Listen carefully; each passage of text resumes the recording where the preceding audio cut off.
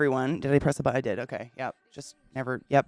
Good morning. Welcome to the classiest place on earth. My name's ClassyKatie, and it's wonderful to see all of you. How the fuck are you doing? I hope your morning's excellent, and I hope your night wasn't too therapy wasn't too bad. I had therapy, and apparently that's on the brain. Jesus Christ. Good morning. Elle Wood with that fucking 23 months. That's almost 2 years. How? Thank you so much for subbing to the class, keeping the classy alive, and giving it anus its wings. I appreciate you. Good time zone, Viata. Good morning, Crispy. Good morning, Brandon. Wait, Brandon resubbed while I was getting coffee. I know this because I heard it. Motherfucking Brandon resubbed to the class for 34 goddamn months. Thank you for resubbing to the class, keeping the classy alive, and giving it anus wings for so goddamn long. Jesus God, that's a long fucking time. Thank you. This is so bright. Jesus Christ. Get out of, wow. Bye. Anyways, that was crazy. Thank you for the resub, and Gemini Twin with that motherfucking resub. Jesus Christ.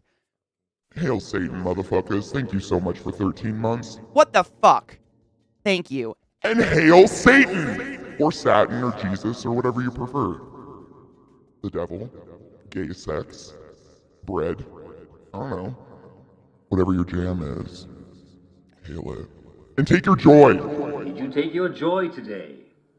Never forget to take your joy, and I guarantee your day will go as smooth as velvet. Thank you for the resubs, and thank you, Mismo. Good morning. Good morning, everyone. I hope you're doing well, and I hope you slept well. There have been a couple during the intro. Was there a couple? Did I miss another one? Oh, fuck. If I missed another... I only see Brandon, Elwood, and Gemini. If I missed another one and it's not on my list, please let me know. I don't want you ignored. I thank you, and I'm very appreciative. But sometimes, you know, the Stream Elements shit doesn't exactly load as it should. One more month, I know. That it's just, time is crazy. It's crazy. I know I say that like every day, but the older I get, the more I think time is crazy. I just don't understand it. How are you? Good morning.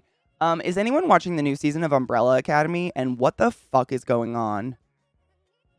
I started it last night. Well, we started it 2 nights ago, and I just don't even know what's going on anymore. Alchemy, good morning, my love. Good morning, Woodshed. Time is a sandwich, and I'm the fucking mayonnaise. But, Hail Baphomet. Hail whatever you want. Can I hail mayonnaise sandwiches? I would not want to. You can. I'm probably going to skip that, though. I'm sleepy. Boo. I was sleepy this morning, too. No, it's cool, Viata. I was just making sure. I'd rather be repetitive than miss somebody, honestly. Get loved on. All these subs, resubs. Missy and I love you from the bottom of our warm, cold, yet cold hearts. I love you from the bottom of my pit. My deep, dark, chilly void shivers for you. What a super offensive series you love but could never be a thing in this times. For me, it's Little Britain. A super offensive series? What do you mean, like a book series? What do you mean? What kind of series, Brittany? What you mean? No spoilers. No, I would never talk spoilers. No. I would never say any spoilers. I just wanted to know your guys' opinion on it. It's not bad. I like it so far. I really like how the show incorporated Elliot Page's transition into the story. I thought that was really well done. Oh my God, Sarah, my little sister's getting a thigh tattoo today. Are you so excited? How long do you have? I'm on episode 4 or 5 right now. It's a lot, right? Like, I just watched, no spoilers. I'm going to say what I watched without spoiling anything. The dance sequence. What the fuck? I thought I was having a fever dream. Are you excited, sister? I'm excited for you. Starts at 3. I'm so excited for you. How big is it going to be? Do you know? Has something like this been done before with Elliot? Oh, I don't know. I don't know if there's been like a public figure that's transitioned while in a current show. I think Elliot Page is the first that I'm aware of that I can think of right now. That like, you know, just like discovered they were trans or, you know, whatever, the wording.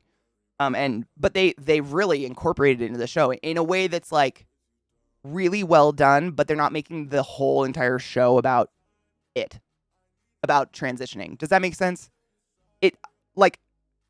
I think attention needs to be paid when someone is brave enough to like come out as themselves.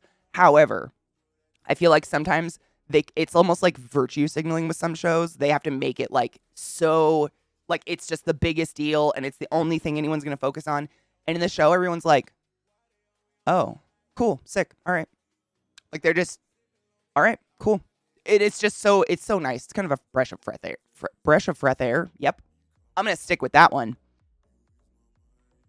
Oh, season 4 is going to be the final season. Do you know if they're going through all the comics?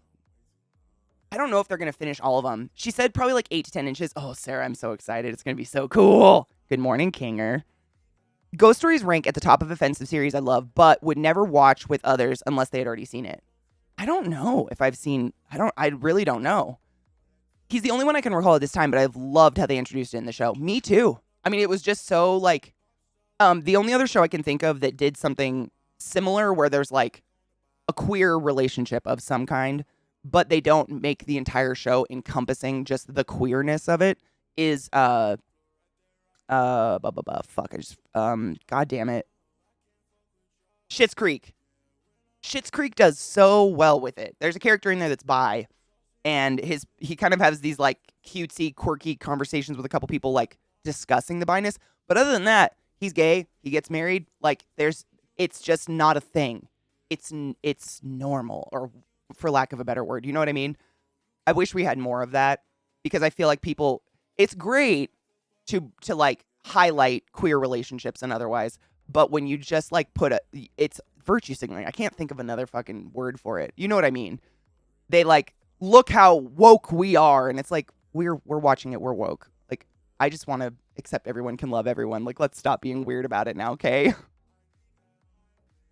Schitt's Creek is just so good. If you haven't seen Schitt's Creek, oh my god, I've watched it so many fucking times. Oh, Kel. Oh my god, look at this. Kel, that is beautiful. I want to stick my finger in it. That is absolutely beautiful. Do you love it? Do you love the color? Of course, I'm a sucker for blue, but that is fucking stunning. My mom's reaction to my first tattoo was, "I hope your legs falls off," and then 2 hours later she wanted to see it. That's fucking great. I asked my mom when Sarah said she was gonna get a thigh tattoo. I was like, or I didn't ask mom, I asked Sarah. I was like, "Have you told mom you're getting a big thigh tattoo?" She's like, "Oh yeah, totally." I was like, "What'd she say?" "Oh, she hates it." But the thing Sarah and I discovered is that our mom has to love us no matter what. That's a mom's job. So like, she can make me feel like she might not love me after I get a tattoo, but she's still gonna love me after I get a tattoo. So I'm gonna keep getting fucking tattoos. It's great. I say it to her face. You have to love me. I don't know if I want to fuss with getting Cooler Master to replace the top front fan. Oh, the top front fan doesn't work. Like it's dead. In the case, man, I don't know. If it was only one fan, I probably wouldn't, but I'm kind of lazy that way. I wouldn't want to tear it apart again. Jesus. Gotcha, mama. But I told her that she created us as humans with workable skin that we get to decorate. Oh, God. It was her gift to us.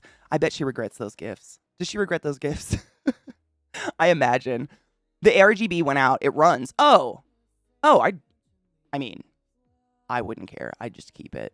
But the RGB of cases is cool. But at the end of the day, like, my cases, I've never had my PC cases somewhere visible where I'm, like, just enjoying what they look like all the time. So RGB is really cool, but they're on a shelf on the other side of my monitors. I don't see them. I don't know. That's just me, though. I had that figured out after I had my first spawn. It just clicked one day. Ha! That bitch has to love me anyway. Changed my entire outlook. It really, like, same for me. I've never been one to, you know, like, try to be the perfect child. I wasn't led to believe by my parents that being perfect was going to get me more love or anything, if that makes sense. But, you know, my mom, she'll make comments like how tattoos make people look dirty. And I'll be standing right next to her, covered in tattoos. And I'm like, all right. But she has to love me. Like, she can make all the comments in the world. She has to love me. Regardless. It's cheating. Good morning, Spiffy.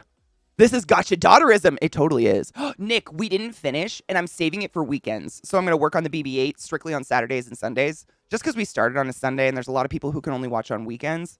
Felt like kind of a cock block. So it's on a shelf behind me in perfect, like, on a mantle waiting to be built more. But yeah, we did the entire, like, inside of BB-8. Literally, the first bags were basically, like, all of the hardware that makes his little torch come out of his belly. It was crazy. It was so many tiny pieces. It was really fun, though. Good morning, Classy Packs. How are you, my love? How is life? How's your soul? How's Canada? Oh, Rod, why you want the day to be over already? Jesus, no. What do we do every day when we join CK's chat? I have no idea. What do you do? Did you take your joy today? Never forget to take your joy, and I guarantee your day will go as smooth as velvet. Mine too, Nick. Same. I used to have mine on my desk, but because the fans, like there's so many fans in the 2 huge cases, it would vibrate my desk, and my camera would literally be like, blah, blah, blah, blah. So I just put them so far away, I don't even look at them anymore. There is no perfect in the world, just preconceived perfection. Amen. Her go-to now is saying, I know that. It's just my opinion, and you're going to do what you want to do. I just smile and say, yep, mm-hmm. She has no comeback. 'Tis good. I'm glad. My mom has done some real mental gymnastics trying to rationalize her daughter, me working in a gas pot shop. Oh, that's my mom with this job. Still, I mean, 8 years later, still, she'll say like, my friends and I just can't understand how you make any money. And I'm like, oh, if only you knew how much that hurts when you say that out loud. But go on. Pack a bowl. We could pack a bowl. I have a bowl packed and a clean bong. I'm ready, but I mean, I'm always ready. We always take our joy. Absolutely. You didn't get home from the show until 11:30? God damn, dude. Honestly, though, I don't know if you've ever lived, like, in a place where you're really far away from anything. But Zach and I, every time we go to Red Rocks or otherwise, on our way home, we, like, shit our pants at how little time it takes to get home. It's phenomenal. Where I grew up and where he grew up in Montana. I grew up in Washington State. But, like, even if you lived an hour north of Seattle, if you were going to go to a concert in Seattle, it was going to take you 2 hours to get there and at least 2 hours to get back. So you're not just going for a concert. Like, it's a fucking day trip. It was insane. And when you're done with a concert, last thing you want to do is drive for 2 hours in the middle of the night when you're exhausted. It was horrible. Whereas Red Rocks, it's like 15 minutes. You just like, poof, home. It's incredible. I feel so lucky now. Considering what we used to do to fucking go to shows and shit was wild. Let's fucking smoke. I have no idea what's ground up in this. It's my stoner bowl that I didn't smoke last night because I passed out. But I don't know what it is. Only half. I can get about this half. These hairs will fall down, Sarah. Literally what I do is I take a mascara wand and brush them up. Because it's just at that annoying point where like this circle of hair falls out around my crown of my head, you know? It's just, but I can get that up. I just can't stand hair in my eyes. I don't know. Every time I see a show or a movie or just a human being who has bangs, I wonder what kind of trauma they went through. Because why? You know you don't have to, right? I can't do it. I would fucking die. I can't, like, all these little baby hairs touching my, nope. Can't do it. Where I live, Red Rocks is a fucking drive. As much as I love the venue, it's not super close. It's not like we're neighbors, but it's way fucking closer than anything I ever used to go to. I honestly don't understand how you and your friends still don't get it after so many explanations given, would be my response. I don't know how to, I'm not clever in those moments. I just sit there like, yeah. I don't know what to say. I'm not clever on the spot. Am I gonna keep growing it? Until I can get it in a ponytail, and then I'm gonna cut it like, I'm going to do that, like, asymmetrical bob where it's longer in the front and shorter in the back because I can still put it in a ponytail when it's that way somehow. I don't know how. I don't know the magic of it, but I can still put it in a ponytail. I'm just growing it out to the point where I can actually get it cut in a style because it's just, like, not anything right now. Rod, how was your concert last night? And how was Maria? Was she incredible? How was her voice? I need to know. They likely have large foreheads. You think, but you can still feel it. I feel like bangs is a 90s thing. They're kind of coming back. I've seen people chopping bangs. I don't know, man. I had an epiphany about Twitch the other day. Twitch is so awesome. We get to come here, talk about our day, talk about things that are bothering us, have guilt-free zones where we can talk about our failings in my carefully cultivated follower list, and also just watch people play games or just talk to them. It is. I think about that a lot, Spiffy. Twitch is a gift. I mean, everything has flaws, everything has problems, but Twitch in itself is a gift. Like, I have made so many amazing friendships and had incredible opportunities because of this, and it saved my sanity. Honestly. Hi, Lizzie. How are you, love? Maria's amazing. Is she a goddess? Oh my God, is she amazing, Rod? Was it so good? Was her voice just like otherworldly? I think they've gotten to that age where they literally do not want to learn about anything new of the world. Like their brains are maxed out, even though they shouldn't be. I get feeling full, but I hope I never reach the point where I want to stop learning. That makes me sad. I'd be very surprised if my Flapper era stuff doesn't make her come back, seeing as these are the 2020s. I could see it. I think bangs have always been a cry for help. Absolutely. I mean, the only time I've ever considered doing anything drastic to my hair is when I am not doing well mentally. Maria was amazing. She's beautiful and such a show woman. Oh God, Motionless in White and Ice Nine Kills both kicked ass also. So it was a great show then. I'm so happy. Oh God. By the way, Katie in chat, FDA approved Omicron specific boosters today. Oh fuck yes. Oh nice. Crispy just posted a link to the article about the new Pfizer boosters. So I would keep an eye on those being available in your area and click the link and give it a read. Oh my God, Nicktastic, I would be fucking honored. It was wonderful. Like songs theirs I didn't know still sounded great. Yes. God, that makes me so happy. I don't want to stop learning, but I would like learning to slow down. Yeah, maybe that. I don't know. I get cracky. I'm a crackhead over learning. Like I love to learn. I didn't like school. School can fuck itself, but I love to learn. Like listening to people who are passionate and intelligent just like blab on about their shit gives me a boner. Good morning, Black Beast. How are you? My legal assistant's a bangs gal and they look great. And they don't bother her. Will you ask her? Like, do you feel them tickle your forehead? Ooh, neuro. It's like your ears burn. Bivalent boosters will be available after Labor Day. FDA approved, but CDC still needs to review tomorrow. Thank you, Neuro. I appreciate your update. Neuro is a good friend of mine who I worked with at Hopkins, a neurosurgeon who now works with the CDC trying to get, real information to us, not just, hey, let's all forget about the virus and die. You know what I mean? Neuro's our hero. Give him a follow on Twitter. He's hot. I like your 90s inspired makeup. Thank you. I just watched... David, have you ever seen the show on Netflix called Glow Up? Probably not. If you're not into makeup, I would imagine it's not a thing you're watching.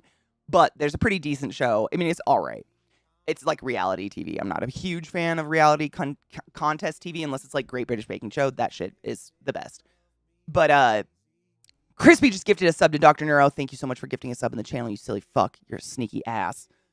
I forgot what the fuck. What is it? God damn it. My brain just died. It died. It died in the middle of a thought. I hate when it does that. Why? God damn it. My brain is so stupid sometimes. I need more coffee. They don't bug her, but she'll do a braid or twist to get them out of her face on days she doesn't want to deal with them. Oh my God, I couldn't. Even just like, and maybe it's because I don't have all bangs. Like I don't have bangs. I just have like these little wispy shits. They like float around and touch my eyelashes or my eye, and I literally like freak out a little bit. Oh, it was Glow Up. That's what I was talking about, Glow Up.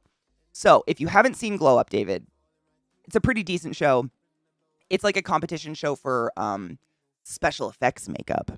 My jam. Like it's pretty cool. First season, second season, man, they're getting better. They're actually like giving them cool challenges to make them do stuff other than like look like a Kardashian. And they had an episode which was all 90s inspired makeup.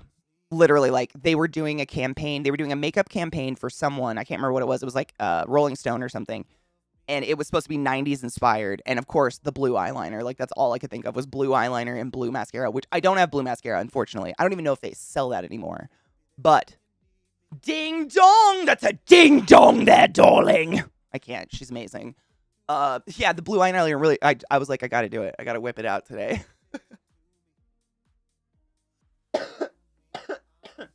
You've dinged my dong, baby. You gotta watch it. It's great. So you're doing an ice penis makeup look? Not today, but I will eventually. I promised him I would. Here's the thing. Ice penis wants me to turn myself into a fucking Kardashian, which could be fun. It's basically drag. They wear, like, boring drag all day. That's what they do. The thing is, they, like, when you look at them, like, obviously they're wearing, like, a spatula's worth of makeup, but it's all beige. It's just 5 million different layers of beige. And I make it a point to avoid buying any makeup that even has a beige in it. Like if it's a makeup palette or anything. If it has a beige or a brown, I say fuck it and I say no. Because I am beige. My skin is already nice and sallow.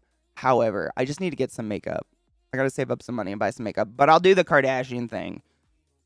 But I can do it. No, Mumvin, I didn't finish it. We're going to work on it on the weekends. So I'm saving it for Saturday and Sunday. I figure that's a fun weekend thing to do. We started it on a weekend, and there's a lot of people who can only make it on weekends because they're working and shit. So I felt like it would be kind of rude to be like, hey, we started this on Sunday, but we're going to do the rest all the days you're at work. So I saved it, but I can't stop thinking about it. And I'm really glad I don't have money because I would be buying so many Lego kits right now. I'm obsessed. They're so much fun. Jesus Christ. Metal Jazz with that fucking resub. Thank you so much for resubbing the class, keeping the class alive, and giving it swings for 25 fucking months. God damn, that's a long time, and I appreciate you. Jesus.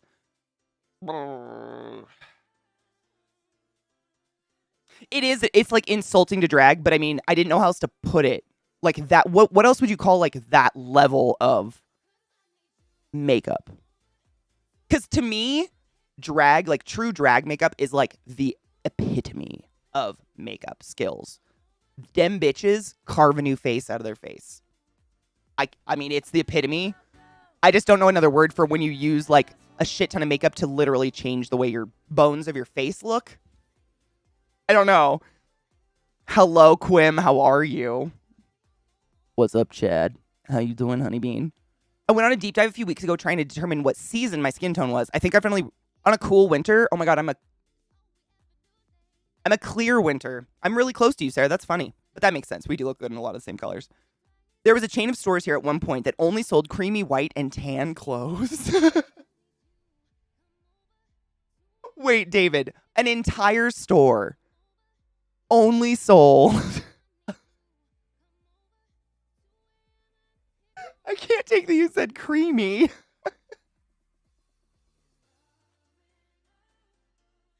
Creamy white clothes. Why? Pyro just gifted 5 subs in the chat. We're in a hype train I didn't even know.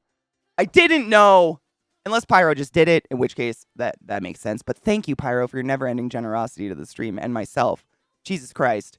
8-Bit Tigger, Can't Uppercut, Chris Skulls, Jables, and Aenia. You are all but wizards of the highest order. Please go forth and be consensual in every way, and I appreciate you being here today. Thank you so much. Makeup cake. I always call it it's spatula makeup. Like, it looks like you could take a spackle knife and be like, and get a layer off. I don't know. No hate. Like, I completely understand being very self-conscious of your skin or otherwise. I can't stand it. It's like bangs on my face. I can feel it on my face. It's the dark hair and blue eyes that are the seller on being a winter. Yep. Literally, when I did that little season test and I was looking at all the examples of people, and it was like Lorelai Gilmore, the chick who plays Lorelai Gilmore, and I was like, oh, yeah, okay. Yeah. I get compared to her constantly. My whole life. Like, the first time I got compared to her, I think I was 22. I went to Hawaii with my ex, and a stranger was like, you look like Lorelai Gilmore. And I was like, what's that? I'd never seen it. I'd never seen Gilmore Girls before in my life. Like those forensic scientists who build up faces from partial skulls? Yes, almost, yes. David, that just sounds like a terrible idea. All that being said, the fact that you call it creamy white just kills my soul. Stop teasing us. Oh my God, yes, let's cheers. On the nightstand, my nightstand. Sorry, Zach was asking me a question. Cheers. Where's my... Oh, God, do I have a lighter? Yes. Now we can cheers. Sorry. Thank you for the biddies, Crispy, and cheers to the day. I'm terrible at this.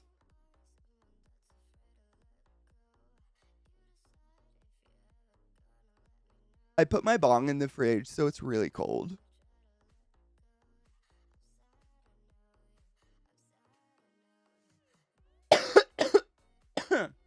Oh, Lego is so much fun.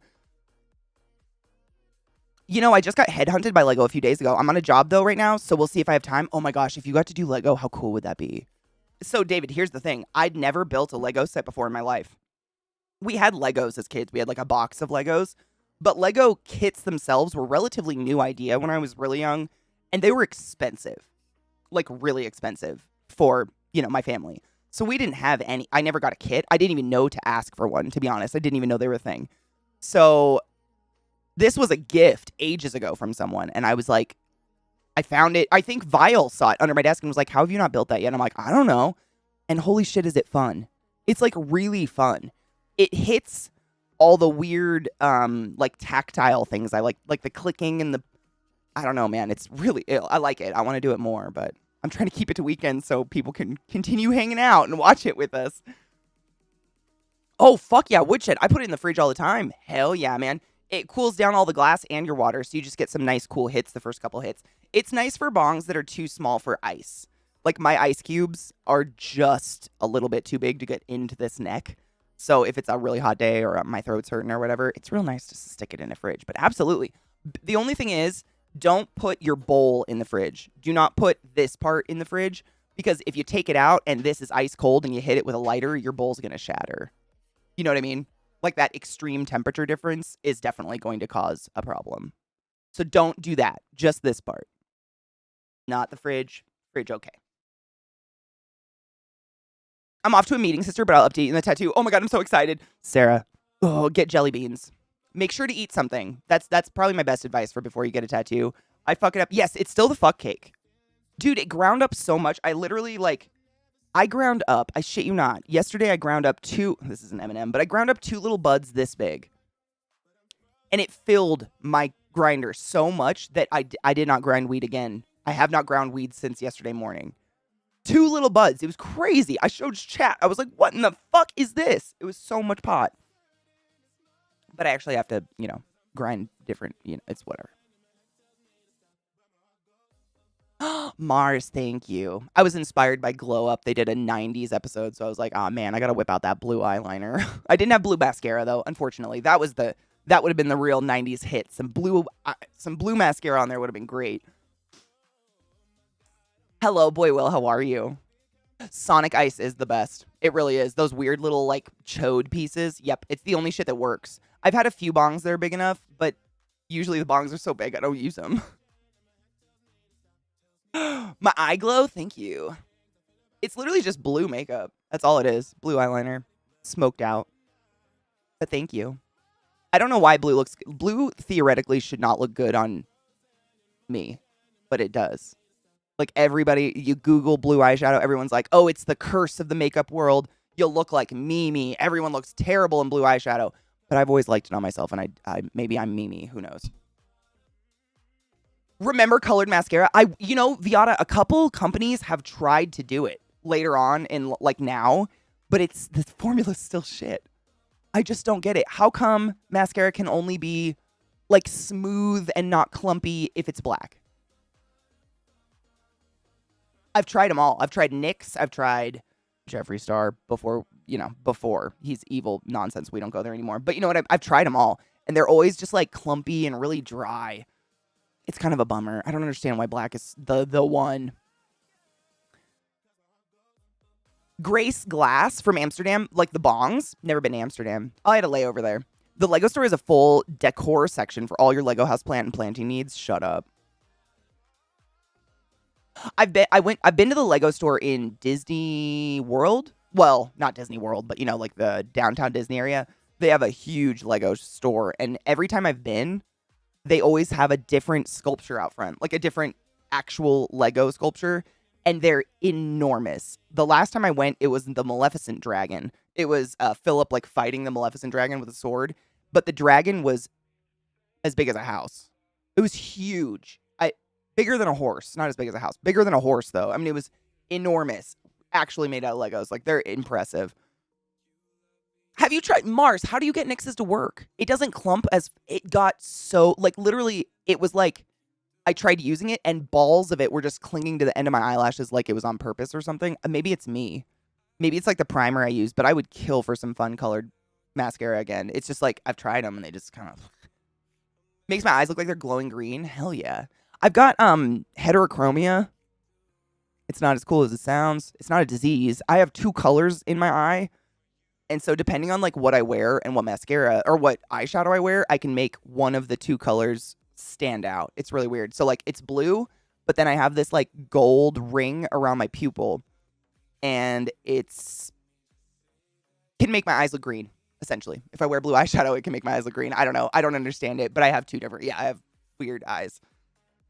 It's really like, unless I got real up close, I don't even know if I could show you. I don't know if this camera does it, but around my pupil, there's like this glowing circle of gold, and the rest of my eye is not.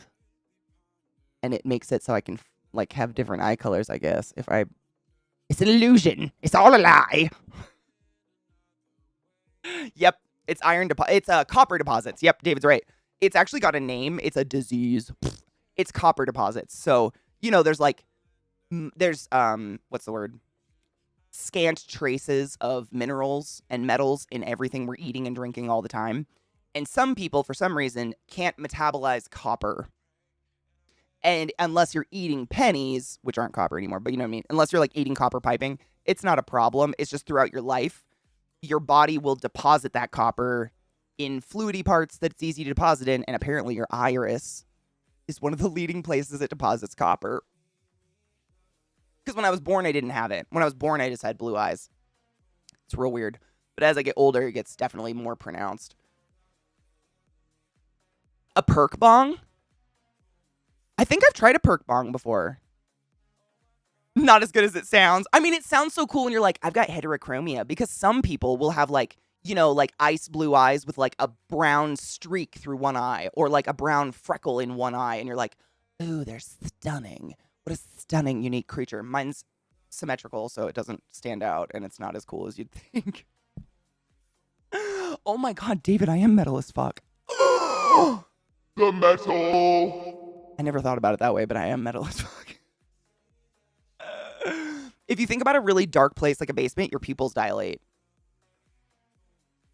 I don't know if I could do that, because when I look at the camera, I'm literally looking into an insanely bright light at the same time. So I think that might cancel it out. But maybe if I didn't look at an insanely bright light, yeah, I could see that happening. I got to be honest, I bought the purple NYX mascara, and it was a good formula when I first opened it, but I didn't love the look, so I didn't use it that much now. What color? Was it like wine purple? Or was it like fun purple? That's a bummer. I always loved blue mascara. It was fun. It was just something different. Good morning, hippie. How are you? I just, I feel like, especially with makeup, I love makeup. I've been obsessed. I like, just for funsies, it's like a hobby of mine.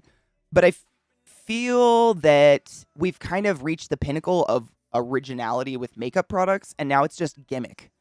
Like, it's just like, instead of a better cleanser, it's a cleanser that tingles, but it's not cleaning any better.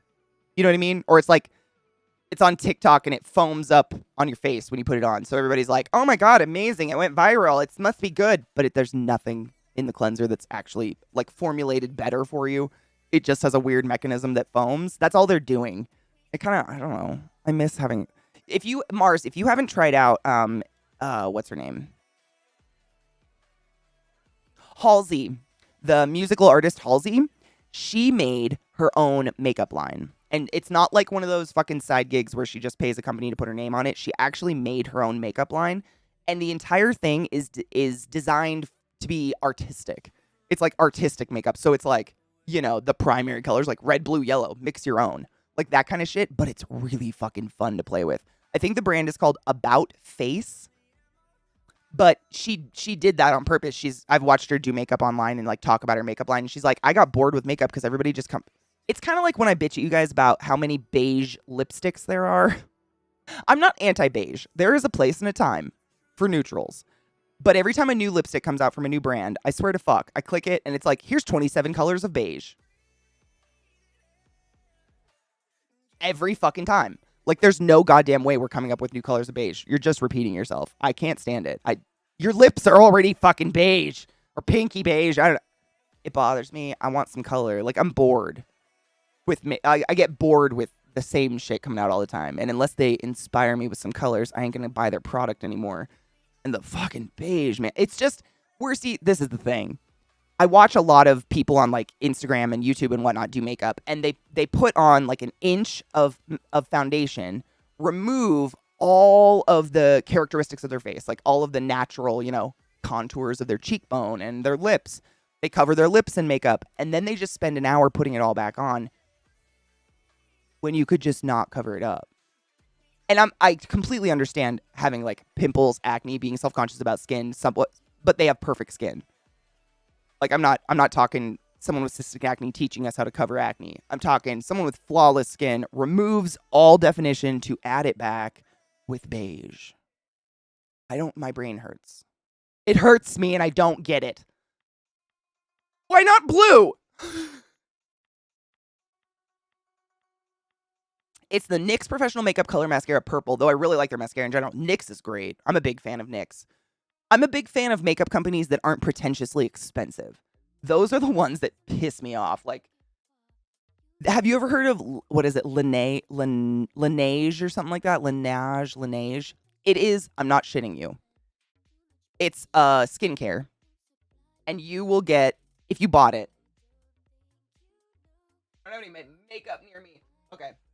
So a little pot like this big of their face lotion, $280 of face lotion moisturizer. And I am not fucking with you. Look it up. It is astronomical, and it's not the only one. And there's tons of them, and they're just like, the price tag convinces people it must be better.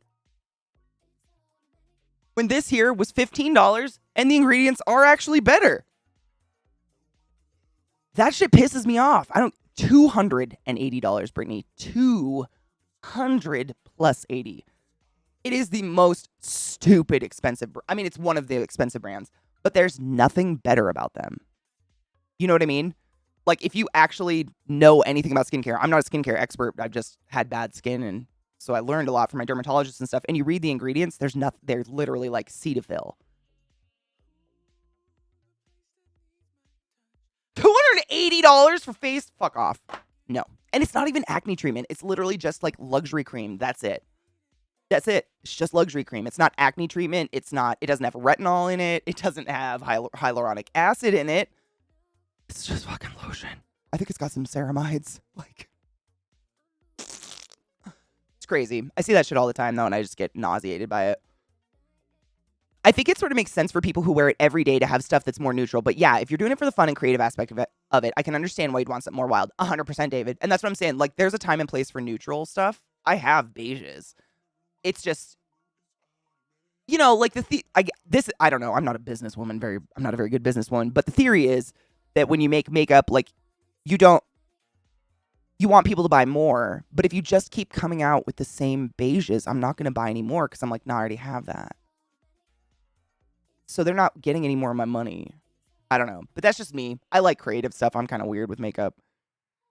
Does it make you cum? Rod, honestly, you can go to Sephora and read the reviews and everyone's like, don't waste your money. Everyone. But somehow they're still in business. They're doing it. I don't know. Pond's with the blue top, under $10. Right? Like, and I swear to fuck, there's nothing different. I've looked. Because you guys know, when I first moved here, and if you don't know, when I first moved to Denver, I came from Maryland. So I came from the land of humidity, jungle days, to the land of what is water. And my skin freaked out. My skin, because I literally basically had to do no skincare. Like sunscreen was all I had to wear. That was it. To here, now I wear like 5 different products just to moisturize my flesh because the sun and the air is like desiccating me.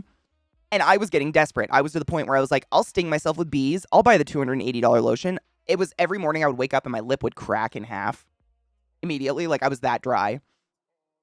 And I still didn't pull the cord on that. Like, I've been real fucking desperate and still didn't think, you know what? How many ounces is this? Hold up.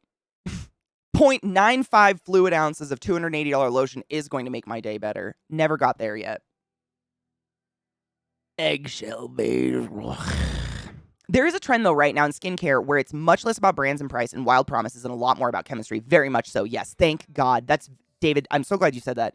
That's a huge thing. It's kind of been driven by influencers, for lack of a better word. Like, the skincare YouTube world.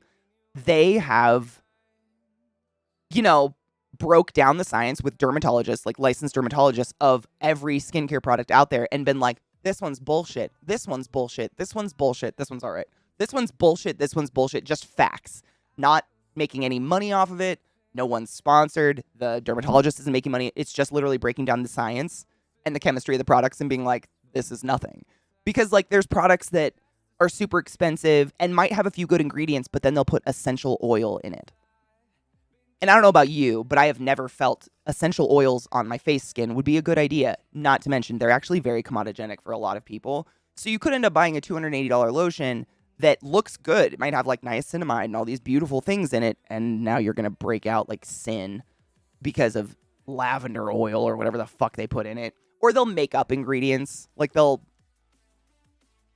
just say like, we put in this seaweed because of something. They'll just claim shit because they can. Like, there's no regulation on it, especially in the U.S.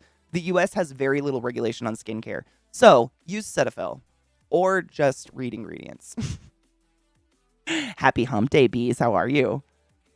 Come to retirement land, Florida. Don't need moisturizer here. That's what I'm saying. In Maryland, I didn't need anything. I wore sunscreen because I didn't want to get skin cancer, and that's it. It is. It's like the business cards in American Psycho. Holy shit. David, 100%. I love The Ordinary. The Ordinary is one of the best brands. If you guys are looking for like, if you want to go like a step up from drugstore to, if you're worried about your skin, I don't know, if you've got kind of skin problems, The Ordinary is one of the absolute best brands ever. It's so fucking simple. The Ordinary, and there's another one, David, actually, that I've been using. Oh God, what is it called? The Inky List. Have you heard of the Inky List?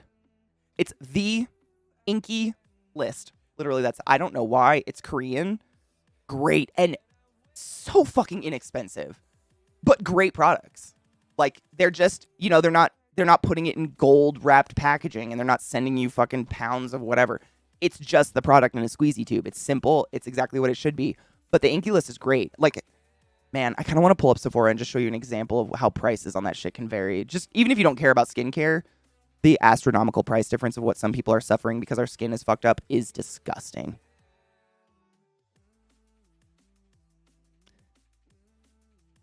What is good skincare lotions for kids? Honestly, Cetaphil.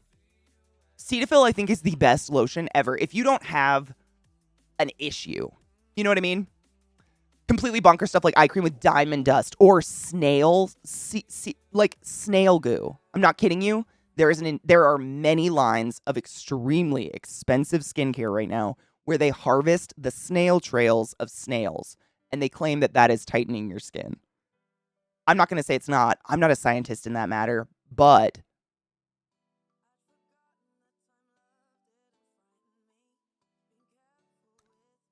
no.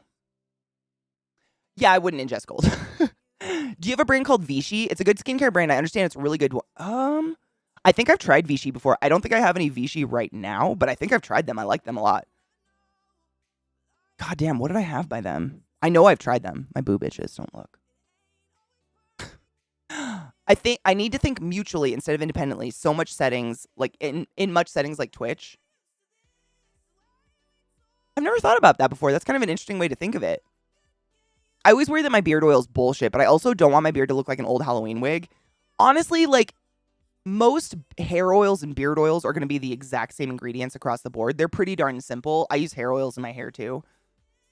I have not because of regulations and stuff. We don't get a lot of stuff from Asia, but I hear a lot of good things about the Korean. Oh, Korean and Japanese skincare has really gone the mile. Like, it's great. And it's just because in their social culture, it's highly valued to have like pristine skin as opposed to perfect makeup. Whereas in America right now, it's like perfect makeup as opposed to pristine skin.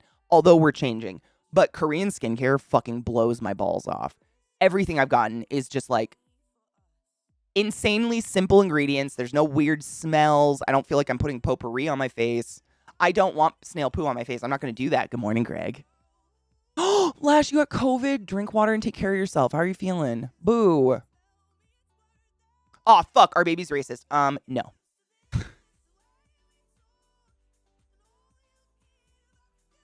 No, I don't think so. Wrinkle creams have a protein in them that are folded in until they hit your skin. Then they fold to create a tension, and that's why you feel it tighten. I've never used a cream like that. I don't want any active on my skin that I can feel. I feel like it's got to be a gimmick. There are some like under eye concealers and stuff you can get where you can watch people put them on in a video, and their skin goes, but that feels scary to me. I don't want to do that. I don't think kids can be racist. I think racism and hate is taught 100%. However, some people in our local governments think otherwise. Cheers to not them. Cheers to babies and their innocence and how beautiful babies are.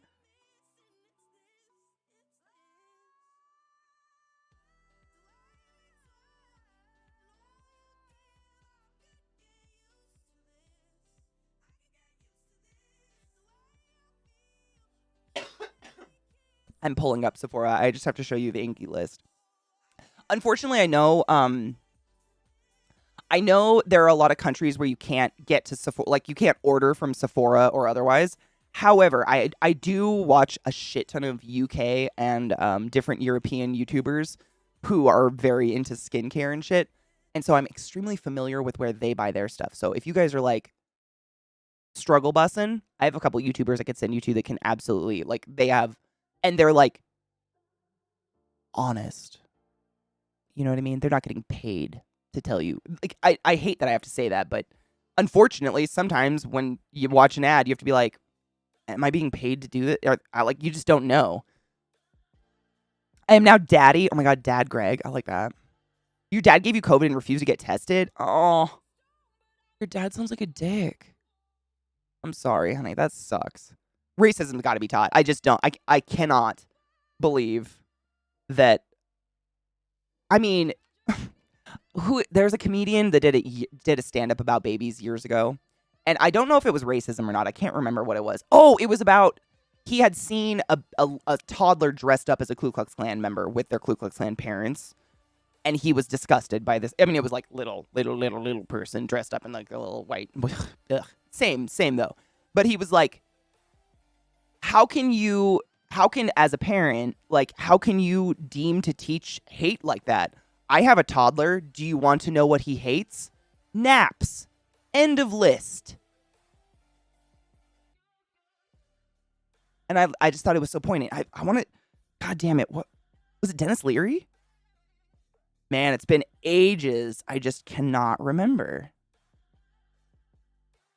I love hate naps, Lizzie. The idea of a nap is always great, but I never wake up feeling great from a nap.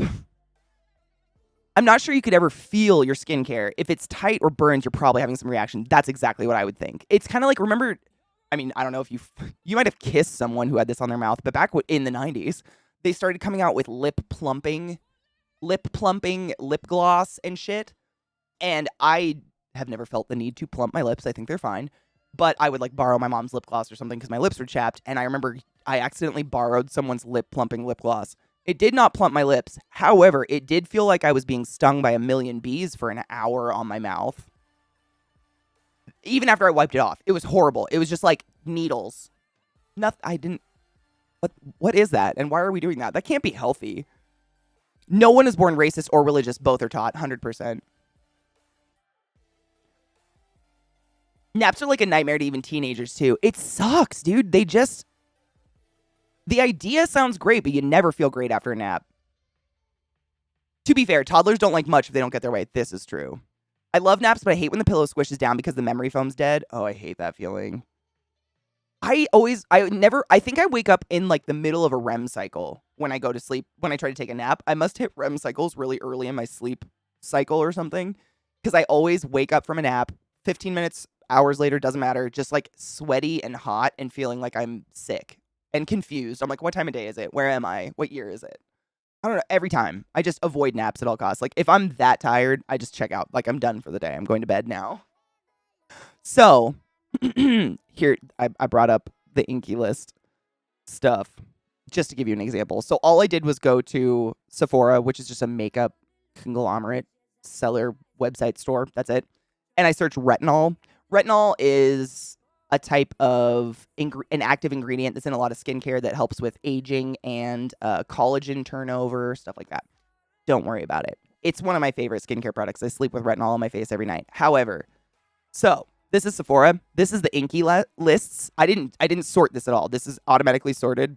This is the Inky lists retinol anti-aging. It's just called anti-aging. Don't worry about it. $10.99.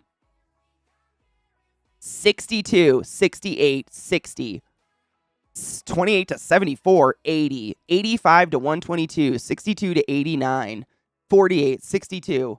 Inky list, $11.49, $60. Do you see the price discrepancy? Yet, do you notice which one is number one? Like,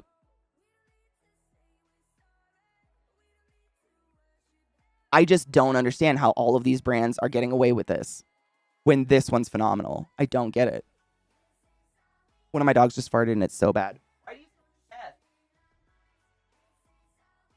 God, they smell bad. You smell so bad. Why do you smell like you're dying? Good God. Their assholes are rotting on the inside, I swear to fuck. Maybe their kink is spending money on stupid things. That's the only thing I can come up with is you have money and you don't know what to do with it. Fucking video game over a burger prices, I'm saying. And it's better. I've been using the Inky List for quite some time, and it's great. It's the same exact ingredients. It's retinol. All I did was search retinol. All of these products are claiming to do the exact same thing. One of them does it for $10. One of them does it for $80. The same thing. There's no addition. And that's the cool thing about, like David was saying, The Ordinary is a really good brand that's also very inexpensive.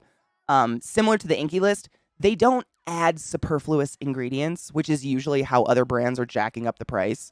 They're like, oh yeah, we added pearl powder and lamb foreskin or whatever on top of the retinol. So now you're going to pay $80 instead of $10. Whereas brands like The Ordinary and Inky List and Paula's Choice is a decent one, but they can be kind of expensive now that everybody knows about them. They used to be on Amazon for super cheap. They only have the active ingredient. Like, you're getting what it says on the bottle. You're not putting mysterious shit on your skin. Like, I like that. That's all I fucking want. Miniman, how are you? Good morning. I got a lip gloss, and that was the whole point of it, the buzzing. It was super weird, but kind of cool as a try thing. It was called Lip Freak. Did you ever do a before and after picture? Because I don't know if anybody ever proved that those do anything, or if they're just like, for funsies. It wouldn't have bothered me if I knew it was going to happen. I think I thought I was dying. Here's the thing. To have one product that does a lot is great if you know what you're doing. But while you're figuring it out, what works having the ingredients more separate makes it way easier to figure out what your skin can handle and what works for you. Absolutely. It's like treating your skin like an elimination diet. If your products have 20 things, if one product has 20 active ingredients in it, how do you know which one's making you break out? Whereas if you have 5 different products, but each one only has one active ingredient in it and your skin reacts, you can remove one of those products, and if your skin still reacts, put it back, remove a different product. Skin stops reacting, boom, you know it was retinol, or it was AHA, BHA, it was niacinamide, it was whatever the fuck, whatever that one was. But like David said, when you get into these high-end, super stupid, expensive products that just, their ingredients list is longer than my asshole, you don't know. You have no idea. And if you have sensitive skin, that can be, no, dude, I'm always down for a skincare tangent. Skincare is important. Oh, Greg, dude, we were talking about this thing it was like in the 90s. I don't know if they do it anymore. I don't wear lip gloss. I think it's gross and sticky. But when I was in high school, they started coming out with lip gloss that was theoretically supposed to plump your lips by, I don't know, something. But when you wore it, it fucking stung. Like, it ranged. So some of them were like a very, very mild, minty, tingly feeling. And some of them felt like a herd of bees were buzz fucking your face. But I don't think I think it was like, maybe your lips might plump because that sensation of bees stinging you sent a bunch of blood to your lips for a few minutes. But I never bought it. I only put it on a few times on accident because I would like borrow someone's lip gloss or something because my lips were chapped before COVID in the days of gross. And I would be like, why do my lips feel like fire all of a sudden? Oh. Are they plumper? No, they weren't. That being said, I have very little upper lip. I don't think much plumps there. Ever played 7 Days to Die, but did it as an RP where you don't kill any zombies because you're in a cult that thinks zombies are living people who lost their way? Oh my god, that's beautiful. Ooh, you're playing WoW? Nice. Sadly, we can all boil this down to marketing. It's all marketing. 100%. And that's that we were talking about that, Koto. Like, I kind of... Trick put his paw on my cord. I like that this, like, there's a flux of influencers, for lack of a better word, on YouTube and otherwise, who are like skincare YouTubers, skincare, influencers. and they're teaming up with dermatologists and buying all these products and just sitting there and breaking them down rough, like breaking down all the chemistry of the ingredients, throwing them in the bin, like literally dermatologists being like, this one's crap, this one's crap, this one's crap, this one's all right, this one's crap. And that is pushing a lot of US skincare stuff that we have here, not so much like Korean skincare, Japanese skincare, to be a lot more ethical with what they're putting in, because they used to they would just throw in whatever they wanted. Like, you would just see like, I'm not kidding you, there's entire lines of skincare that claim that the snail trail that snails leave is the ingredient in their skincare that's going to save you. Snail slime, mucus, their spit. But anybody can do anything. Like, there's so many weird things out there. And I'm not saying it doesn't work. I don't know. But I'm not going to go out there buying snail slime for $300 when I don't know. You know? Oh, is this plumping stuff? There it is. There it is. Lip balm. Oh my God, they still make it. That's amazing. Lip Freak. I kind of love the packaging. Just pucker up and smear this awesome balm on your kisser. Within a few minutes, your lips are going to freak out. We're talking about a crazy vibrating buzz that's unlike anything we've ever felt before. Okay, so maybe dumb question, but why do I want my lips to buzz?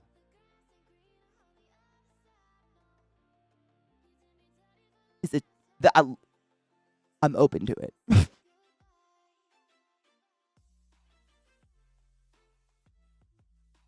I don't know. But can they feel are your lips actually like, or is it just a sensation? So like, you're going to give a shitty blowjob thinking your mouth's vibrating, but to them, you're just giving a shitty blowjob because you're the only one that can feel your lips vibrating. Do you see where I'm going with this?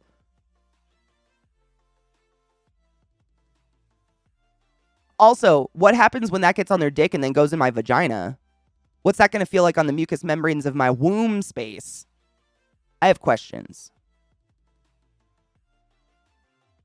I just picture like the saddest, like a soaking blowjob, you know, like soaking, like the Mormon soaking, but they're just like.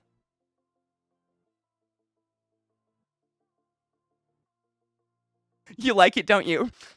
Right? You know what I'm saying? But I don't know. I don't know. It can, so it's like whatever the chemical or the essential oil or whatever that causes it gets on the dick too. And then potentially inside my vagina. Flint mints, they make your mouth water and tingle. I mean, that'd be kind of interesting. I'm not against it. I know there's like vibrating cock rings and stuff, but like similar to like edibles, like what if I want the vibrating to stop? We could pass down. I'm sorry, I'm such an ass. Seriously, that's just me. Yeah, no, it'd be like a fun, I'm trying to think of the word, like a what the fuck thing, like a, not a gimmick. Yeah, like a fun thing to spice it up. Totally get that, yeah.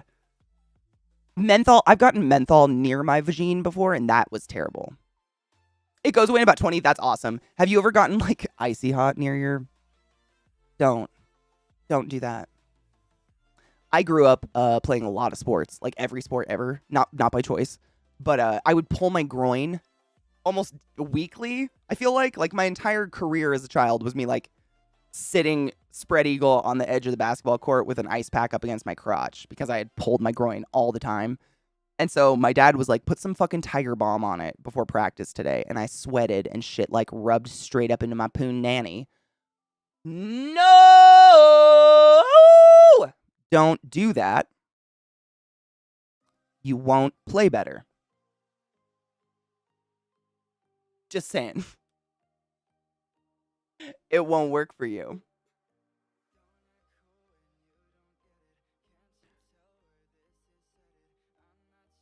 When you give a BJ, can you tell when the guy's going to blow? Sometimes. It depends on how much I'm moving at the time. Because like if I'm focused on what I'm doing, I'm not really focused on like that. But sometimes, yeah. Depends on the dude. Getting a droopy.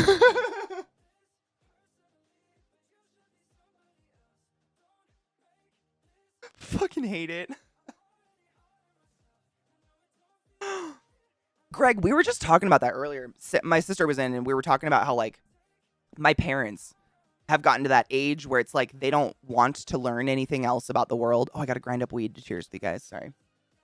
They don't want to learn anything else. They're just done.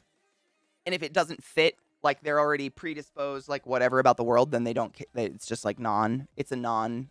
And I'm gonna do my absolute damnedest to never ever not want to learn. It's really bizarre to me that people, because it's like, there's yes and there's no. If you don't want to learn, the opposite of that is I want to stay dumb. Who the fuck wants to stay dumb? Besides Tucker Carlson. Let's grind up animal cookies. Me too, hippie. Like, I thrive on it.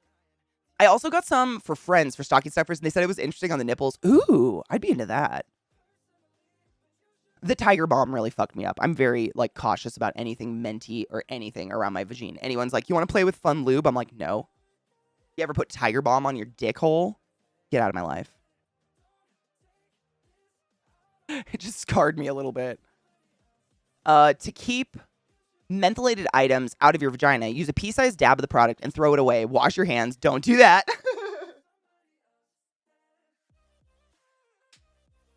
Wait, Alex Jones. Yep, you got me there. Imagine hearing some heinous shit about society and just being like, nope, I didn't know about that, and I refuse to know about it now.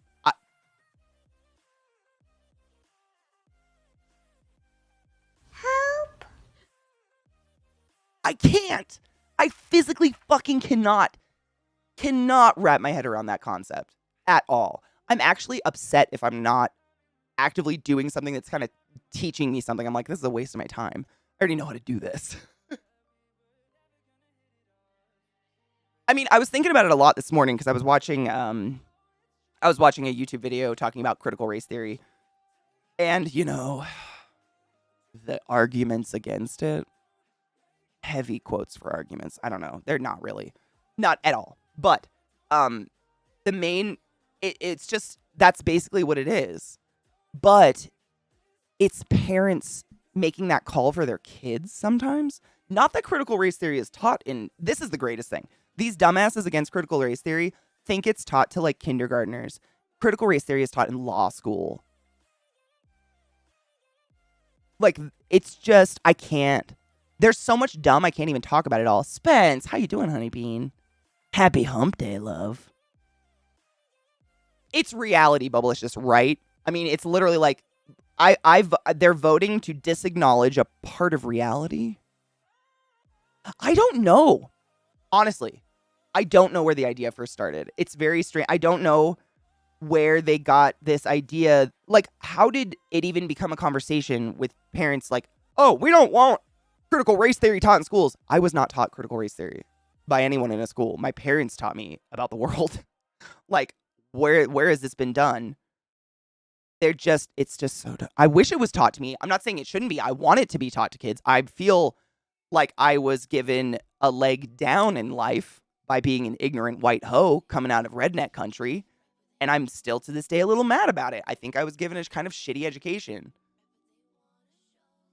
Sorry. Thank you, Kelty. You know what I mean? It's how America was made and still works. It's every day. It's how we live, right? Hydrate with me, folks. No one in public schools are being taught CRT. I wish they were. Me too. I wish I was. I feel like I was given a disadvantage in life.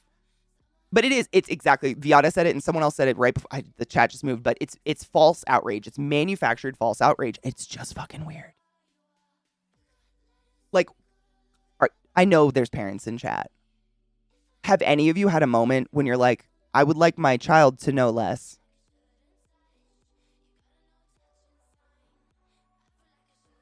And why?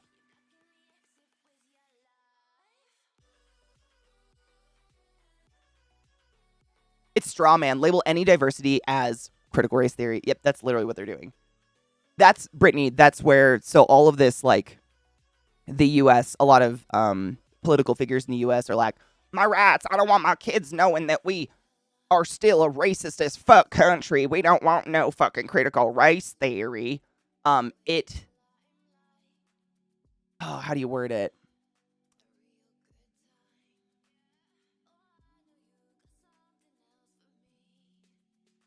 Man, I had a word for it because we were talking about this earlier.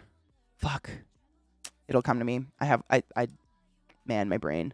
It's just tired.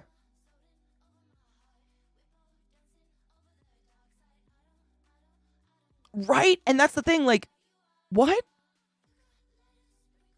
I won't spell it, I promise. I've already drank almost all of it, so we're okay.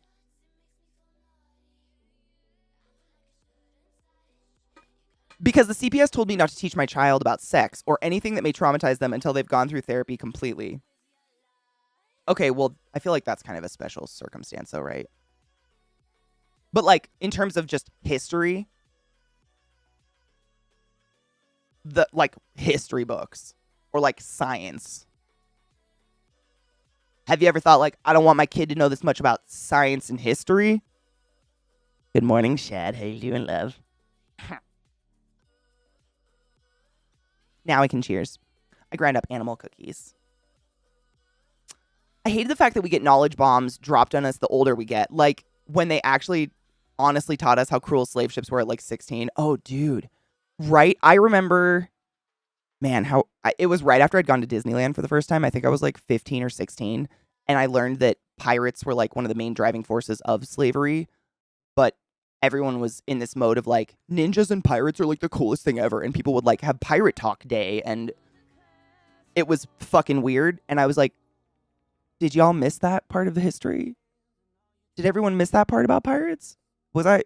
Like, they were, like, government-sanctioned criminals. Weird, like... Man. It is. Romancing piracy is akin to the Old South. Yeah. And that's what it... I mean, it's just... It's very weird to learn that shit as an adult, because you kind of feel like, what happened? I heard Emily just subbed for 6 months. Thank you so much for that Prime sub. And don't forget to use your Bezos Primes. Bitch makes too much money. But thank you, Emily. I appreciate you. Political dog whistle is maybe the word. Maybe it's political dog whistle. That's a good term for it, yeah. Self-fulfilling prophecy, very much so. It's very strange. How many trumpets does it take to change a light? 1 to hold the bulb and 4 to turn the house around. God damn it. That's good. Not y'all rocking me to my core about pirates. Learning every day. You want to know? There's a really... Oh, God. Who was it? I watch so many... I put on podcasts on YouTube and listen to them. I'll think of the name of it. There's a really, really cool YouTuber who... She goes over a lot of queer history. And I really like listening to her queer history stuff. But she goes over the pirate one really well. Like historically factual. And it's just kind of blows your mind that, you know, if you were a black crew member on a ship, you were food. Like, that's the one. People will be like, no, there were black pirates. They were eaten first. Now tell me pirates were cool again. Because it's hurting me inside. This is Montana. Library sees resignations following bullet-riddled books? What?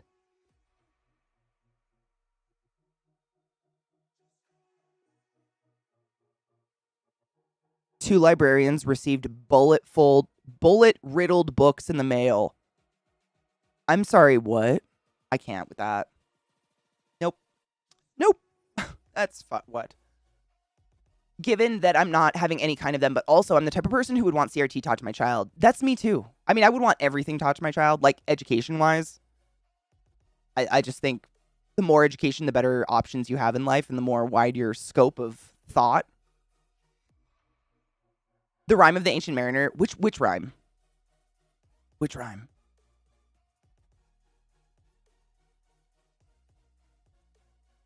Lizzie, that's what we were just talking about. Yeah, that's Spence said it earlier. He said, romanticizing pirates is akin to romanticizing the South. Like, it's just no one's taught. We weren't taught. I had to go out on my own and teach myself.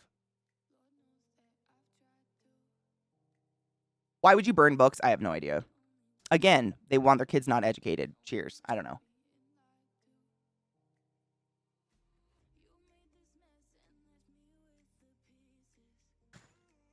Jane Elliott. Hold on, I gotta write that down.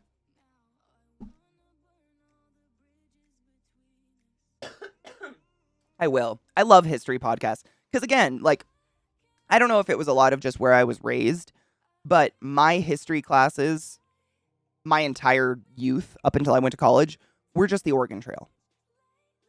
And it was a lie. I mean, we were taught that Sacagawea or Sakawea or whatever the fuck you're supposed to say it. She fell in love with Lewis and/or Clark and left her entire tribe to guide them through the mountains.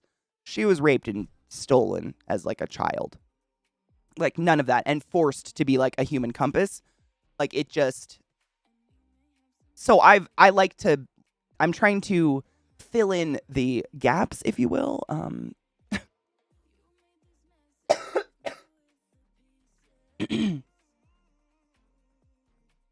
Oh, Kocho, absolutely. I just think it's one of many. It's one of many things that, not even success. I mean, depending on how you define success, which is a whole topic in itself. Most people, unfortunately, define success by money. I think just being a more well-rounded person, it gives you that, which is in itself a natural kind of leg up, I think.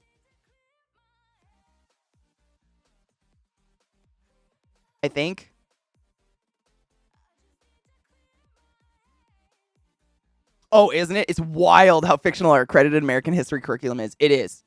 And how, like, it's so narrow.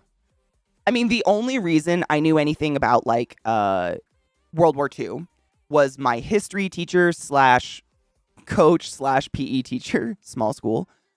He was in World War II. And he was kind of a drunk who always had a dip in his lip and was kind of swaying around all the time. Great coach. We went to state every year and won. It was great. But in softball, he would go on tangents. Like we'd be talking about history, you know, the fucking Oregon Trail or something. And he'd just start going on a tangent about Germany. And we'd all be like, but small school, small town, you get away with shit like that. In a big city, a parent would have been in there getting that teacher fired so fast. Meanwhile, that teacher is now in the Hall of Fame of teachers. The winner defines history, very much so. And even when the winner, I mean, America arguably has won most things they've been involved with other than recent and Vietnam, and they still don't teach us about it, though, or anything real about it. I had a dream about having superpowers and I killed a whole Nazi family, Carrie style. Wait, like you like telekinesis shit into their head, or did you just blow up their heads? Because that's hot. I only know about computers and customer service, and my interviewer said my voice is hot. Hey, that's something. Fuck yeah.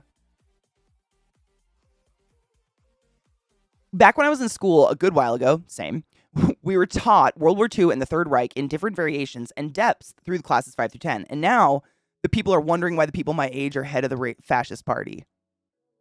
Mine too. Those Proud Boys are mostly millennials. And I don't like that. I don't want to be a part of that group, but I'm dead middle. And you wonder why. I mean, if you're similar, like, I think if you were born in the 80s, you were probably part of the, like, No Child Left Behind. I feel like every single year I went to school, they changed how education just worked.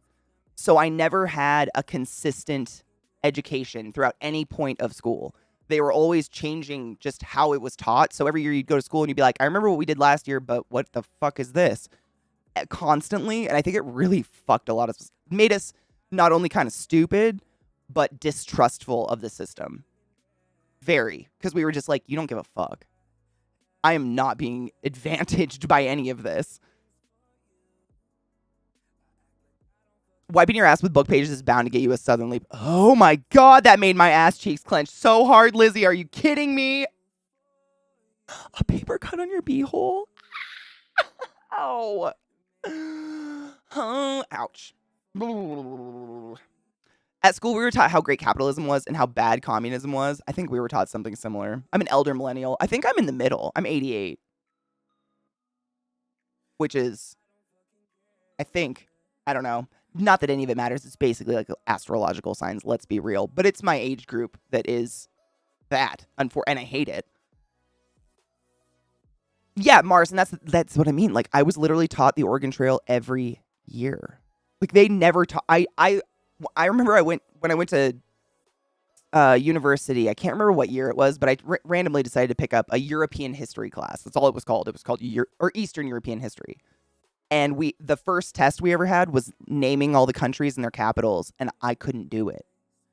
I didn't know Estonia was real. In college.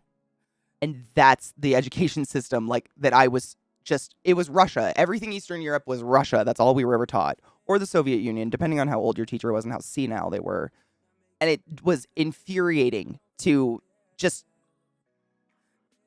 I don't know, the public school is a joke. You definitely have to pay to get educated in this country.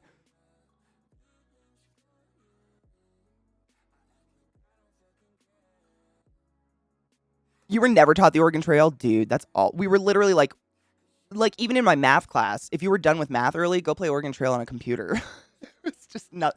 That being said, I was in Washington State, which is kind of like where it ended. So people are kind of like, ooh, about it. Communism is great and communism is a dictatorial strategy, but capitalism went too far in America. I don't think there's any one way that's going to be perfect. I think a mix. I think little bits of everything is probably a better idea, but people are very polarized. I was born in the late 70s, but stuff like that just proves my theory that people are stupid by default. Some evolve and learn about the real world, and some become party leaders. In any case, happy hump day. I mean, that's some. I think some like grow and learn and have experiences, and some create their own reality and just kind of try to convince everyone else that it's real. In high school, we had students who were anarchists and communists and would make snarky comments in government history classes. Really? I don't even think I knew what the fuck anarchy was when I was in high school. I don't think I knew what any of that was at all. Speaking of Estonia, is it 420 in Estonia? Stop it. Cheers. Cheers, Estonia. Funny story. I did Ancestry.com and I'm like kind of Estonian, which makes everything even more hilarious. Cheers. I think everyone with blue eyes, theoretically, though, genetically, they think it came from somewhere in there. Whatever. Hi, Knives. How are you? Wait, I gotta click this link before I lose it. I got it. 100%. We need gray areas. We need people. And the problem is, though, that like and this is just an opinion. This is my personal opinion. The larger part of the voting base is very polar on their opinions because they feel like if you're not polarized, then you're wishy-washy and you don't have an opinion. And so the political groups cater to that by like the left and the right side just keep becoming more and more and more extreme to cater to it. I don't know the fix or anything. It's just really bizarre. I think about it a lot. I think about it too much. I'm trying to figure out how to play at the moment. It's real fun. It's not too, I mean, honestly, as you go, like you'll enjoy it.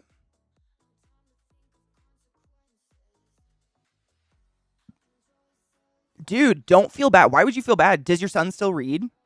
My mom never forced me to read anything in particular. She would take me to the bookstore and let me pick books out. Like she never ever forced me to read anything. We always had books at home. Like we had huge bookcases so I could just pick whatever I wanted from those. But every once in a while we'd go to like a bookstore and she'd be like, pick out 3 books. Not hardback, because I still don't buy hardbacks. They're dumb.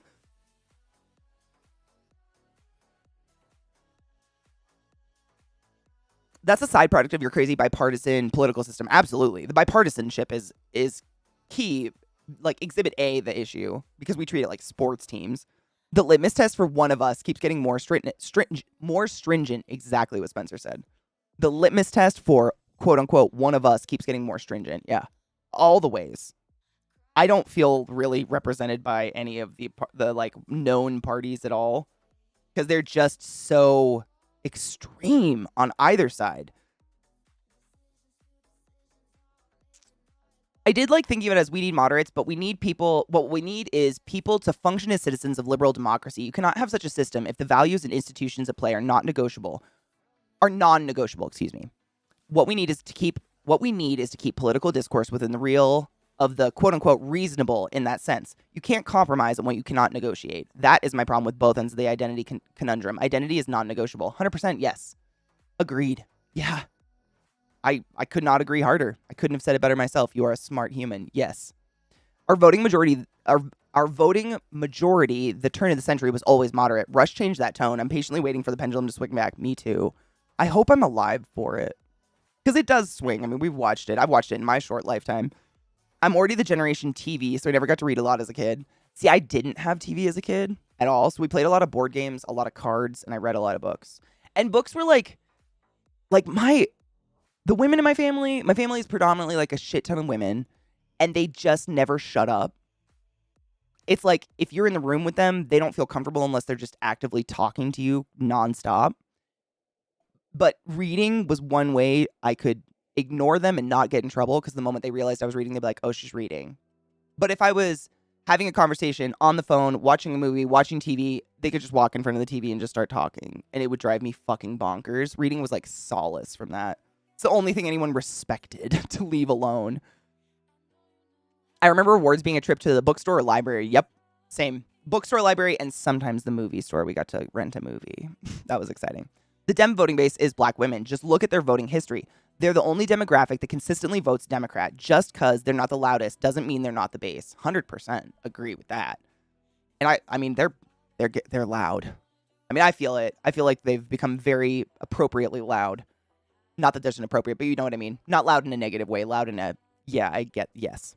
My mom did the same for me, but it was a local library, not a bookstore. 100%. Yeah, we had it was the library most often because the bookstore was 2 hours away, but once in a while it was the bookstore. Here in Nebraska, there's a political party called the Medical Marijuana Now. That's amazing. Speaking of Nebraska, I can't say I disagree. Corn on the cob is fucking dank. We spent like an hour yesterday talking about elote, I think is how you pronounce it.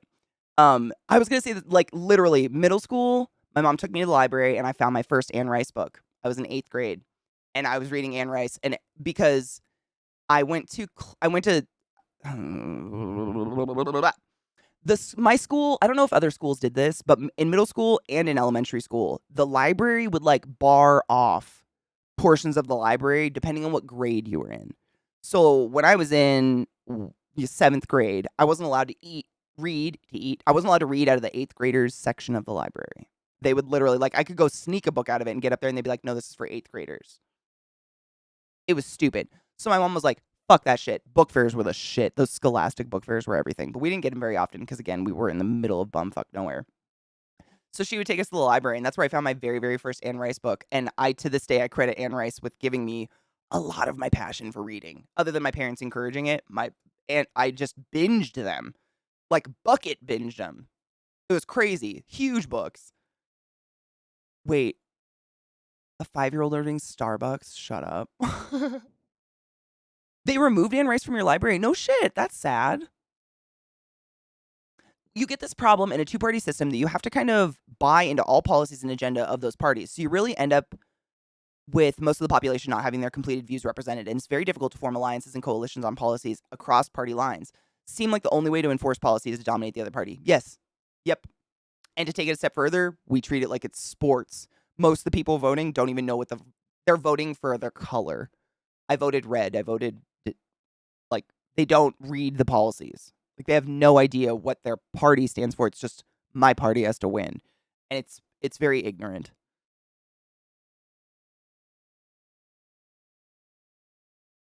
Why would they remove Anne Rice? That makes me sad. I'd vote for weed. Hell yeah. What up, Dallas? I lost a Mary-Kate and Ashley book that I got from the library next to my primary school, and I was so scared I'd get arrested. I remember feeling that way. So I didn't go anywhere near the school after I left. When I got a library card at 16, they were like, oh, you have fines from when you were like 9? Shut up. And I was like, sweats.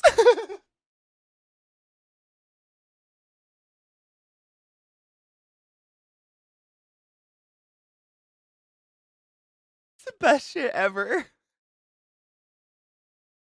I remember getting anxiety like that when I was a kid over dumb shit where it's just like insta sweat.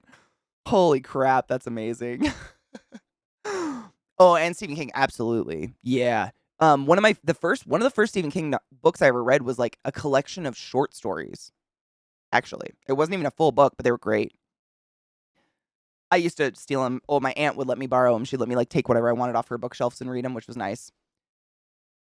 Never did find that book. Dude, the sweats. Shut the fuck up. I can't. It's probably unenforceable at this point. I mean, you were 9. My dogs are being so needy, guys. I think we need to take a break. You guys need to go out or something. All y'all over here.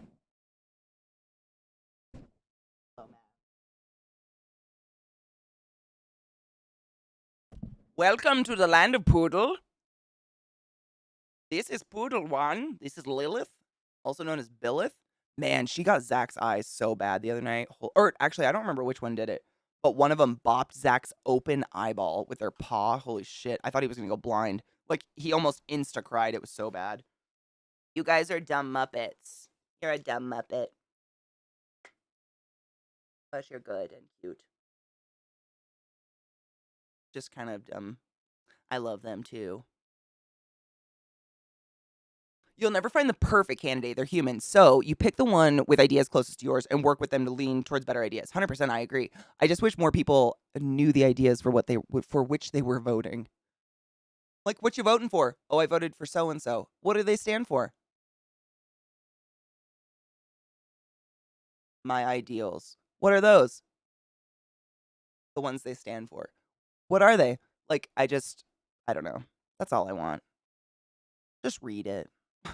Can you imagine not having your life ruined by accumulated library debt from when you were 9? Oh my God. If they actually like called the cops, Lizzie, what would you even do?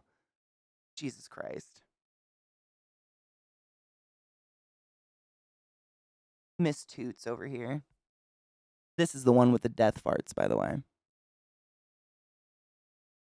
Hi, C-Town. How are you doing? Good morning. Most of the ideas are on a sliding scale, though. Like, the candidates in my area, I'm just like, this is the best I can hope for. That's what I do, too. But I do read, actually, what they stand for. I don't just, like, look for Democrat or Republican or whatever. I try to read it. And I think that's the best we're all hoping for, right? It's like Viata said, everybody's human. It's voting for the best option for you and what you stand for. Yeah.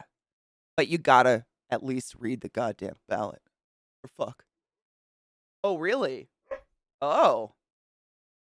Ear trick. He's pouncing at us. My standard poodle likes to jump the fence and come back with shit tons of stick tights, and then she lays on the bed.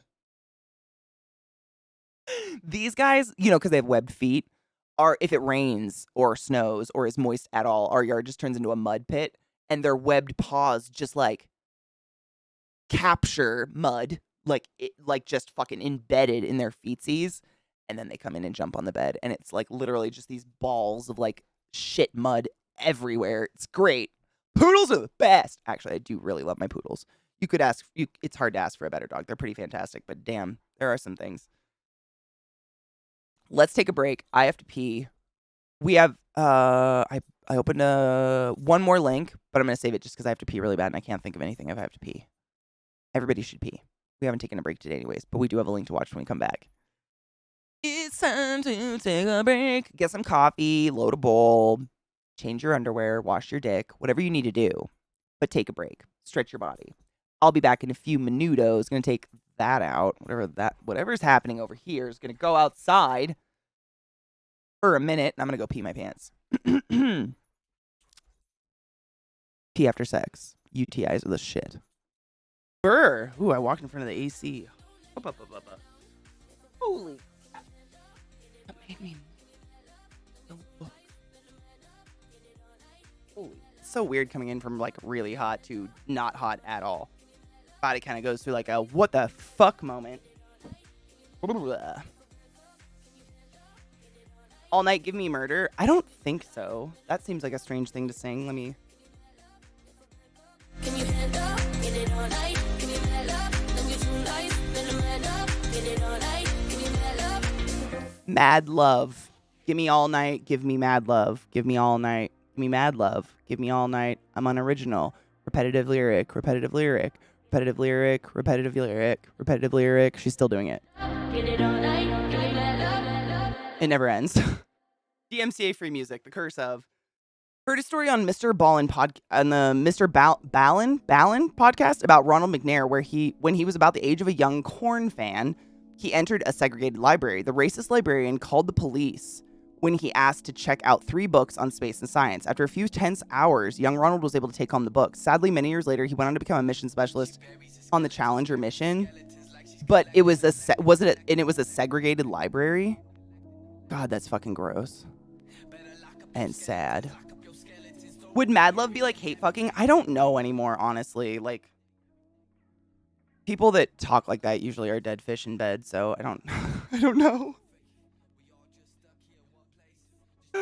I don't fucking know. I don't know what this is either. What can I get for you? Can I please get a tall strawberries and cream? A tall strawberries and cream? Yes. Okay. And a cheese Danish? Cheese Danish, you want that warmed up? Yes. All right. Anything else? That would be it. All right, it's going to be $7.40. Okay. Yes. Didn't go off letting me know there was a car. What can I get for you? Well, that's fucking precious and pure. Thank you for that. Let me just lay here, right? I give mad fuck, man. I'm just, you know what I mean. Oh, aren't those splits amazing, Nick? Oh, they did just everything. We learned the hard way last night about the parking lot 3 at Red Rocks. The hike was like 1.5 mile with lines. We learned, so what I remember is we wrote down always go to the east parking lot. Because it's whatever the other one's called. That's the one where it's like the miles of hiking uphill. But the east parking lot gets you the closest. You just have to go like a couple exits further down the highway.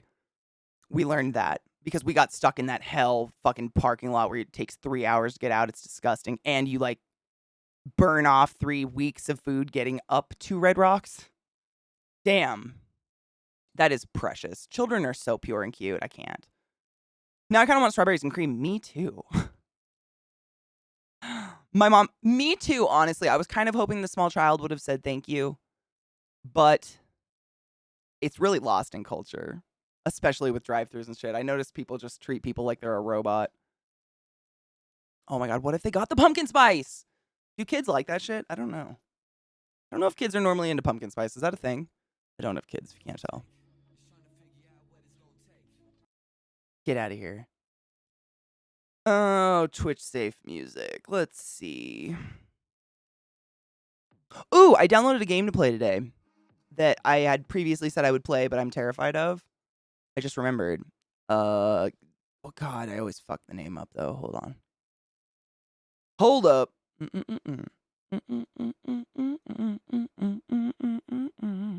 Hi, Sirska. How are you? I used to get offended by racial debates because I'm not racist and it goes against my nature, but I've learned to distinguish it as a social remark and not so personal. Same, and I kind of think like the conversations need to happen, as uncomfortable as they can make a lot of us. I think the reason a lot of it persists is because of no conversation or, making it like taboo or whatever. Yeah, I agree. But my mom's still to this day. Please. I'll do it. Like if I hold the door for someone and they don't even regard me as a human and they just walk through, I'll say thank you. I'm kind of a dick at this point in my life though. I've kind of reached that point. Like I don't lick produce, but I'll be like, "Thank you. You're welcome." And then just go in. It's maybe petty. It might be petty. Keep it on top of schoolwork, thankfully. I need a break from reading about medical terminology. Oh, no. I still have my medical terminology books, though. I still use them sometimes. They kind of, like, don't die. They're kind of dank. Keep them. Tabers. I think I still have my Tabers. Yep, I can see it right there. Yep, still got it. They were so fucking expensive, though. Who the fuck can get rid of them? Common courtesy goes a long way. I agree. It's like the least you can do when in public. I'm not into small talk. Like, I don't want to sit there and small talk with someone, but pleases and thank yous and just being, in general, trying to be pleasant. You never know what else someone's going through. Like, I don't think I need to drag shit on people. I do the same thing. Fuck fashion police. I'm etiquette niceness police. Same. It's so easy to just say please and thank you. And it's like, again, I think it's just courteousness. It's like, I don't know. Maybe I'm weird about it. I might be old now. But that was my parents too. Like, you said please and thank you. And to this day, my mom would be like, thank you? If I didn't say it or something like that. Yeah. Man. I don't know, though. We have a lot of, the world is very impersonal. You know what I mean? These days.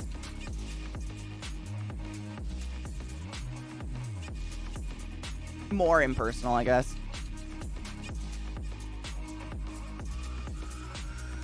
Will be precious and rewarding to find the post-apocalypse world when I need to boost my medicine skills. I feel that on a spiritual level. I kept them because they were just so expensive, and they're out of print. No one's ever gonna use them again. What the fuck am I gonna do with them? I used them for monitor stands for a while. I say you're welcome when I hold the door open to someone. I'll just have the conversation with myself. Treat those how you wish to be treated back. That's exactly what I was taught as a kid. Like, literally, that's what my mom, she's like, don't you like it when people are polite to you? I'm like, yeah. So do. It just made sense. I don't know. They don't expect my deep-ass voice, so I scare people. I wonder if I scare people when I just stand up. I don't know. I don't have a striking voice or anything, but... Everything okay? You look blue. I know, right? I was inspired by 90s eyeliner today, so I did some blue eyeliner, but I realized it's kind of exactly the same color as my hair. My bad. Oops. Exactly. It's not being someone's best friend. Exactly what C-Town said. It's just treating them like human. And I think that's it. It's like pleases and thank yous and just general niceties are just acknowledging you're a human. You're not a robot. You're not just a worker in this building. You are human, and I acknowledge you. Please, thank you. I don't know. I like doing it. I like to be nice. It always results in a better situation. Oh, hippie. I do that. I apologize like a Canadian. It's terrible. I do the same thing. It's like ingrained. Me just existing as a non-binary person seems to offend a certain kind of person. So I'm not going to be polite to people like that. Well, yeah. Yes. Agreed. Hard agree on that one. When I worked at Lowe's, I dealt with a lot of, is there a man I can talk to? All the time. And I would just, my politeness ended there. You know what I mean?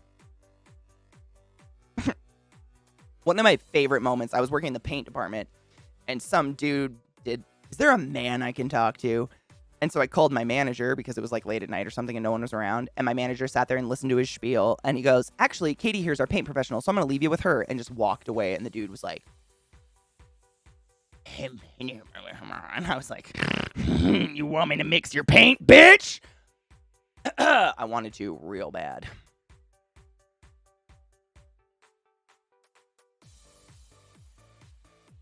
There's a difference between apologizing out of empathy as opposed to actual misplaced guilt. Yes, this is very true. I think mine's mostly empathy. Like, I just feel terrible when people get hit or hurt or something terrible happens to them. Like, I apologize because I'm like, I'm so, like, that's just, it's terrible. I'm sorry. I feel sorry this is happening to you. I don't know. Not necessarily I did it.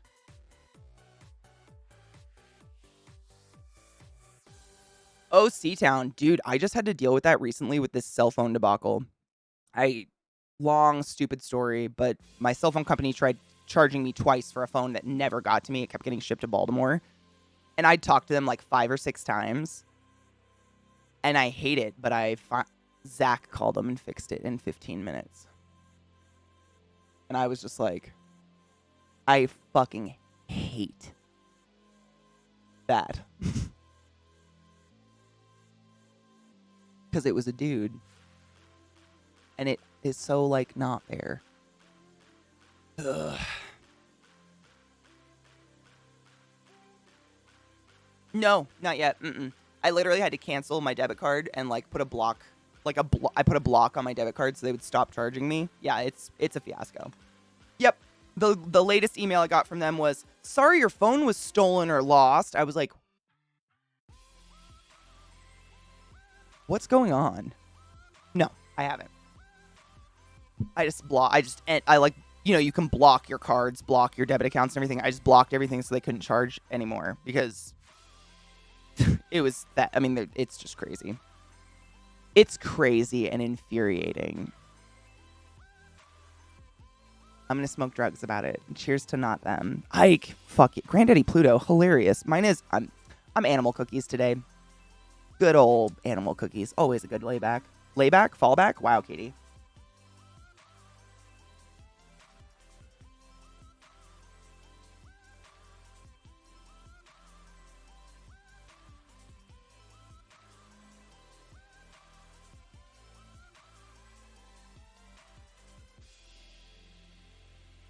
Knives, the only thing I can come up with is there's just not a lot of people working there yet because they're relatively small.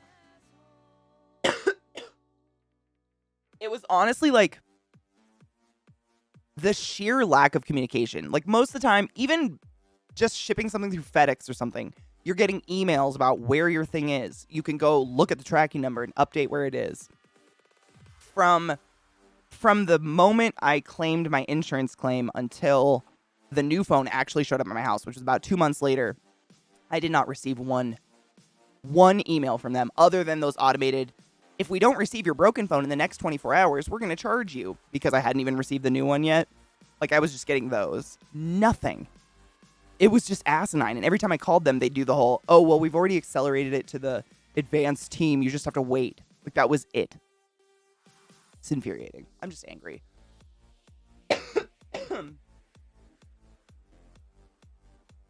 I've already had, like, my existential crisis about it, like, a couple weeks ago.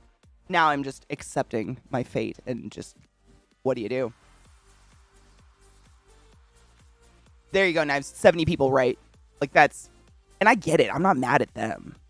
I'm mad at just the situation. And I never have treated anyone on the phone like shit. I'm always peaches and fucking cream. Probably too much.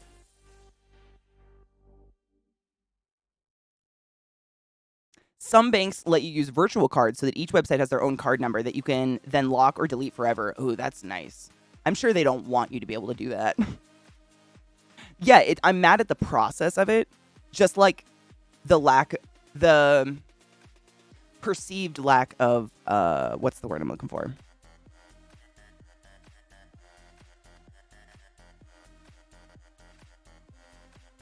Ability to do your job. I don't know. Maybe that's just me. I've worked at startup telecommunications company with under 100 people, and any of those issues we solved.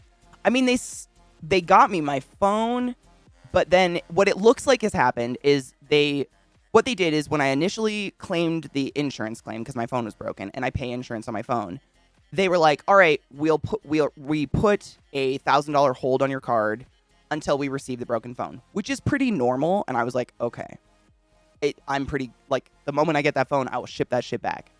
And then the motherfucker goes to Baltimore, and that's where everything went tits up. So then I start getting those auto emails like, we haven't received your broken phone. We haven't received your broken phone. We're going to charge you. And I'm like, you already did. Nothing mattered. Got charged anyways, like overdraft fees out my ear holes. And then I finally, like, without any notification, again, not one email, no communication at all, the new phone just shows up at my door one day, just dropped off. And I'm like, okay. And the same day I get an email from Google that says, sorry, your phone was stolen and or lost. So it looks like someone put in that just so they could charge me for a phone, or I don't know. And it's just, it's like the sense of hopelessness and like lack of control. I can do nothing. I'm just sitting here getting fucked in my pee hole. So I just went, you can't fuck my pee hole anymore. Cunts. Competency. Yeah, that's a better word for it. Yes. Did the phone you eventually got have your current address? Yes. Like this one? The one that came to this house had this address on it? Yes. Yes. That's the weird thing. I don't even know where the Baltimore address came from. Like, yeah, I did sign up for Google Fi in Baltimore, but all of my billing and everything is for Colorado. Everything in there is for Colorado. So they, like, pulled an ancient address from 3 years ago out their pee holes and sent it there for fuck. It was so weird. After he 4 times checked what address I live at. It's just, I'm like ran in circles like a hamster. Yeah, they confirmed it so many times. I have all the chat logs. Like I've shown, every time I called, I would like show them the chat logs and be like, I'm just showing you this to prove, like, come on. Come on now. It's just a hope. It's just, you feel very hopeless. Yeah, it must have been a warehouse fuck up. And again, like technology sucks and things fuck up. But it felt like no one, I don't know, man. They got $2,000 of my money and I got a canceled debit card. What do you do? It's just infuriating. It's nothing. It's not like the end of the world. Nothing's the end of the world. It's just like minor, inconveniences. Minor being in quotes.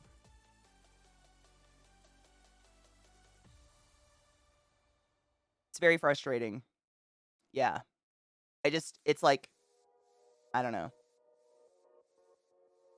Frustrating. I've already I literally had like a full fucking breakdown about it because I was getting like at least 3 letters in the mail from my bank a day about overdrafts that were going through because they hit me with these $2,000 and I had auto bills.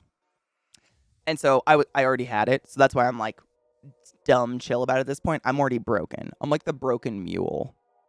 It's already happened. At least I have a phone that works, but also, fuck.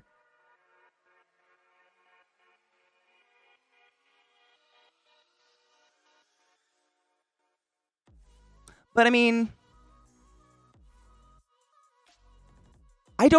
fuck ups happen. Oh my god, Shuku resubbed. Shuku, I didn't even see, did I not hear that? I'm so sorry.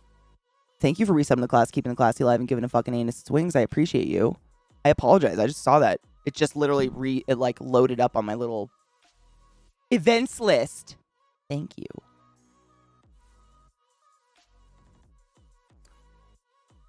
Isn't it a good mug? You know what's crazy? A Keurig, like the biggest Keurig cup of coffee you can make, only fills it up to like there. So you can fill it up with 2 of them. It's great. My mom got them for me for Christmas from some this broke already though. I'm sad about it, but it's just a chip. It's fine. She goes to like those little hipstery like boutique pottery shops and buys $35 mugs for everyone for Christmas. It's crazy. I would never do that, but they're cool. I'll use them. And that's the thing, like disputing the charge with Google, they'll literally just cancel my Google service and then I don't have a phone service. And so that's not going to benefit me. And it's like, I don't think that really would help it. It's not going to get me my money back. It's just going to cause like more turmoil in my soul. I don't fucking know. Shit sucks. Money sucks. It must be like the only reason, I don't know, man. What do people that are rich get stressed about? They must have kids. I don't know. That must be it, right? I have no idea. That's all I can come up with because nothing else makes sense. That's the only thing in the world that really spins me out these days is like when money gets fucked. I'm just like, oh God. Getting richer? Maybe. It becomes like an existential game. Like, gotta keeping collecting points, I guess. Would you consider them points? Losing their money, someone stealing it. Can you, if you are a billionaire, can someone steal your internet points? Your, money? Because it's not physical money anymore. So if someone, hacked your bank, don't banks, have insurance on that or something? I like to see empowerment. One of my favorite teams is Black-owned because African Americans deserve to run more business. I mean, fucking men to that. For real. There's a big problem with that in the States. I've been reading about various states that have recently legalized recreational marijuana. They will carefully craft the bills so that it makes it impossible for people of color to own a recreational marijuana dispensary in any way, shape, or form. Either where you live, what tax bracket you're in, whether or not you've ever been arrested or ever had an interaction with the cops, whereas white people, that won't even be a factor. You could be like an ex-felon and own one. It's crazy. It's fucking nauseating. I've been listening to a lot of podcasts on it, trying to, again, not be an ignorant hoe. Kind of, Brittany. Yeah, I mean, the interest and everything on it, probably. I don't know. I've never been rich, so I have no idea. FDIC insurance only covers up to $250,000. No shit. Oh my God. So like billionaires, maybe that's why they keep them in offshores. I don't know. FDIC, what does that stand for? The federal coin? Is that what it is? Like the federal whatever. You can tell your bank not to overdraft your account. That's what I ended up doing. Literally. I didn't know that. You know, I recently learned that on a Trevor Noah show, hippie. Was it Trevor Noah? It was it was one of the late night hosts. I watch all of them, and this was a couple weeks ago, but one of them did a special on overdraft fees, and most banks, I have a credit union, but bank or credit union, whatever you use, most of them have an actual option to say, I don't want overdraft. So like if you're about to overdraft, it'll say no, and it'll cancel the charge. But you have to go in and like say that, like check the box or whatever. It's not auto, which I think is kind of fucked up. It's like, oh, you don't have any money? I shall punish you by charging you more money, because that's going to solve the situation. It really doesn't make sense when you think about it. It's a hot topic in MO. Yes. Yep. MO's a big one. What was the other one? There was one other state there's a lot of that on the ballot this year. Like just trying to get rid of that. Like if you've ever had an interaction with the police at all at any point in your life, you have no chance of working at or owning a dispensary. Like those kind of ridiculous, just asinine fucking rules that are very clearly subjugating black people. They're just gross. And it's just, they hide them in the most nefarious fucking ways. You can do it over the phone too, Koto said. That's awesome. The credit union insurance was a little lower last I checked too. I prefer credit unions. I've always had a better experience with them. They're just smaller. They seem less like, do you want a credit card? U.S. Bank really screwed me with overdrafts years ago. The one day I got a check in the mail because they were sued in a class action suit. No shit. Damn. You know, I kind of think I remember that happening to U.S. Bank. Something about overdrafts and shit like that. That happened to a guy I was dating in college. I felt so bad for him. I like bought us a trip to Disneyland because I had just graduated and he hadn't graduated yet, and I like had some money. And we went to Disneyland, and while we were there, something happened, and like 5 bills went through when they weren't supposed to. It was like, I think it was because we didn't go for we went for like the New Year, and it was like the changeover. And for some reason, instead of bills going through on the 31st of January, they were all going through on the 1st of January. So bills went through on like the 31st and the 1st. So in 2 days, you just got like butt fucked. And he, in like that, in 24 hours, racked up over $800 in overdraft fees. And I think it was like Bank of America or something like that. I don't know. One of those big ones. He just cried. We were in Disneyland. He was crying. I felt so bad. I couldn't even imagine though. Like, what do you do? Call your mom and be like, We were still of the age where you call your mom. It was scary. I want my tuppence to feed the bird. Man, the tuppence lady's the best. 10 cc's. I had one. It was locked after 1 month. Wait, one what? I got an iPad, though. I mean, iPads are cool. The credit union insurance... Oh, wait. I was trying to scroll up. Oh, so the FDIC is the Federal Deposit Insurance Corporation. Cool. And is that just banks that have insurance through them? Or is it any large, like, credit unions as well? I don't know what you would call that. Like, is there an overarching name for credit unions and banks? I honestly don't know.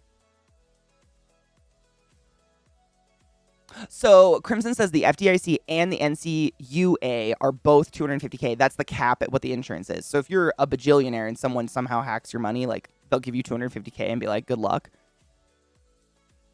I dislike credit cards. I dislike that in America, if you don't build credit somehow, i.e. get a credit card at some point, you can't buy a house or a car or get a phone.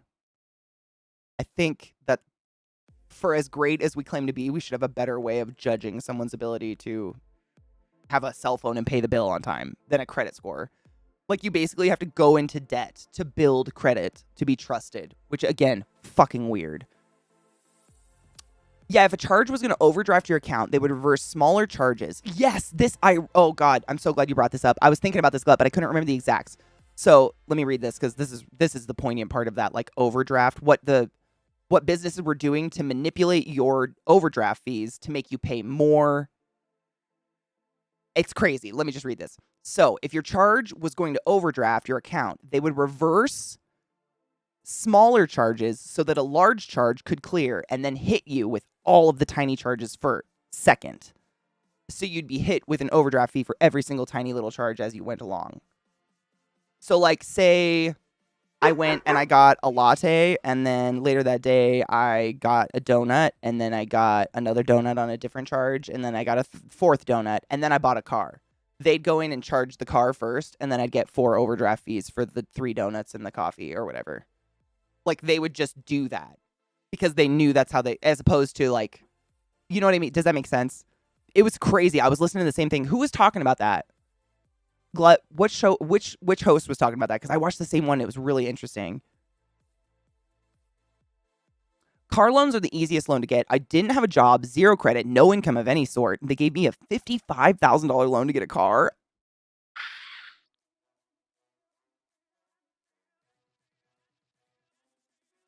And this is how our economy literally tanked in 2008 or whatever. Holy shit. Was that one of those like pre-approved cards we were all getting in the mail when we were 16? I just paid off my dental bill. My mom paid with her CC this year. It was like $4,000 for a triple root canal. Damn. That's actually cheap. Well, no, I've had 2 root canals from the horse thing, and they are dumb expensive. Even with insurance, they're crazy. That was what the entire lawsuit was over? Yeah, it was insane. Was it Trevor Noah? I can't never remember, but they all talk about important stuff. Just walked into a Dodge dealership and said, I want a Charger. And they were like, cool, 55 grand. You got this. Damn, that's scary. 2008 was basically from debt consolidation scams. Yeah. I remember being like 17 and a legitimate credit card would come in the mail that I had never applied for at all. A real one, not a fake one. And my mom would be like, how is this happening? She'd cut them all up. It was scary. Robo, thank you so much for subbing to the class, keeping the class alive, giving any swings for 30 fucking months. I appreciate you. Fuck, I hate this. I hate working from this office. This sucks, gigantic donkey dicks. How are you? I'm doing okay. How are you doing? Other than the donkey dicks, I hope they're at least clean. A crusty donkey dick just sounds like a bad time. Use credit card for the no interest for X amount of time, and then just make sure to pay off before the interest kicks in. I got eye surgery and put it on a medical credit card. I have no interest for 2 years. That's what I've done with the cars. Like I've bought 2 cars. I've got 2 cars like traded in, but because I have good credit, because I'm kind of weird about it, and haven't fucked myself yet.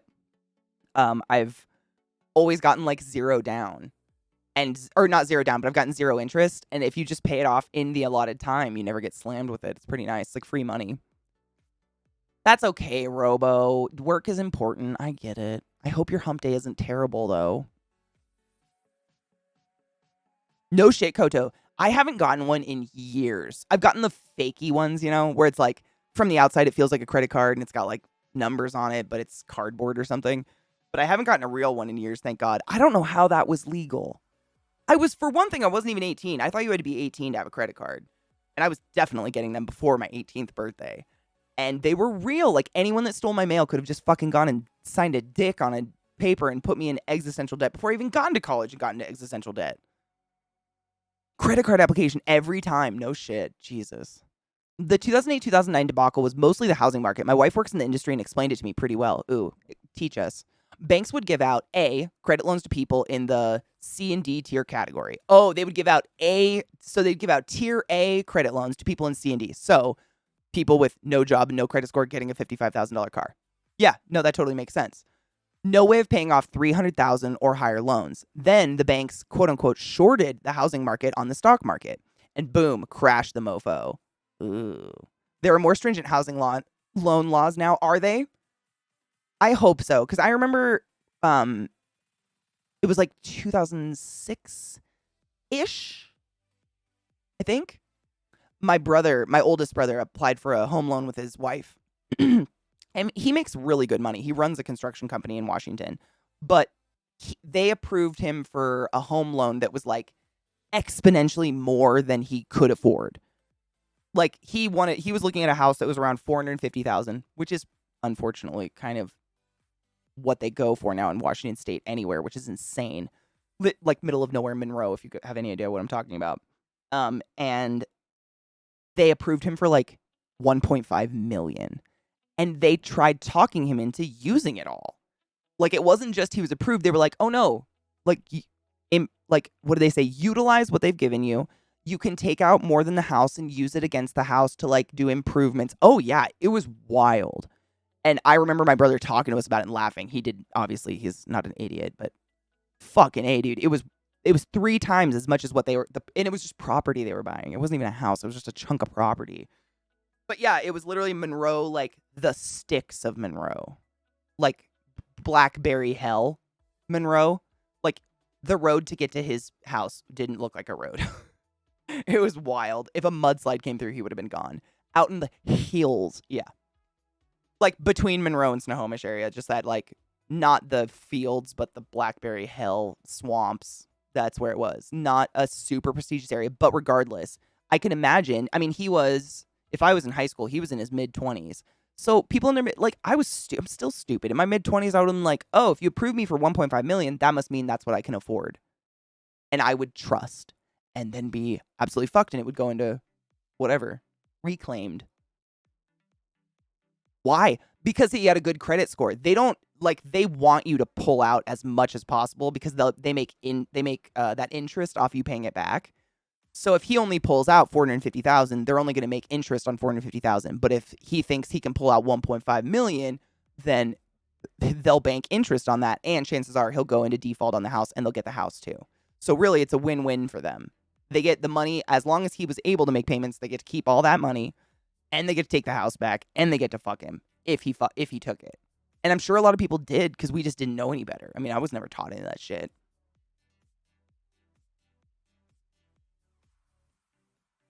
Back then, I got approved to buy a house, $250 house, but at the same time, I denied credit to buy a Bowflex. I mean, good, probably. The best explanation for the mortgage-backed equities is that they hid the bad loans with the good loans because no one would buy them.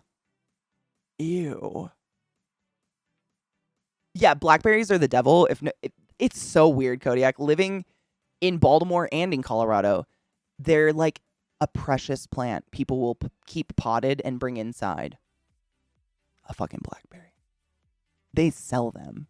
And I haven't lived in Washington in quite some time, and I still, if I see them in a nursery, I'm like, I should set that bin on fire. Yeah. Oh, yeah. They have like different varietals of blackberries. Oh, it's fucking hilarious. And I'm just sitting here thinking of like the blackberry walls I used to fall through as a child. Don't plant blackberries. They're a nuisance. Oh, no shit. Fox says, I can attest to the changes in the loan market. I'm a software developer that makes regulatory software that's basically caused by the changes in 2008. Wow. So you probably had a lot of work then. Yeah. A lot. It's just no pressure, right? Dude, we had them too. We used to borrow our neighbors' goats, and we'd tie them to a tree out back, and they would just decimate the blackberries. That's the only way you can get rid of them, though. Unless you want to shred your arms. It's so weird when you, in any other state, I've never seen a state grow blackberries like Washington does. Maybe Oregon might, like the walls of them. But the stalks can literally be like as thick as a dick, but covered in razor sharp thorns, like rosebush thorns. And they grow 20 feet tall in like hoops. It's crazy. Blackberries are insane. And they don't even taste good. Oh, that's the thing, Kodiak. All the berries we ever had tasted like a stink bug to me. Like the berries were so big, I feel like they just taste. They would like a back end of stink bug. I liked raspberries. Maybe it was different though. Like seriously, just varietals. Who knows?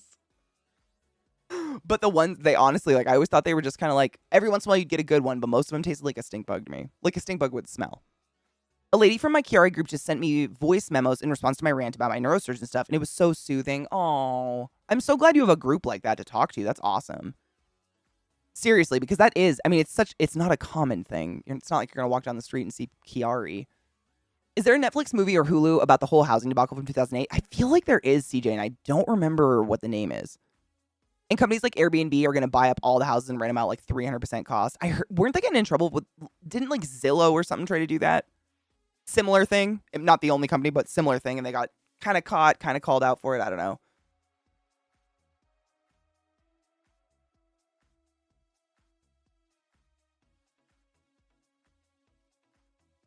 $750K might be close to the current market. Damn. NC Kodiak, that might have been the thing. Honestly, we tried. We'd make pies and stuff out of them. Making pies out of them was good. But the way like a stink bug smells, I always felt like blackberries had like this weird back end like stink bug flavor. I still ate them. Like they're not that bad, but a strange, almost like wheatgrass gone bad. Zillow did get in trouble. Okay, cool. That's what I thought. I didn't want to like call out a company if they weren't actually terrible, but I thought they were doing something like that. Yeah, they would buy up large sections of houses and then flip them at 20 to 40% market. And didn't they get caught because they were doing it and then COVID hit and no one was buying or selling? And suddenly they were like, oh shit. Zillow got caught with a bidding algorithm that'd buy up and flip houses at more than the house's base price. Yeah. Causing part of the housing crisis and the bidding war of 2020 and 2021. That's so dirty. Making milkshakes. Oh my God. Do you go to the Evergreen State Fair? Or have you been? I used to go every year because we were 4-H kids. But I've never stopped salivating over a purple cow, and I would kill to have one to this day. And they are only there. You'll never find it anywhere else. And it's just the best ever. If you've never had a purple cow, they're like really good. Like super good.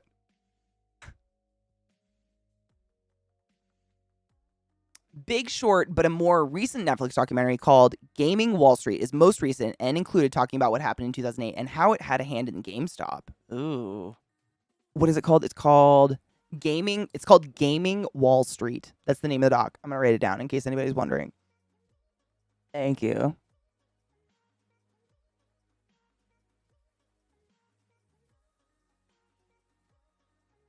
Boosh. I appreciate you. Wasn't it Man vs. Game that got screwed by Zillow buying the house he rented in? I don't remember. Did he? I thought he moved to Montana and bought a house. I haven't been, but my current GF wants to take me this weekend. Do it. You've never... Okay. If you're going to go, get a purple cow. It's right next to one of the barns. I can't remember. It's, you know, the barns change. Like the stationary, like crafty barns. But right outside one of them, there is a stand called the Purple Cow. And it's ice cream things that all are blackberry stuff. So you can get like an ice cream sundae, but it's blackberry, like fresh blackberry syrup on it. A Purple Cow is the blackberry ice cream shake, so on and so forth. And directly next to that, I haven't been in like 20 years, so I'm really hoping these things still exist. Please tell me they do. I need a report.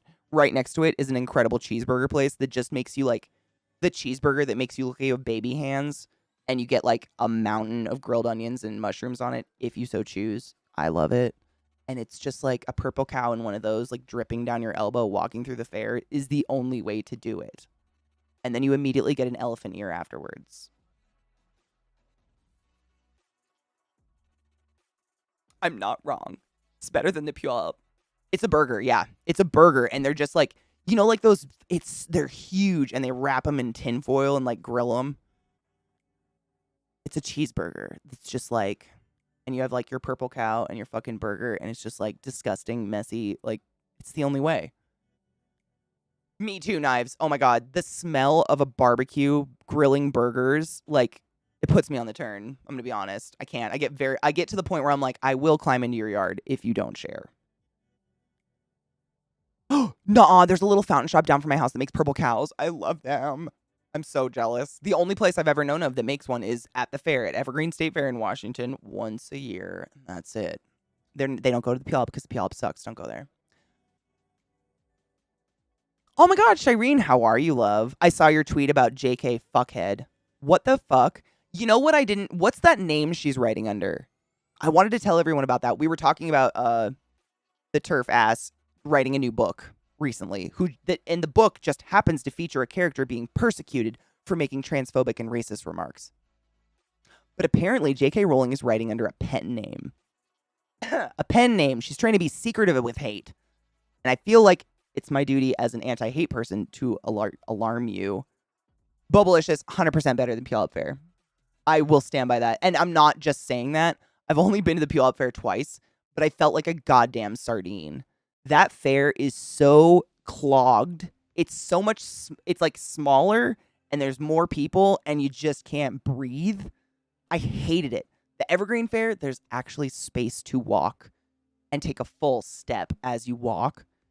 I don't know, man. I can't take that fucking sardineness. That was so much like when it was. I remember going. My favorite thing to do at state fairs is to go see the animals. I love to see like the big draft horses and all the different kinds of cows and goats and all that weird shit.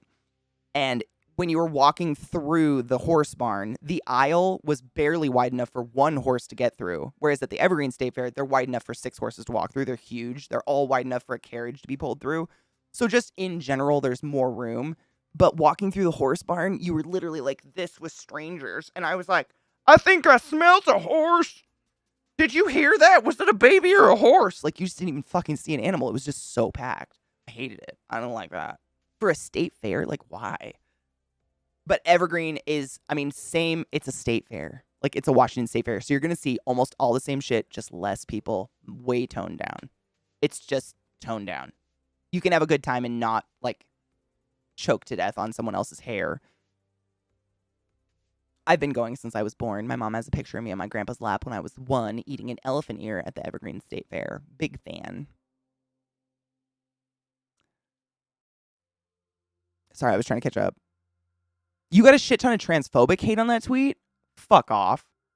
I'm so sorry that happened. Not fuck off to you. Fuck off to the people who even, like, what?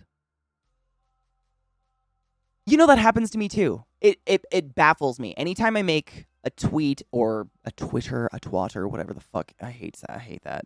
You know what I mean? Anytime I tweet anything that's mildly political or making a stance, all of a sudden, followers of mine comment and they're like, can't believe you stand for this bullshit. And I'm like, where did you come from? It's not like I feel like I look like I'm hiding my opinions and or otherwise. Like, they're following me. Like, I'll go look at their account and it'll say they're following me. They've been following me. They're not a recent follower. They've watched everything I've tweeted for ages. And now you're going to fight with you. You're going to keyboard fight me on human rights? There is a big difference between a funnel cake and an elephant ear. Good question. How are you, Music Man? Yeah. So an elephant ear is like the dough spun out kind of like a piece of pizza, like a pizza dough, like the pizza crust. And then they deep fry that whole thing. And then they take it out and they smother the whole thing in rich ass fucking butter and then cinnamon sugar all over it. And you get it and it's like stiff and you rip pieces off and just eat it and you're disgusting. Funnel cake is when the batter is in like a frosting thing and they like do the noodles in the batter in the oil with it. So it comes out kind of looking like a bundle of spaghetti. And then they usually put like strawberry compote on it and powdered sugar. I don't like that one as much. I like cinnamon sugar. I'm pretty basic. Thank you, Zazuni. So the ridiculous pen name, ridiculous. I mean, she's just trying to hide her stupid hate. J.K. Rowling, the author, supposed author of the Harry Potter series, is a self-proclaimed TERF, trans exclusionary, radical feminist. They are feminists who believe trans women aren't allowed to be feminists because they haven't had a period or something. None of it makes sense. It's all bullshit and it's stupid. And J.K. Rowling decided to be very vocal about these opinions of hers. And so a lot of us were like, oh, wow, Harry Potter's ruined forever. You're a dumb cunt. So she's recently, as of yesterday, she decided to come out with a new book. I don't know what it's called, but I did learn she's using a pen name. Robert Galbraith. Galbraith or Galbraith? I had a friend with that last name and they pronounced it Galbraith. But it might be Galbraith. Robert Galbraith is J.K. Rowling writing a book about a character who just happens to be persecuted for making transphobic and racist remarks and having those beliefs.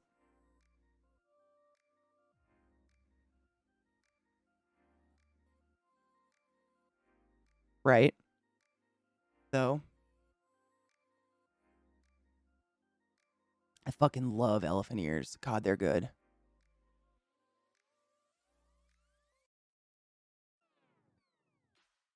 I don't think there's any hiding. Yeah, I don't know the pen name. Maybe for people that somehow miss the news and just see the book, I have no idea. Oh my God, Fridge, I'm the same. And I get a lot of shit for it from my friends. They're like, you can't separate the art from the artist. And what I've found is with me, it's easier if the artist is fucking dead. I.e., Cthulhu shit. The creator, arguably, of Cthulhu and that was a notable racist with a cat named the N-word. But he's dead.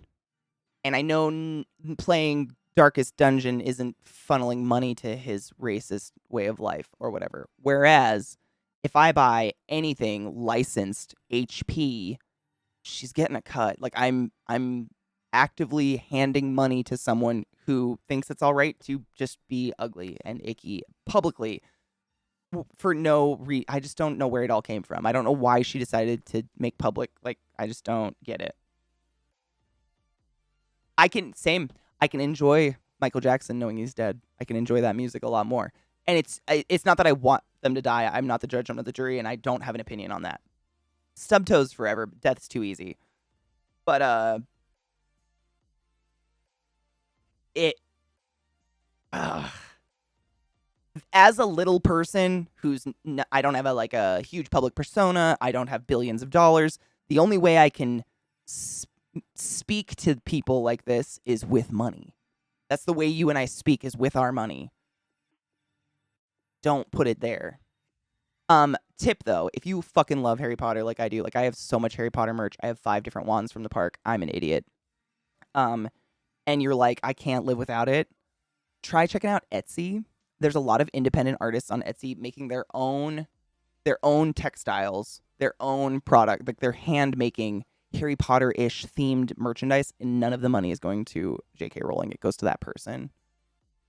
So that's like my piece of advice if you ever want to do that. My favorite one, Narcissa Malfoy's.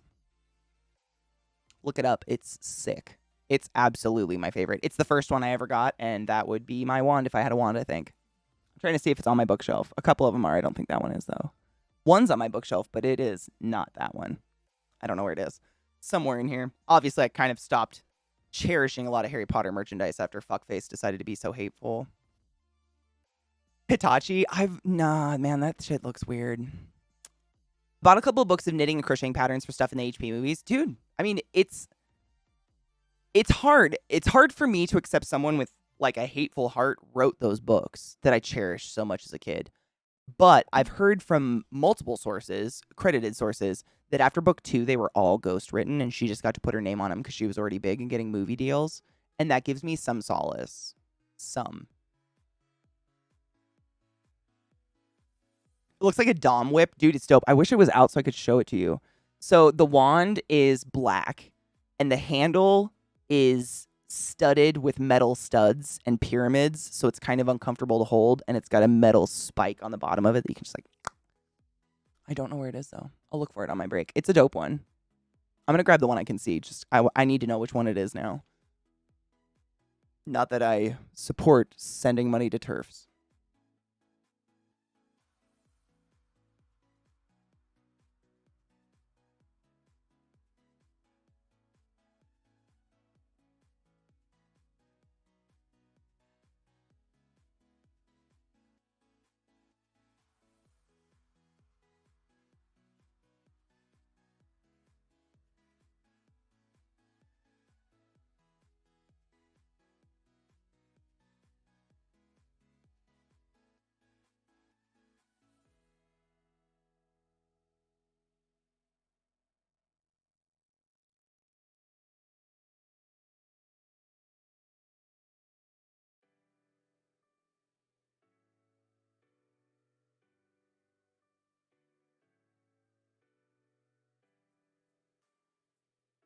Bitch! Guess who found Narcissa's wand? Me! It's dusty as fuck, though. No judgment. Ooh. Don't hit buttons, Katie. I don't know where all the other ones are, but I didn't know where the Narcissa one is just because it's my favorite. It was the first one I ever got, my very first trip ever to Harry Potter World.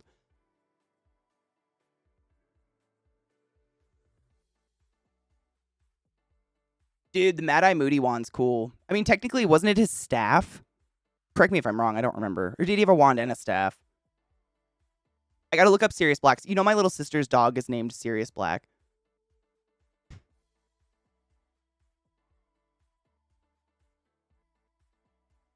I don't even know what the core of Narcissus wand is. I literally just bought it off looks. Show me Sirius Black's wand. Ooh, dude, that looks like a sex toy. Wait.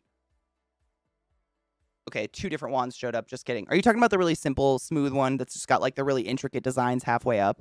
Oh no, it's like all the way up. No, I like that a lot. I think I might have that one actually somewhere. Or my sister has it, I don't know. No, it's spelled Sirius like Sirius Black. But my stepdad constantly, my dad, seriously serious all the time. That joke has never stopped in like 6 years. So this is the Narcissa wand. And it doesn't have RFI because it was one of the very first wands that ever came out. But that's what I was talking about. That shit is so cool.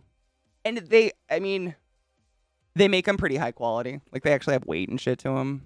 I don't know. But you can go on Etsy and people hand carve really cool wands and you don't have to give any money to JK Turfcraft. You know what I'm saying? I don't know. Does Sirius mean dog in something? I have no idea, to be honest. It doesn't mean dog in English.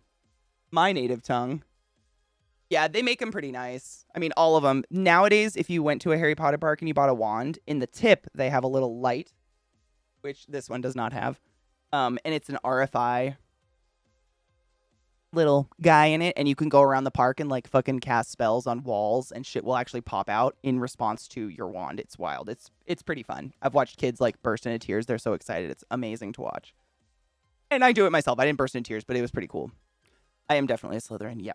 I have so much Slytherin merch, and I have a Slytherin coffee cup I haven't used since she decided to be a turf witch. And I know that's me. I know that's a personal thing. Like, I don't judge other people for enjoying Harry Potter still at all. I hope that doesn't come across that way. It's all personal. It's just myself. I feel so gross. Whose wand is this? I think this might just be a generic wand and not a person's. Yep, this is just generic ass wand, not a person's. But it has the RFI shit in it. Boosh. That's what the new wands look like, because you can walk around the park and do magic. This kind of looks, it looks familiar, but I don't know. Yeah, I have no idea whose this is, but it's cool looking. It's one of the more simple. I think it looks kind of like Hermione's. I think Hermione's kind of has vines and shit up it. I think I did this one because if you go into Ollivanders at the park, this is the nerdiest shit. Please still be my friend. If you go into Ollivanders, they have a huge, like, map on the wall where you can map out what your wand might theoretically be based on your birthday, because the druidic calendar would assign a tree to you based on when you were born. So you can look that up and get yourself one. I think I did that because there weren't any other character ones I was really into, and all of the Voldemort ones were sold out. The cool skull handle ones, they're always sold out. Bellatrix's wand is cool too. I think my sister got that one. It's crooked. It looks like a bent finger. Does my camera look what?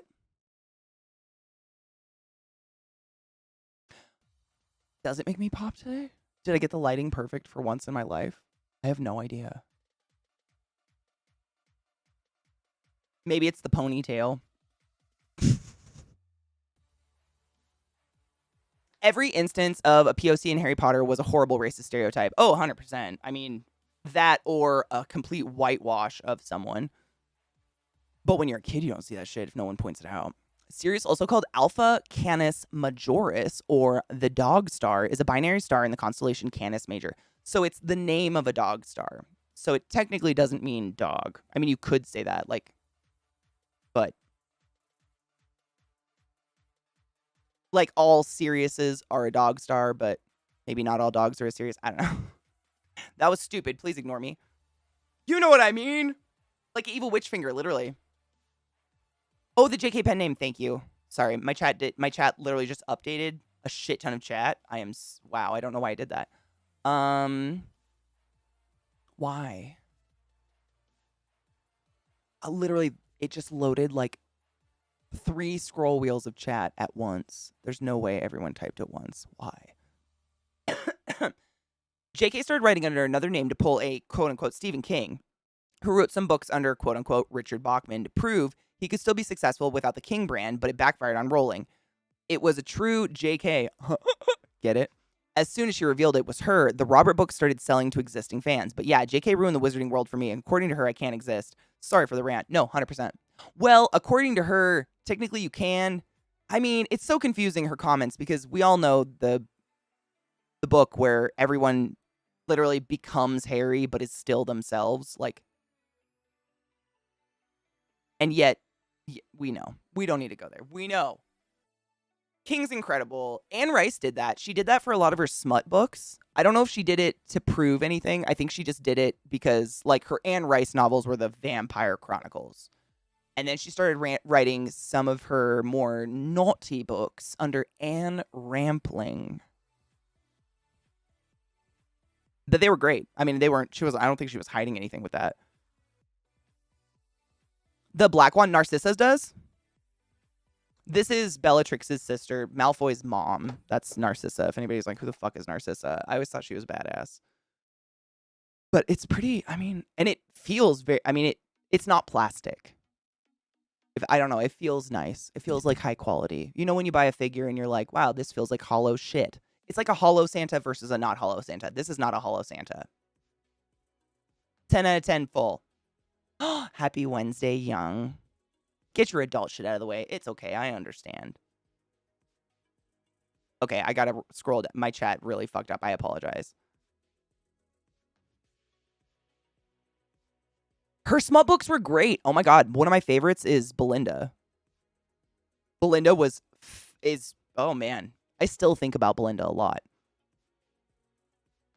I didn't know she had those books. Oh, they're good. I mean, they're smutty, you know, but they're great. I enjoyed them. I just loved anything Anne Rice wrote before she went a little nutty and started writing about Jesus. Not just because of the Jesus thing. It really was just bad writing. I tried. I bought the book. It said that people with short wands are unfulfilled and miss some character development. Interesting. With short wands, I always thought it was to do with your height. But what do I know? I'm not a wizard, obviously. They have handles on their wands. Did she put this? Is this her handle on her wand? I wonder. I don't know. Because I know the dad Malfoy has his wand in a cane. And when he pulls it out, the handle's like a snake head, right? Like I think it's like a viper or something. Malfoy's wand, Voldemort steals and busts, I think. Hollow cheap crap, exactly. It's not that. They do make, I mean, all the wands are really, really good quality. But again, you can get them from an Etsy seller. All the money is going to one individual person as opposed to a huge corporation, so on and so forth. You have options where you don't have to be feeding into the machine. You know what I mean? I think Anne Rice did that as a way of separating her work into serious and smut. It's pretty common for writers to use multiple names like that, though. J.D. Robb does it for marketing reasons. Honestly, it makes a lot of sense because I think everything she wrote under Anne Rampling is either poetry or humans. You know, it's I mean, seriously, Belinda's one of my favorite books I've ever read in my life, but it's humans. It's not like there's nothing mystical in it. It's not going to be like Blackwood Farm or anything like that. And then maybe that was it to separate those. I really don't know. Oh, you have signed one of her Sleeping Beauty books? Oh, I'm so jealous. We talked about those Sleeping Beauty books yesterday, actually. 2 days in a row of Anne. Is she haunting us? In the Harry Potter game, you get to play a good wizard that keeps those dastardly goblins down because they want equal rights. What? Wait. Is that the actual game that just came out? You play a good wizard that keeps the dastardly goblins down because they want equal rights. That's actually the game? I am so happy I didn't buy that game. What? Oh my god, I loved Xena until they brought in... I mean, Xena was really good until Callisto was gone. Spoilers. Callisto was everything. Give me that. Give me that. Give me that eye candy, bitch. Oh, Brittany, is this actually wand flexibility? Interesting. I wonder what that. So wait, short wand meant.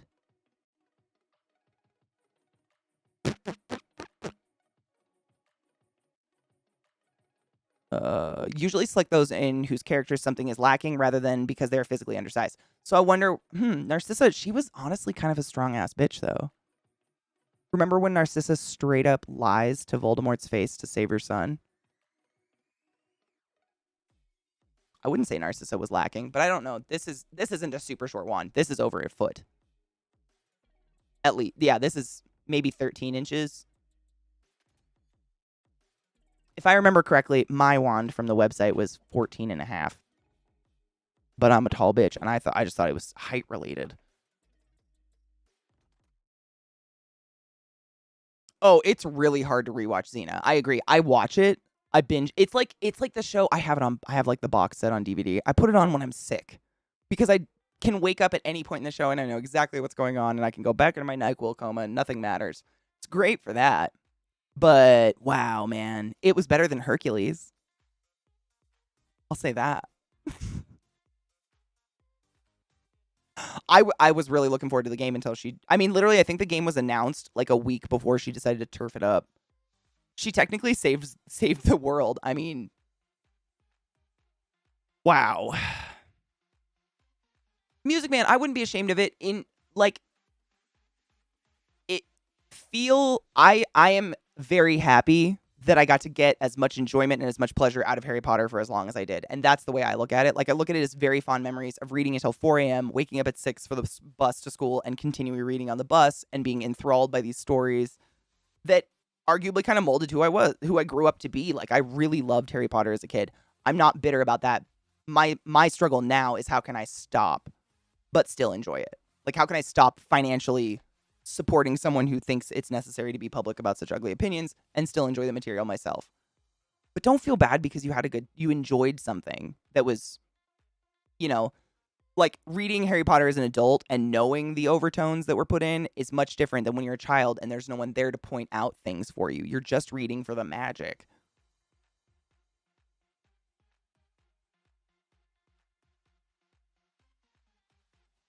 I had fun with McGonagall's wand when I was a kid. The Hogwarts one, yeah. It comes out in February, yeah, but someone was saying like the storyline of it is pretty fucking bad. I love that she represented the dark version of Molly Weasley as, at her core, Narcissa was a protective mother who would do anything for her child. Yeah. Same. That's what I saw. I mean, she's not a good character, obviously, but that she did an unbreakable curse to save her son, fucking straight up lied to Voldemort to save her son. Like, no one else did that. No one did that for anyone except Molly Weasley. Not my daughter, you bitch! Poosh. I've not watched the movies 500 times. Don't worry about it. Also, if you still want to read the HP books, go to a half-price bookstore. You still get the book at a cheaper cost, absolutely, or used bookstores. Secondhand bookstores, I almost buy exclusively from secondhand bookstores because most of the time, people buy books to look nice on a bookshelf, and then when they're moving, they donate them all because they never read them and they don't want to move with books. So 90% of used bookstores is brand fucking new books. It's amazing for like $1. Do it. My dad got me into Harry Potter and got me the entire book set. He freaking apologized about that. Oh, see, and that's like, it would have been bad today, but like regretting enjoying something when you're younger and finding so much pleasure in it. Like, I think a lot of us felt a lot of a kinship with those books. And now that I'm adult, I mean, you own up to it, you move on, you write your mistakes. She obviously won't, but we try. Shift your alliance to Owl House. Similar concept without the baggage. Aren't owls like notoriously the dumbest bird of the bird world? Though, we already have Hufflepuff. I fucking love owls, but really, I did hear that they are like the dumbest bird ever. Me too. Ender's Game is one of my favorite books I've ever read in my life. It's one of those books that at least once a week, I remember it for some reason. However, the author's a fucking shithole. Yeah. It's a twat rocket. I like that better. Absolutely. A twat rocket. Like, for real. But it's one of my favorite books I've ever read in my life. Ender's Game really did change me. Great book, but fuck. Fuck. You know what I'm saying? Owls are stupid as fuck. That's what I thought. Like, that's no hate on Owl House. But I think it's very ironic that owls are like the symbol of wisdom, the symbol of like Athena, like the wise old owl. They always, but they are actually like the most empty-headed, dumb birds of the bird world. And, you know, you ever notice that cartoon owls, though they have notoriously the biggest eyes of most birds, they're always put in glasses. I think they have really good eyesight too. We're not teaching kids much. That's all I'm saying. The historical rebellions had been described as bloody and vicious. Ooh. No hate on Hufflepuff. I'd probably be a Hufflepuff. Let's be honest. Look at me. Are you kidding me? I only get Slytherin because I like have tattoos and look kind of goth. That's it. I have a similar thing with John Wayne movies. I grew up watching them, thought they were so fun. Then I found out later as an adult that he was very racist. So now I can't really enjoy any of his movies, right? But you still have fond memories of watching them when you were younger. I have memories like that too. It's all about what you do today and forward. I think that's what's the most important thing. Ender is a cool thing. It just sucks about the Scott dude. Ugh. According to the Wombat, these rebellions may have occurred because of the lack of goblin representation on the Wizengamot. I can never remember how to say that. The Wizengamot. Attempts to enslave goblins as house elves, stripping of wand privileges, wizards attempt to control Gringotts, or the brutal goblin slaying. I really hope none of that's... The Wombat, yeah, it's like owls, isn't it? Gerald's Game to get me back into reading. After, I'm jumping back into the Dark Tower series. Ooh, fuck yeah. I'm reading. I always have a couple books going. I'm reading, oh fuck. Dresden, the Dresden Files. Kills suggested it as well as a lot of you. And so I picked up the first book in that series and I've been reading that. That's like my nighttime book. I can't speak today.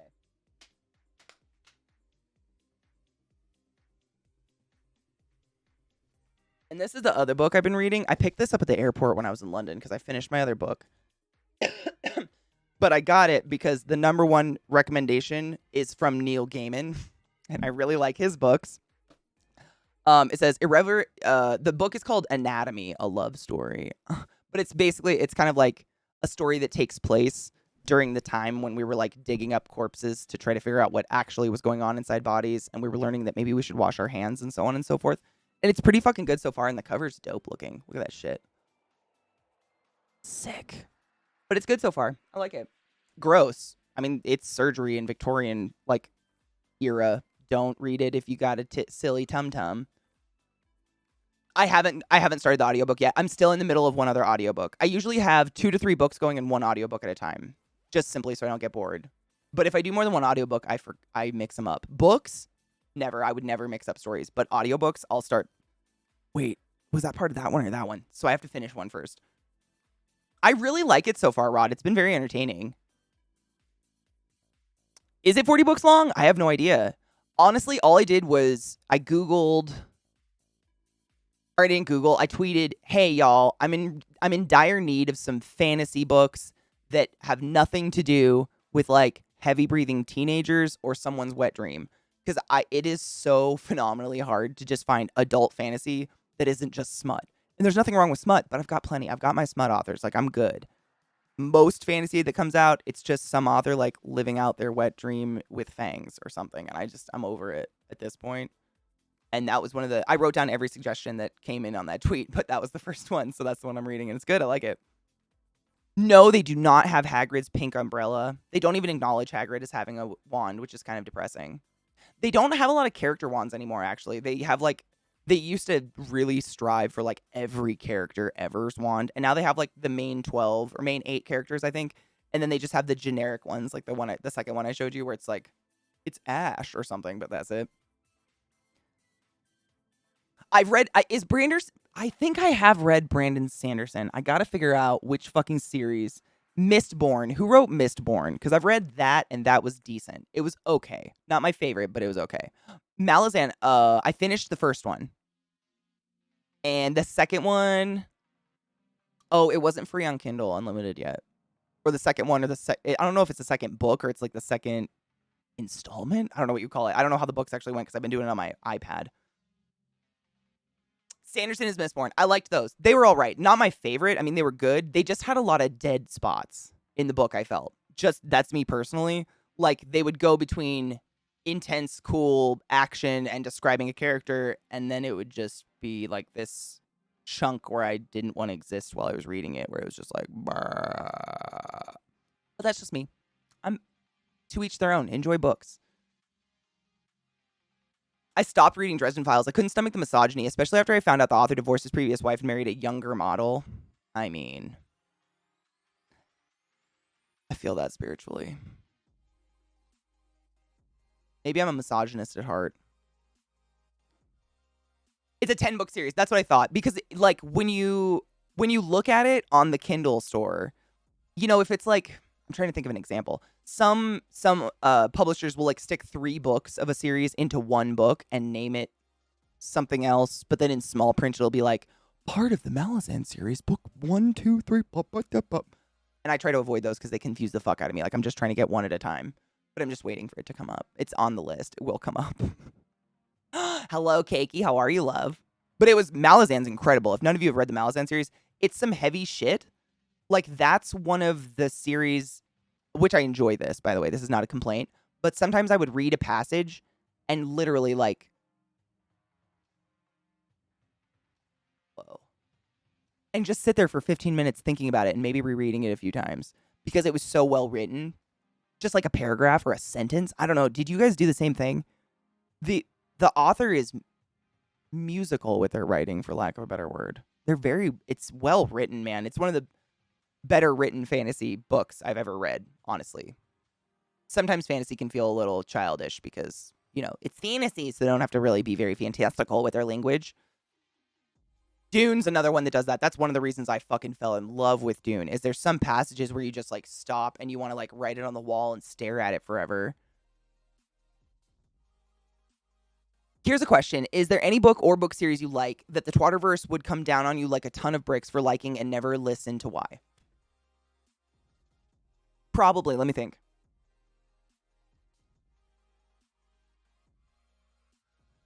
Wait, are we talking shame twatter or are we talking like political twatter? Because I've got both.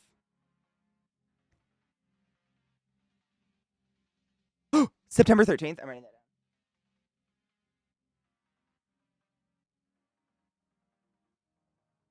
Thank you, Lizzie. You know me. A series I have read, right? Not one that I haven't. Is there any book or book series you like that the Twatterverse would come down on you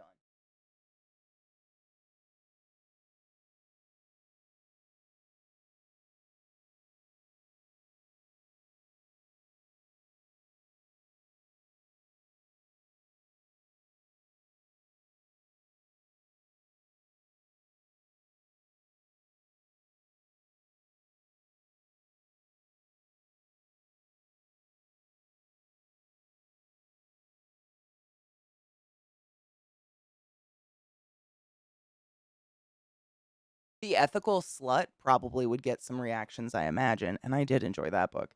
I don't know. I don't have a lot of controversial shit up there. I don't think so. Like, I read some bizarre stuff, but nothing. I'm pretty. It's like Hitchhiker's Guide, Ahsoka, the book of Ahsoka from Star Wars, A Travel Guide to Peru, Neil Gaiman's Nevermore. These are just titles I can read from this far away. I cannot read the tiny ones. Hell's Princess, which is about a serial killer woman who used to kill all of her husbands and take their belongings and then feed their bodies to pigs. The Swamp Thing graphic novel series. I don't know. Catcher in the Rye. I don't. I mean, I've read like. I don't know. What's the series? Give me an example of a series people get up in arms about. Maybe that would help. Because maybe. It's, I mean, anything. I just, man. A live reading of Ethical Slut. Let me grab it. It's pretty good. I'll read you the back of it. It's a great book. It's literally like a self-help book on how to feel good about having sex with more than one person. Like that. It's very like become self-aware kind of book. It's real good.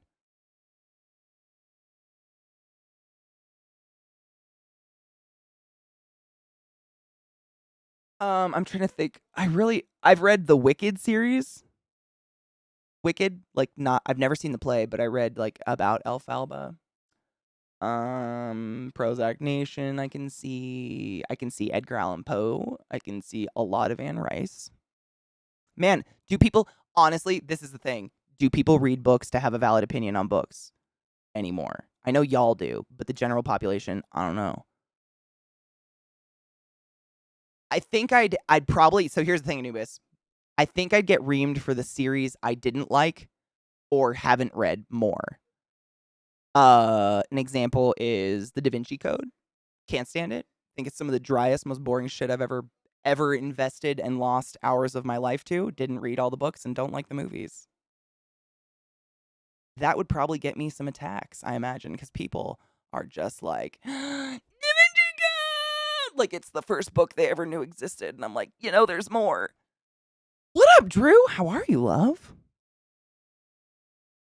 We love a slut celebration situation as opposed to a slut shame situation. We are very anti-slut shame. Very anti-slut shame. I'm anti-shame. Unless you're, like, doing unconsensual things. Like, the fuck?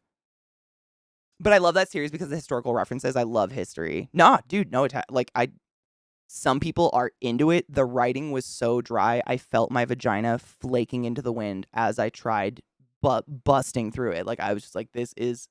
Why? I just want to be able to talk to someone about it, and I can't because it's terrible and I can't get through it. That would, like, I don't know. Everyone loves it. I don't get it. Ian What's-His-Face also wrote the same book over and over and over again. I mean, how did he... the first one was so bad. The Pern series, why does that feel so familiar? What's the name of one of the books? Pern sounds very, very familiar. Cake, I totally feel that. If a book can't get me in the first couple pages, I always read the first couple pages at a bookstore, and if it can't get me, I don't get it. Because I assume if you can't get me in the first couple pages, you ain't going to get me in the rest of the book very well. Like, it's just not going to happen. Pern sounds so familiar. But I remember working on some books at work that took place in the Oz universe and just went balls out nuts with the universe. And apparently Oz has Arakian sandworms. I don't remember sandworms in Wicked, but it's possible there are blue people. Have you read Guns, Germs, and Steel? My favorite nonfiction I had to read for school. Author gave a lecture at my college. No, I'll just write it down. I mean, Lizzie, you and I might be two of the maybe handful of people that have ever read the Bible in its entirety in this chat. So it's not a huge pool to pull from. You know what I mean? Not huge. Dragon Raiders of Pern. I own them and I haven't read them yet. I bought them. That's why I know what it is. Oh my God. I bought them. They're on my bookshelf and I need to read them. That's why I know what that series is. It's on my list. Thank you. Anne McCaffrey, Dragon's Eye, White Dragon, Dragon's Fire, Dragon Harper, Moretta. Is that a different series or is that the same one?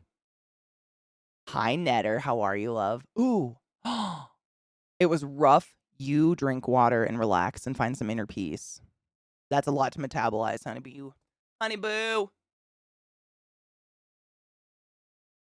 I think I bought, like, the first 3 Dragon Rider books. They're somewhere in here because someone suggested them to me. I don't remember. I haven't found a lot of authors that write series who I'm really into, though. I think that's a big thing. Like, I'm looking for series.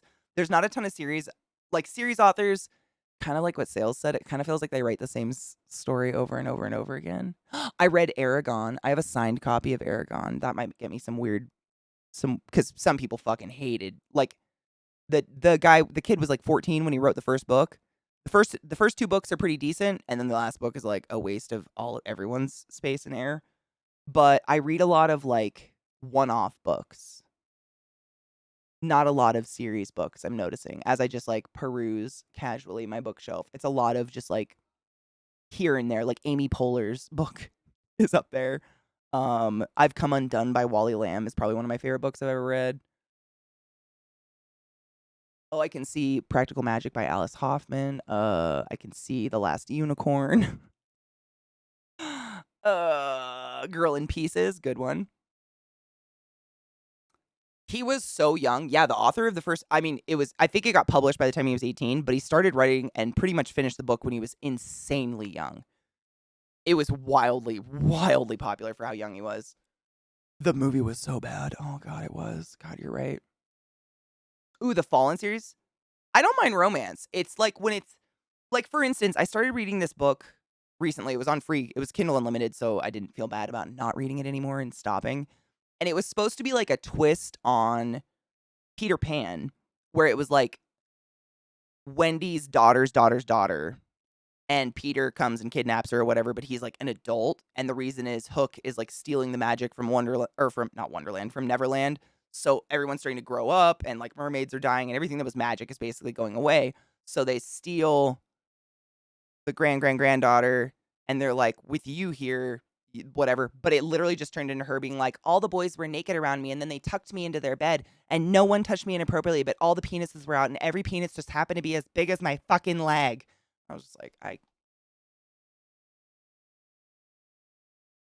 I think I was reading that when I made the tweet about, can you help me find books that aren't someone's wet dream? Please. Everybody was perfectly fit, had a six-pack. They were all swimming naked in a lake. Tinkerbell was mean, but she was like a homely girl who'd never had a boyfriend and no one paid her. I mean, it was Twilight with Peter Pan, my fucking sake. God damn, it was bad. It's just it's not real. Stop. Stop it. We're all insecure enough, for fuck's sake. It's bad. I kind of want to get my iPad and tell you the name of it. Like, don't read it. It's called a tripod. It's like 2 eggs and a ham sausage. 6-packs don't equate to fit. It just means you don't eat. Dude, that's how would a mousy girl in her young 20s who'd never been in a relationship even know what a meaty cock looked like? To judge all the naked Lost Boys meaty cocks around her mystically. Come on! I'm just too much of a pretentious prick when it comes to reading at this point, I think. It was just so, you know what I mean. It was the Bella Swan and the ancient vampire who, she's special, even though no one else thinks she's special, but he thinks she's special. But no one else thinks she's special. Because she's not fucking special, because no one's special. Over it. I'm out. I'm going to go grab it. We need to take a break anyways. I'm going to go get my iPad, and I'm going to read you the exact scene of them swimming and her examining cocks. I'm going to read it to you right now. Let's take a break. You have to hear it. It's not as bad as the True Blood books, which I did read every single one by whatever the fuck her name is. Like, those are that's some of the worst writing I've ever plunged through in my life. Ever. Still read them all. Watched the entire series. Own it all on DVD. Don't judge me. The writing is horrific. It's not that bad. But damn, it's just like... Oh, Drew, the thing about reading is you invest like hours to just give up on a book because suddenly you realize it's just someone's wet dream about being Wendy Moira Darling's great-great-great-great-granddaughter surrounded by meaty cocks in Neverland. With a mean fairy.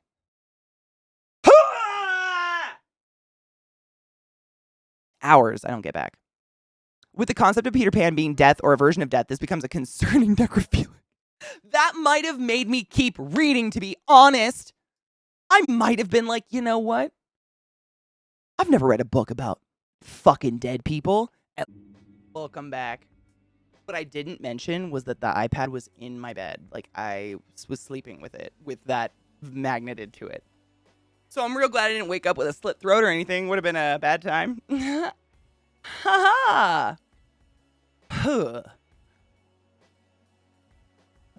Lord, yes, that is from Transistor. Mm-hmm. Hair. 2. Crater to the crown.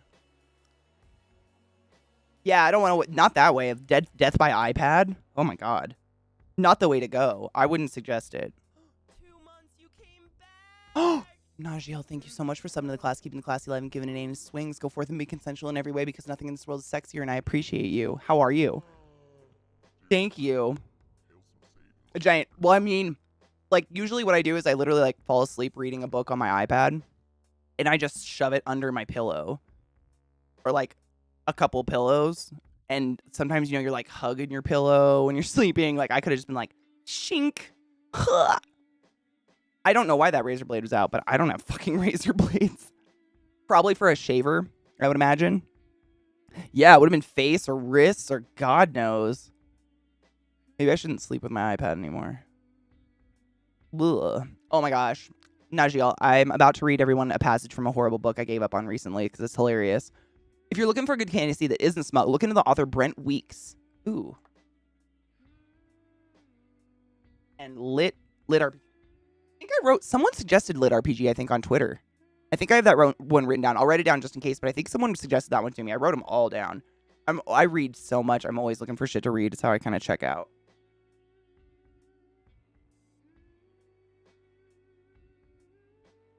Thank you. Blood Song? Ooh.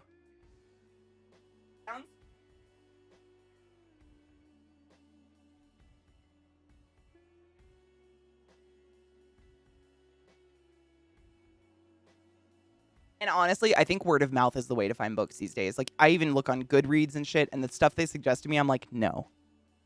No. You don't get it. You don't know me. I'm going to smoke weed and then find the passage, because I gave up on the book. I have to, like, pull it open again. But you just... Maybe you can tell me I'm too sensitive and I just don't want to hear about cocks, but...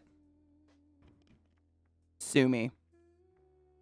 I'll go suck one if I want a cock. I'm not going to fucking read some Peter Pan fantasy about dick.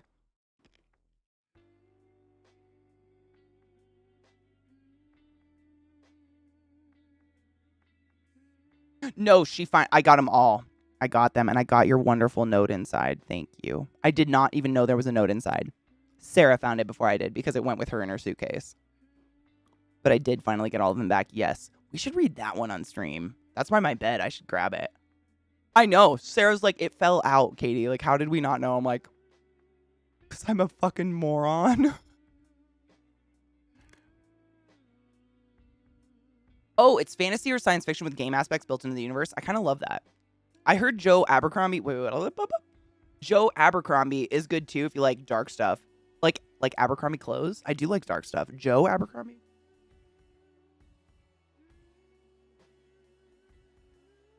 My favorite genre when I find, like, if I had to pick a favorite genre, when I find a good book is like macabre horror. Those are my favorite, but it's a very small portion of books and it's not well done usually. Usually it turns into some smutty shit or something. I don't know. And I like smut, but I know where to go for my smut. Like Laurel K. Hamilton. I'm good. I've read every Laurel K. Hamilton book. I'm good on every supernatural smut that could exist. I've read it all. I'm good. Like, I just don't want to read about Harry Potter. Like, not Harry Potter. I don't want to read about Peter Pan's cock. Also, side note, if you have Kindle Unlimited, all of the Sandman graphic novels are on there for free right now. So, I know the Sandman's on Netflix, and a lot of people hadn't picked it up because it's an older series. It's all for free on Kindle. Well, it's for free. It's all on Kindle Unlimited right now if you have it. So, give it a read. It's really good. Chuck Tingle.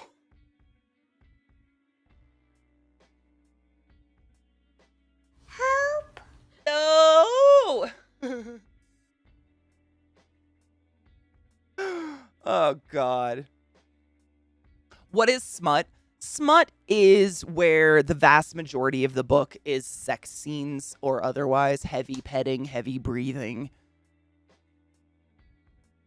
It's kind of the overarching theme is a lot of light. Yeah, it's like a Skinamax. Yeah.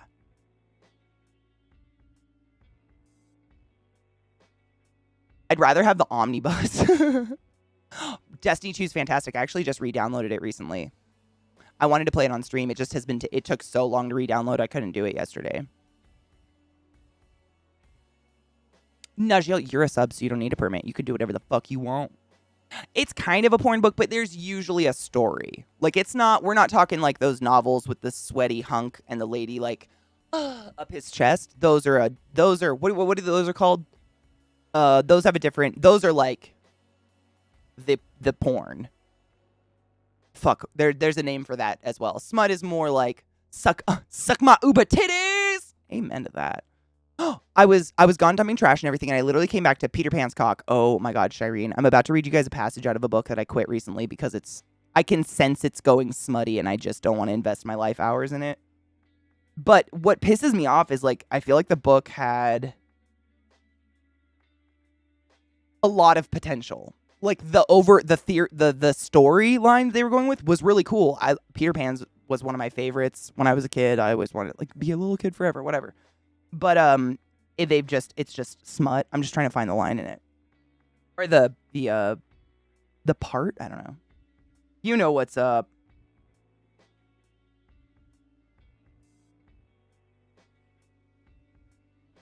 Yeah, if Fabio's on the cover, then it's like that's the porn. Smut is like it's more like softcore porn, you know, like people in bikinis mowing a lawn or whatever. Bodice rippers, that's a good one.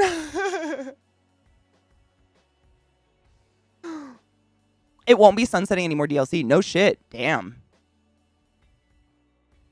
Whoa.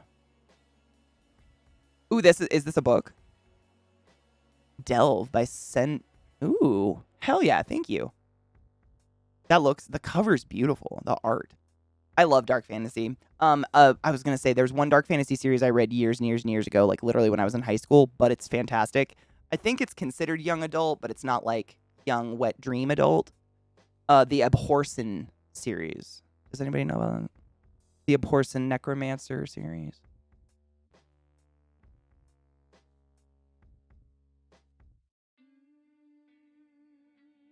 Chuck strikes again.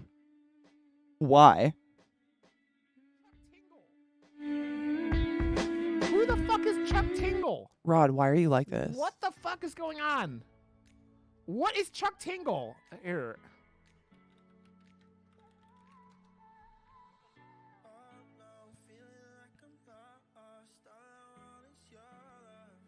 What's a lemon?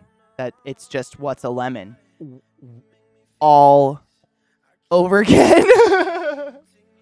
Chuck Tingle His fucking is face. a pseudo-anonymous author primarily of gay niche erotica. The stories mainly take the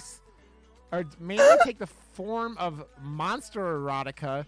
Okay, this is just right up How Zoe's did alley. you not know? I mean, I don't read it. It's like everyone knows what Chuck Tingle is. What's a lemon? I don't know. I don't get anything wet.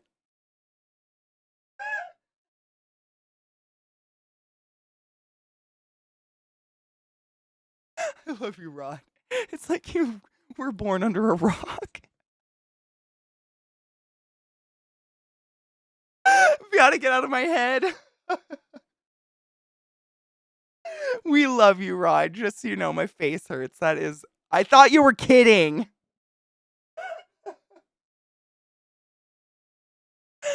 Ow. Cheers to that shit, dude.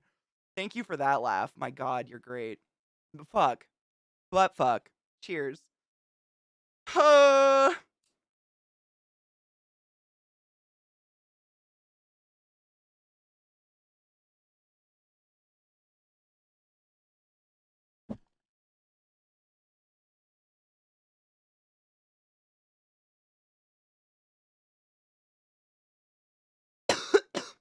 Shireen. Chuck Tingle is known for writing monster porn. Like tentacle porn. You know what I'm saying? It's not like I've imbibed, but on Reddit and 4chan and everywhere, it's been like a reference or a meme or something like forever. I don't even know how old it is. It's pretty darn old. At this point, that's it. It's not like some fantastical reference we should all know. It's just like, if you know, you know, and if you don't, Rod gives us great laughs. It's Rule 34, right? And see, that's the thing, like, just because I've heard of it doesn't mean everybody should have heard of it. I've spent way too many hours on Reddit. Way too many. Like, I can still remember the origin of memes, and that's sad. That's not a flex.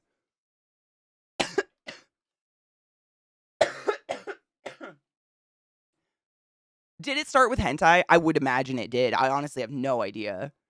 Dear Lucifer, save me. Oh, well, you know, like tentacle porn.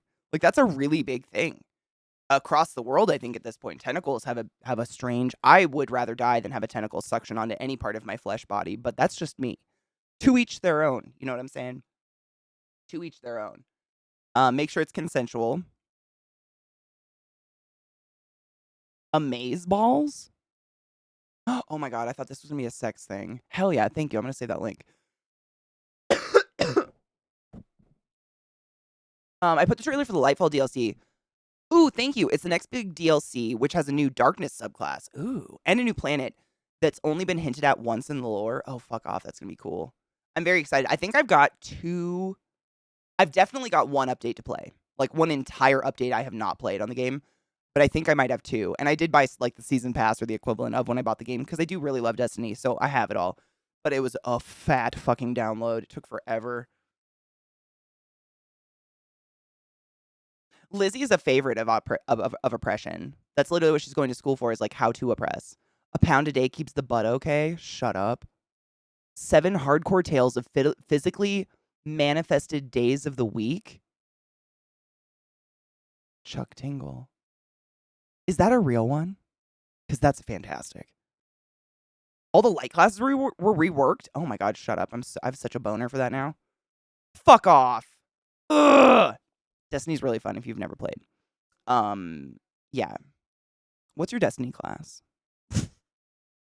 I think I found it. Hold on. I'm just trying to find the one part because it's wordy.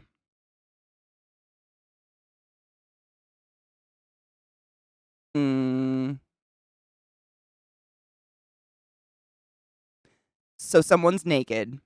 Curly's naked. They're all named the Lost Boys names, by the way. And they have the mentality of children, but with man bodies, which again raises all sorts of other concerns. Peter laughs low in his throat, then tosses his clothes in a pile at my feet.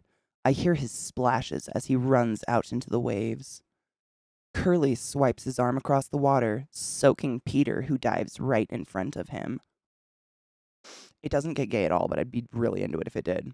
Curly laughs, then yells as he gets pulled under the waves by an unseen Peter Pan. Doesn't matter what age they are, boys always have to horse around in the water. I sit for a while and watch the stars as they watch me. The moon is what? Blah, blah, blah, blah, blah, blah, blah, blah, blah, blah, blah, blah, blah, blah. Blah. Blah.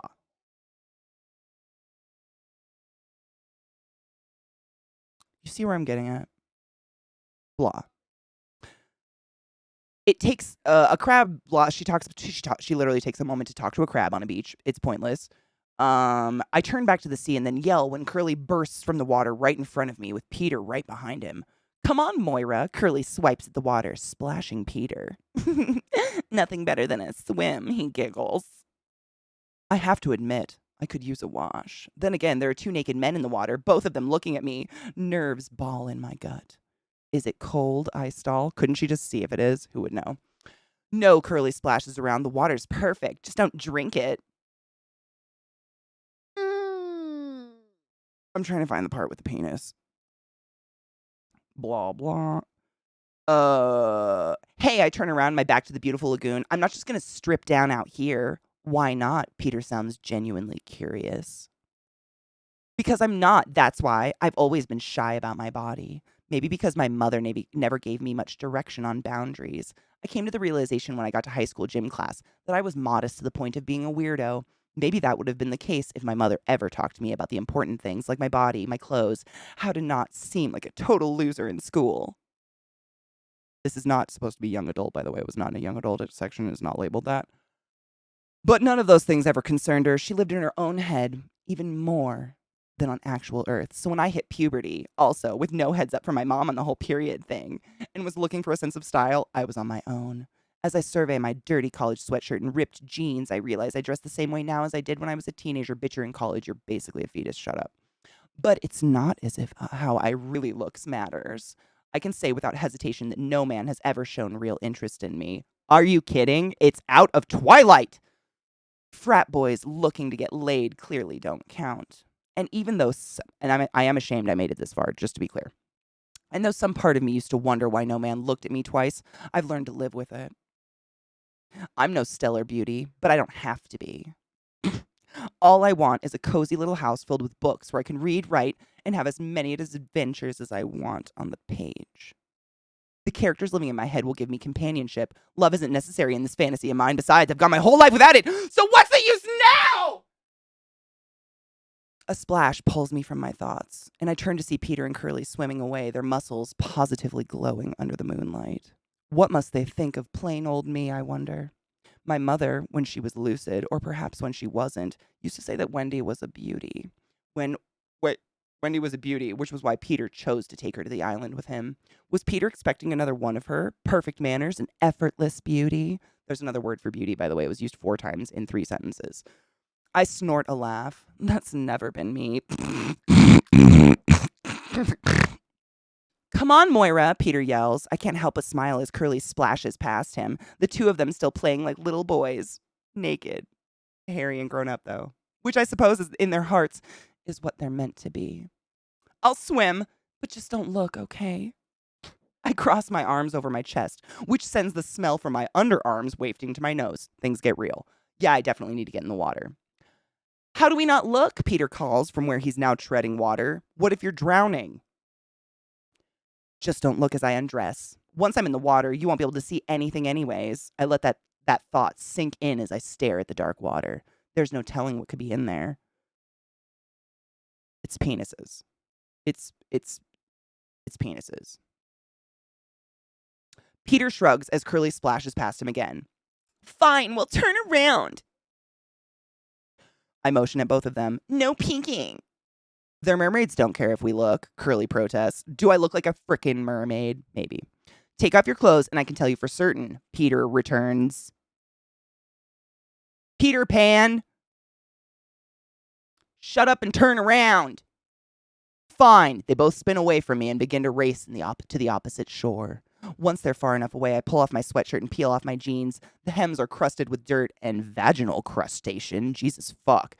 And I figure I may as well try to wash them in the ocean while I'm here. And then she details how she scrubs her underwear, which is fucking weird. I'm not going to read that because it's gross. I think you already smell better. A twin swims past me so fast, I yelp. Don't be an ass, foy. Coy splashes towards me from the shore. I spin quickly when I see he is utterly, completely naked. Nothing left to my imagination whatsoever. You okay? Coy slides through the water until he's in front of me, his bottom half now thankfully obscured by dark water. We haven't got to the dick yet, but it's in there. I didn't get to the end. I don't know if she spit roasted, but I imagine it ends with a gangbang, which I'm not against, but I need warning. It's okay. It's just that I saw his brows lower as he scans the beach behind me. What? What did you see? A pirate? I burst out laughing, and his gaze snaps back to me. Not a pirate. No. He lets out a sigh of relief. Good. Never mind. Doesn't matter what I saw. Even if it was giant.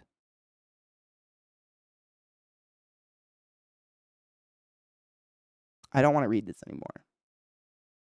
I think you can get why I stopped reading it by now. It was just not good. And it just gets worse. And as someone who really liked Peter Pan, like, damn. It just keeps going. And, like, I don't...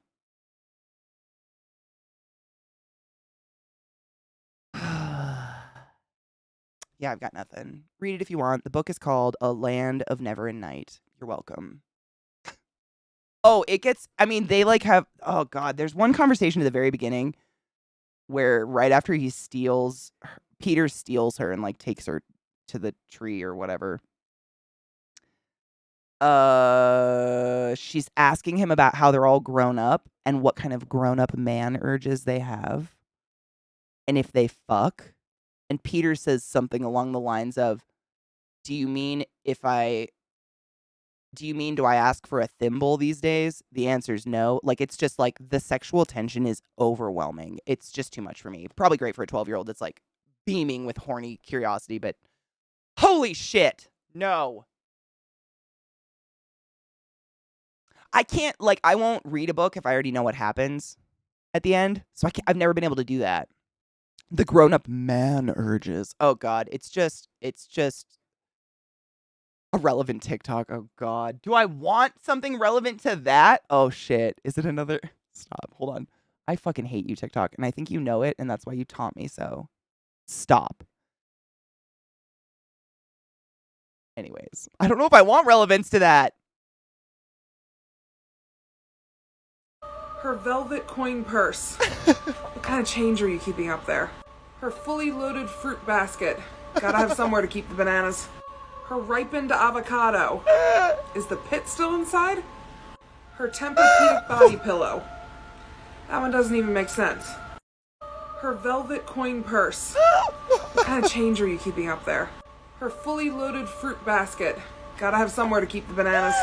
Her ripened avocado. Is the pit still inside? Her Tempur-Pedic body pillow. That one doesn't even make sense. It really doesn't. What the fuck?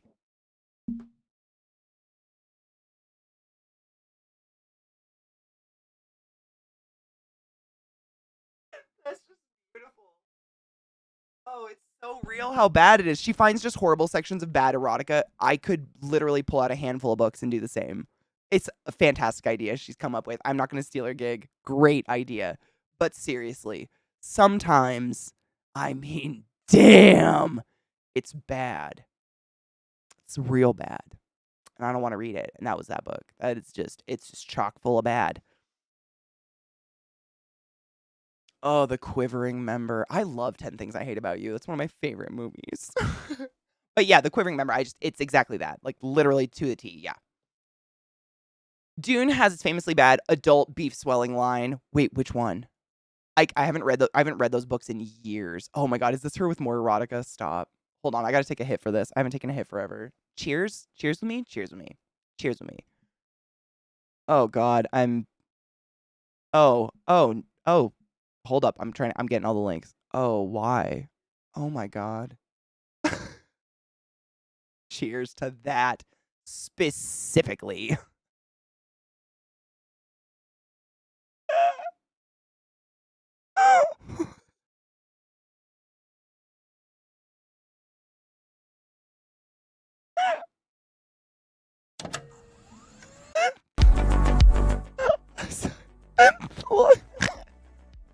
The longer I look, the weirder it gets.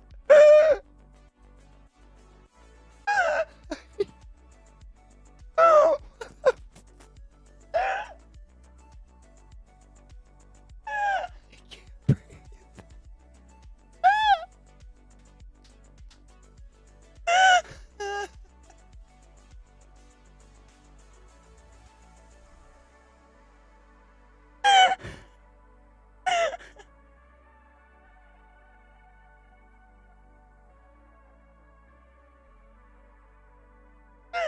I can't. I didn't even take a hit yet. Go fuck off. Oh my God. I'm fine. Yeah. Oh, shut up. And get Fohammer underscore 419 tipped $5. CK, I read a fanfic where a werewolf Peter Pan and a fox Tinkerbell fucking Peter Pan used his sticky grenade straw all over Tinkerbell's massive anime titties, and then Peter Pan's tentacle cum guns came out for a Tinkerbell bukkake. It was a thingy woo. Did she die?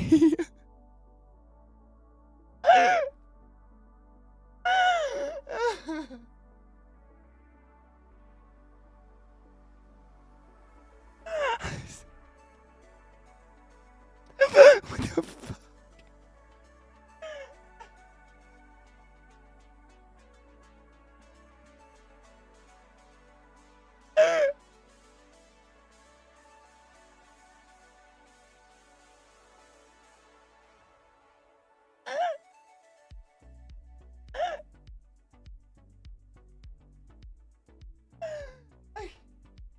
I have to get rid of it. I have to make it go away.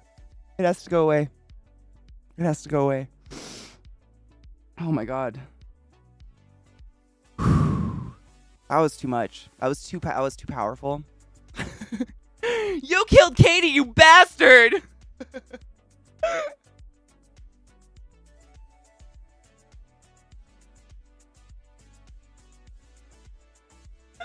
Can't stop looking at the hair. It's in my mind now.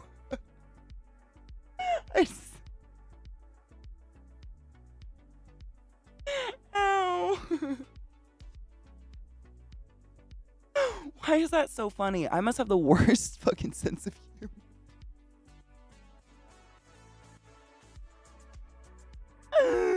No cry, Katie.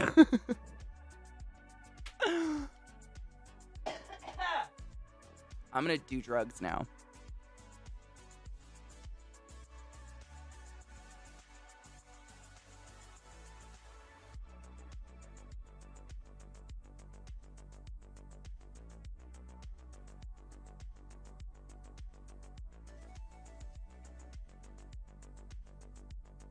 What even sales? There's more links in that tab I had to get rid of. I just am afraid to open it again. I might die.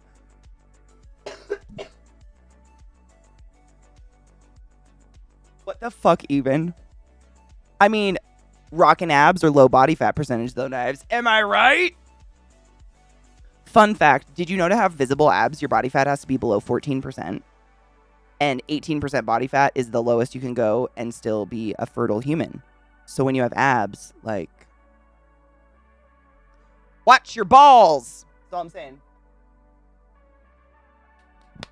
Jesus God, that was horrifying. I love it, but I hate it. I have to go get the other links that were in that. Damn it. Fuck Christ. That is a mammoth in a wizard hat. Yeah. Abs, they really are. If you're below, like, if you have a uterus and ovaries, if you're below 18% body fat, the likelihood of menstruating is very little. And if you are a penis holder below, I believe it's 16% body fat, your sperm count's going to be pathetic. Your tummy is like where all your precious organs are. That's where there's supposed to be some fat to protect them and cushion them for when you say something stupid and people like me fucking jab you in the kidney for being stupid. They do. Yeah, Viata, it's something really weird. I watched like a little YouTube short. I think it was a Vice special on how bodybuilders like become super fucking lean for like the contests. And it's called carb cycling. I don't know why. I have no idea what it is entirely. But it has to do with like tricking your body. So like 1 week you'll eat 0 carbs and then you'll eat nothing but carbs. And the week you eat 0 carbs, your body just like desiccates itself. Like goes, I don't know why. It's not healthy, obviously. It's like creepy shit. I don't know. But yeah, that's how they like get everything to really pop a lot. That is good. I'm very pro. Do they dehydrate themselves as well? I didn't remember if that was a thing, but I know the way they eat has something to do with like making it just like look like saran wrap suctioned or like what are those, like a vacuum sealer? Go. Just a heads up, book a COVID booster appointment for later this month. We heard about that. Yes, actually, Neuro came in and talked about it today with us as well. I'm very excited for the new booster coming out. Excited just because I don't want to get COVID. Sounds like repeated kickstarting ketosis, and that sounds real bad for you. Yeah, I think it is literally something very, very similar to that. I know, like, they build the muscle they want, and then the last couple weeks of training, all they do is cardio. Because they don't want to build any more additional muscle, and they just, like, they fuck with their diet, so that's what makes them look, like, really gaunt. Like, right before the contest. I don't want to be judgy, it just doesn't look very healthy.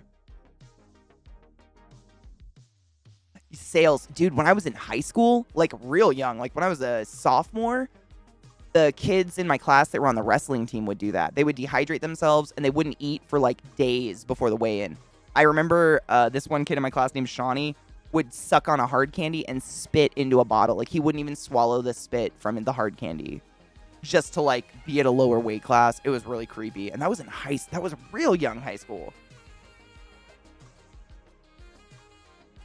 Cunt, right? Like I don't want to, who am I to judge? I'm like fat, skinny, whatever. I'm very jiggly. I ain't anyone to judge on anyone's lifestyle. I forgot to ask Neuro how long after having COVID should I wait for a booster. Oh, shit. I'll ask him if I see him. But, I mean, we'll probably see him at some point. Usually stop. Oh, my God. Neuro's ears burn all the time. My boy, I love him. Boosh. You can get it. So, in case anyone's just lurking, Viata asked, I forgot to ask Neuro today, how long should I wait after actually being COVID positive and symptomatic of COVID before getting the new booster coming out? And Neuro, because his ears burn and he's a magical unicorn, says absolutely, like, right away. Get it as soon as possible. As soon as it's available in your area, yes.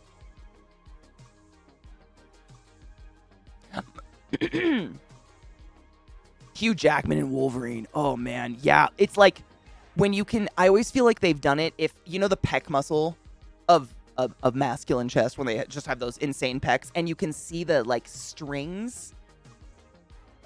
You know, like, you can literally see the defining striations of muscle where the tendons are connecting in.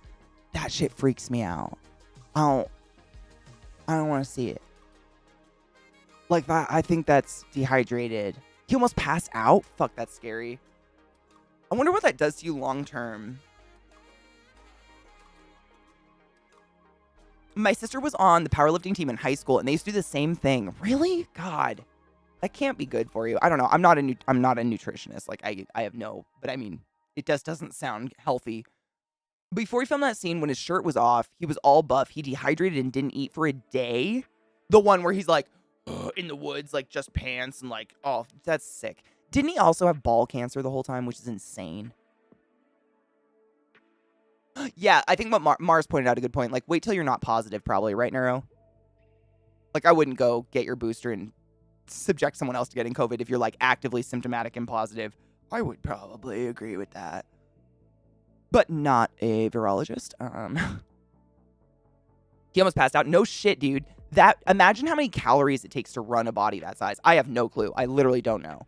Like, I've seen those videos of, like, what The Rock eats and what, you know, Olympic athletes eat. But when you are, like, damn, how many calories? I don't know. That's crazy. I'm trying to think, like, what do I probably eat in a day? I have no idea. I don't count calories. But I imagine he probably had to. And then to just cut that off and still maintain that? Fuck.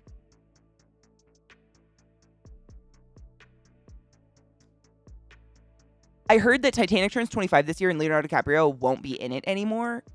Won't want to be in it anymore. Wait, what? Doesn't want to be in the Titanic? Like, the movie that he's definitely in? I heard that he broke up with his 25-year-old girlfriend today. Which just confirms he only dates 20-year-old women. Reddit is a cesspool. Some folks have said you can wait, which is fine. I just tell most folks to just do it as soon as you've recovered. Yeah, I would think, like, I wouldn't go in if I was dying and sick, but yeah. As soon as you're negative and symptom-free, correct. Boosh! Neuro approved. Thank you, Neuro. I appreciate you.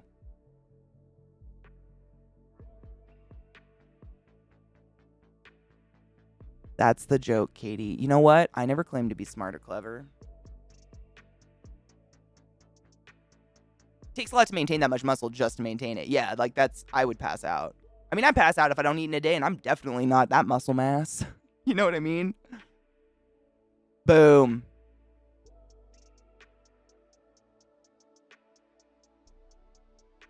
A story in 3 parts. Glad it's so... this is almost exactly what I saw this morning, and I was like, huh. Oh, it's to be with the Titanic? I knew that.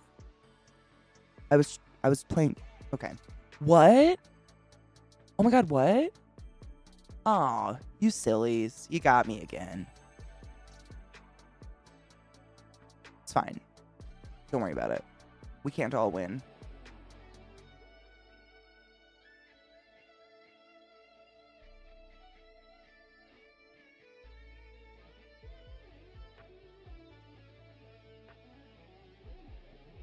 I loved the Titanic. I actually went and saw it 4 times when it came out in theaters because a friend of mine's older sibling was doing a book report on it.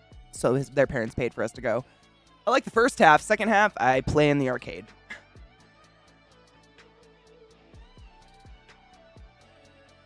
Sales, you know I don't have a poker face. Unless I've got a costume on and I'm being a different person, there ain't no fucking poker face built into this body. I wish.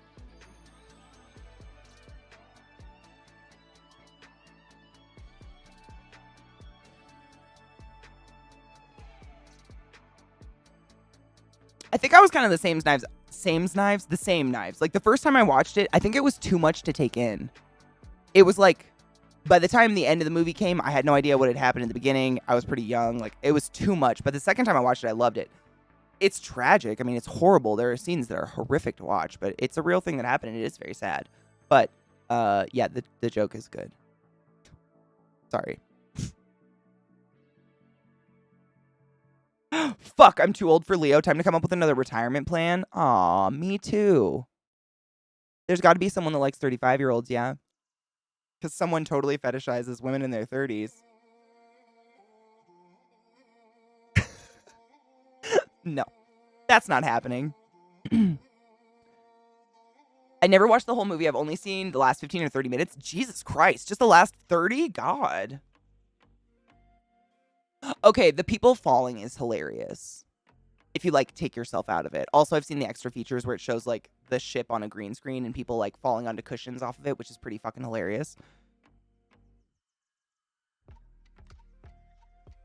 Aww.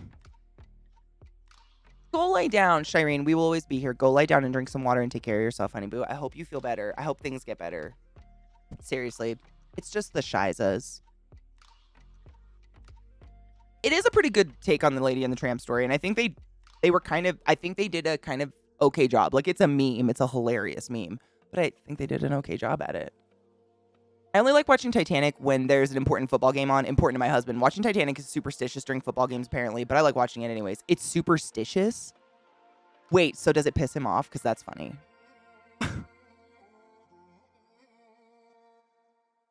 Just with a giant boat that sinks in the ocean, right? And, like, a group of sweet violin players who play as they freeze to death? I don't know. Things are weird. Oh, you'll do it, Bashful. You're marketable. You know what I mean. Trekkie, I dated a guy who was obsessed with Seahawks for a while, and his weird thing was we had to have Mexican food whenever the Seahawks played, and if we didn't and they lost, even if we did and they lost, it was like the Mexican food wasn't Mexican enough. I don't know. It was weird. Superstitions don't make any sense to me. A relative has had a roller coaster. Fuck cancer. Amen to mood. I'm so sorry. That's fucking sad. Cancer is the worst ever. I don't have my fuck cancer water bottle out today, but I do have a water bottle with my friend Alchemy's beautiful sticker on it that says fuck cancer because I very much agree strongly. Welcome, Raiders and Penis. I hope you treated your streamer with the love and respect they deserve. Side note, his knife skills are alarming. I would be respectful because... Knife skills with meat. And if you didn't know, like you and I, we're just like meat. On the bone, which as far as I've witnessed, chefs get kind of fucking bone horny about. So, Penis, how are you and how was stream? Welcome, Raiders and PP. How you doing, honey boo? Doing the paint on me, paint me like French girls quote on Vecna. Dude, I died. Paint me like one of your French girls will never die. Like, I don't even know if half the people that use the reference even know what it's from anymore, but it will never die. Meat falling off that there bone. Finger licking good. I did a little more digging into the Titanic and why it sunk. The metal they used for all the rivets was slag metal, which is not good. I watched kind of a little short about it, like a 15-minute history of it, and I remember hearing it was basically made very cheaply. And had it been made of something mildly more durable, it may have not necessarily survived crashing into a fucking iceberg, but not sunk immediately and murdered everybody. I don't mind when them thick mommies disrespect me. I mean, that's because you can... we won't talk about it. Wait, fall off the bone meat is for toddlers. It's literally like baby mush. Wait, what kind of fall off the meat are you having that's mushing? If your meat mushes, chances are it's not meat, though. Honey, don't eat that. Where did you find that? Was it a trash burger again? We've talked about trash burgers. Like, this is how COVID spreads. The Traveling Titanic Museum is horrifying. I got to see it. I got to see that, and I got to see the body exhibit. Both are horrifying wonders and horrifying. Dude, he built Titanic on Minecraft Vanilla? Like, to scale? That's fucking dope. Some people are talented beyond means. Oh, and it was super, super fast. That kind of makes sense. Wasn't it like... at the time, the fastest ship. That was like the whole thing about it. They were like, oh, it'll get there so fast. Yeah, they were more worried about having the biggest cruise liner instead of having a quality craft. That's what I thought. Yeah, they built it cheaply, and because it was built cheaply, it ended up being lighter, so it went faster, and Bob's your uncle. Wow. Sad shit, though. But also, Leonardo DiCaprio doesn't date people over 25. My meat's mushing, but that's because of hormones. Okay, well, yeah, like, your butt becoming pudding is different. But when I think of meat falling off the bone, I think of, like when you have chicken wings, and, like, if I have to, like, grind my teeth on a tendon to rip the chicken off my wang, it ain't cooked. Like, I'm wondering if that shit's raw. Like, I should be able to get the meat off the chicken wing with my lips. You know what I mean? Barbecue sauce and all. I'm talking barbecue wings, by the way, not like fried crispy where you do bite them. Like, I'm not sucking that shit off. The fuck? But is that just me? My knife skills are being exaggerated. I only have basic skills. I mean, to the average Joe, they're really impressive. So don't sell yourself short. My knife skills are, I didn't cut myself today. Yay. An orange roll? What's an orange roll?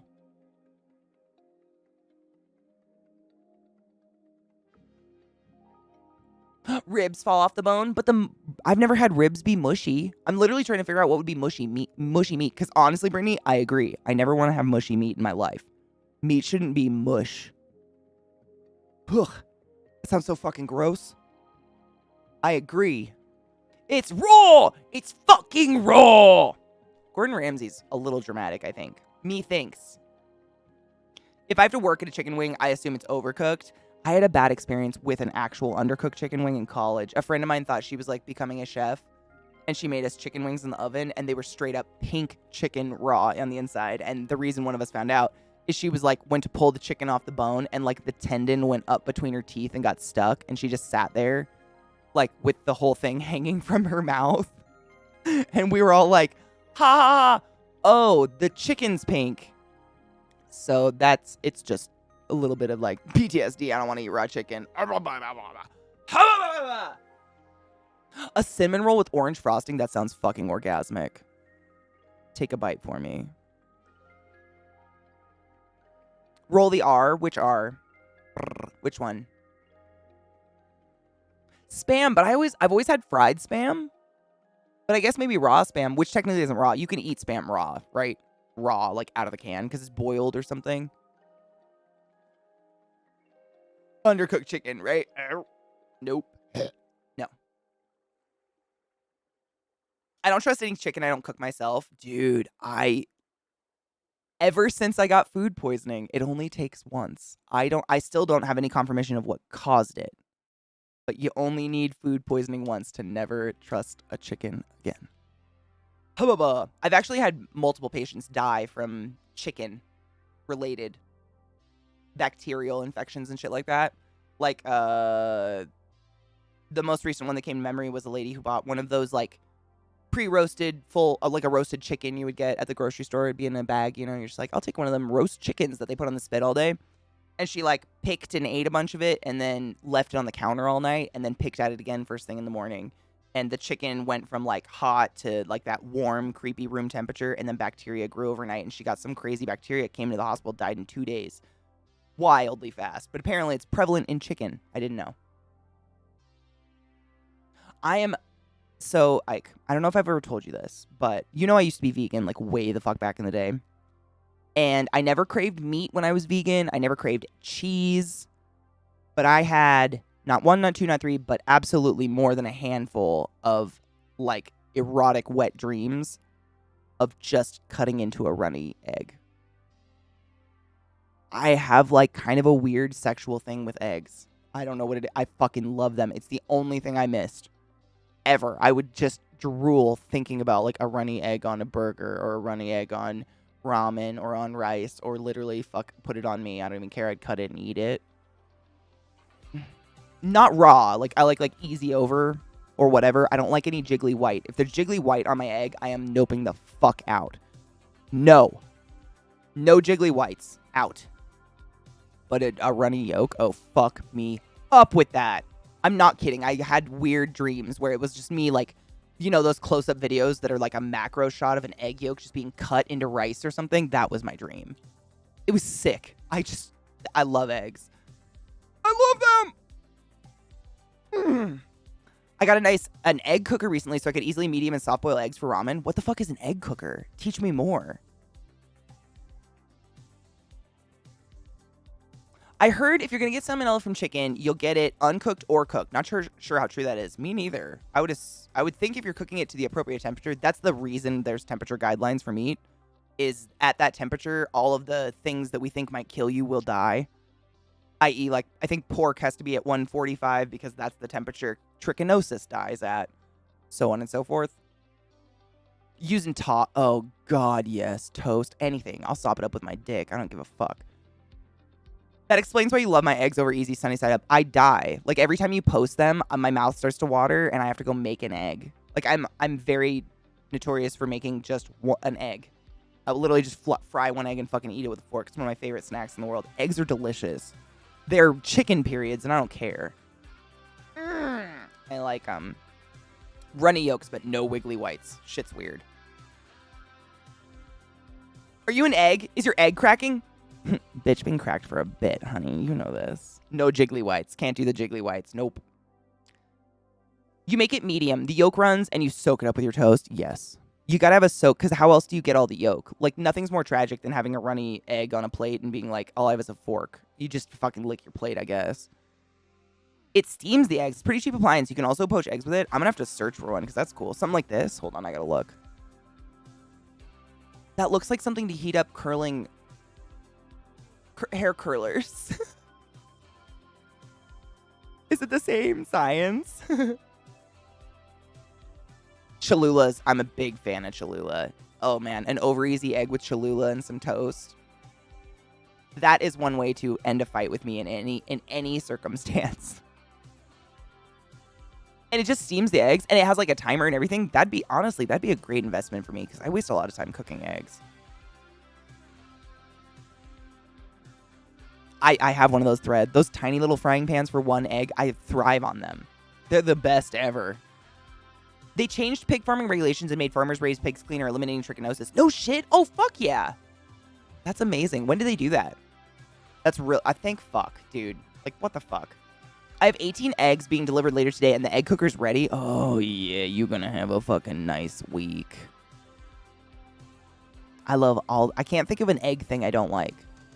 I used to be very afraid of, like, not cooking an egg. Penis taught me the only way I'll accept not pre-cooking an egg before I put it in a dish is piping hot rice.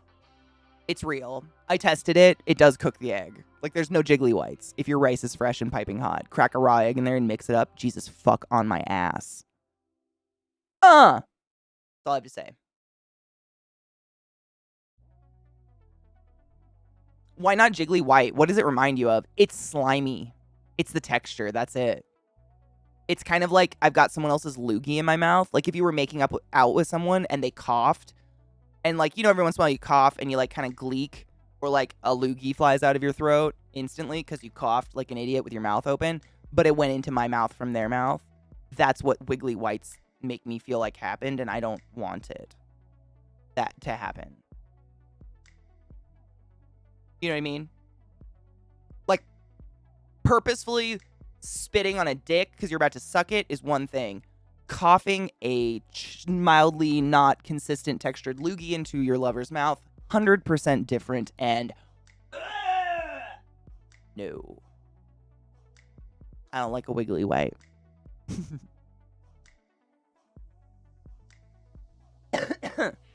And hail Satan to that. But yeah, that's it. Seriously. It's it's slimy. You're basically sticking the egg into 212-degree rice when it's fresh, aka the boiling point of water. Really. And it kind of like, by the time the rice cools down with the egg's like cooked perfectly. It's not overcooked and rubbery or anything. It's kind of a mystical.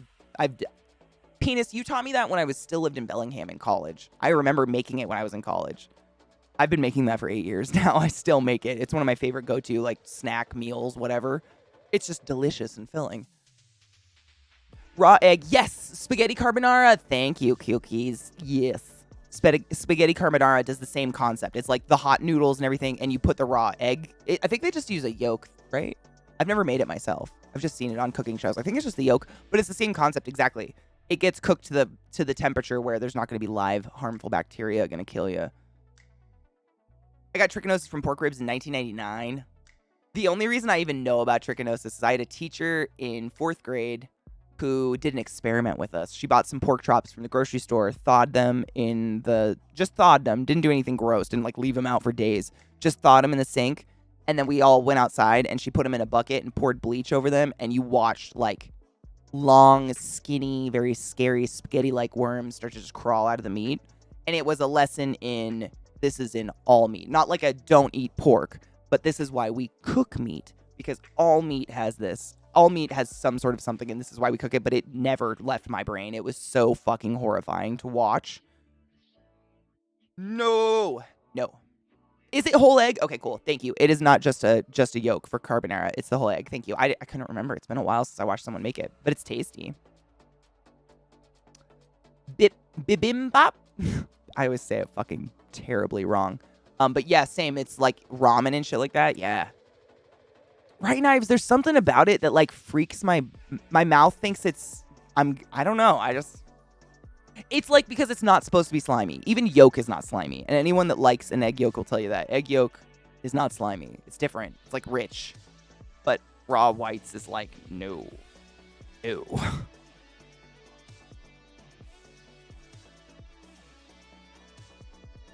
It's usually 2 whole eggs and a 3rd yolk if you want it a lot richer just for the yolks. Oh, no, that makes sense.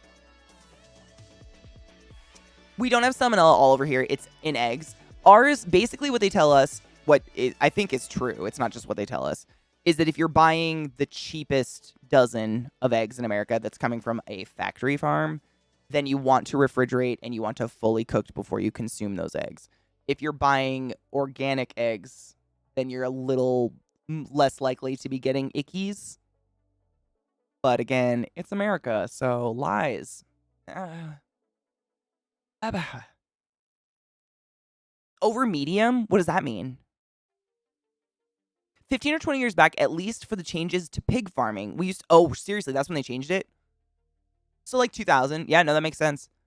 We used to cook pork to 145 instead of 165.70 like the way it used to have. It used to be 165. You know what's funny is whenever I cook in the kitchen, I always like guess the temperature, but then I Google it. Like it's a little just like, did I win? Did I remember it? And I swear to fuck, every time I cook pork, I'm like, it's 165. And then I Google it and it's 145. And I'm like, why the fuck?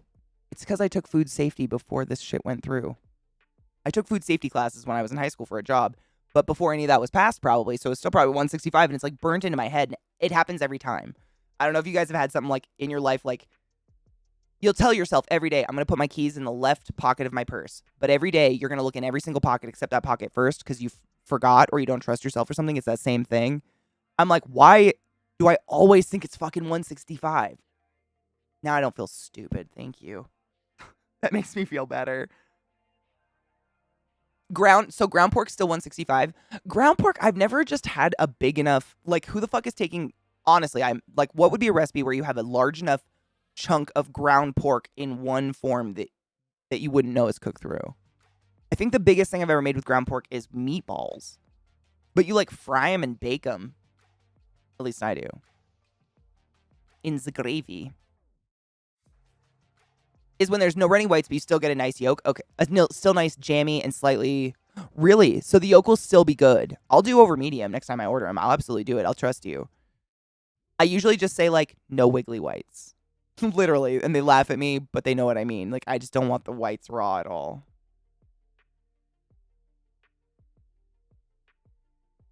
I think ground meat in general should be cooked to a higher temperature because I learned this ages ago, but it's like when you grind meat, you're basically creating air pockets all throughout the meat where bacteria can thrive.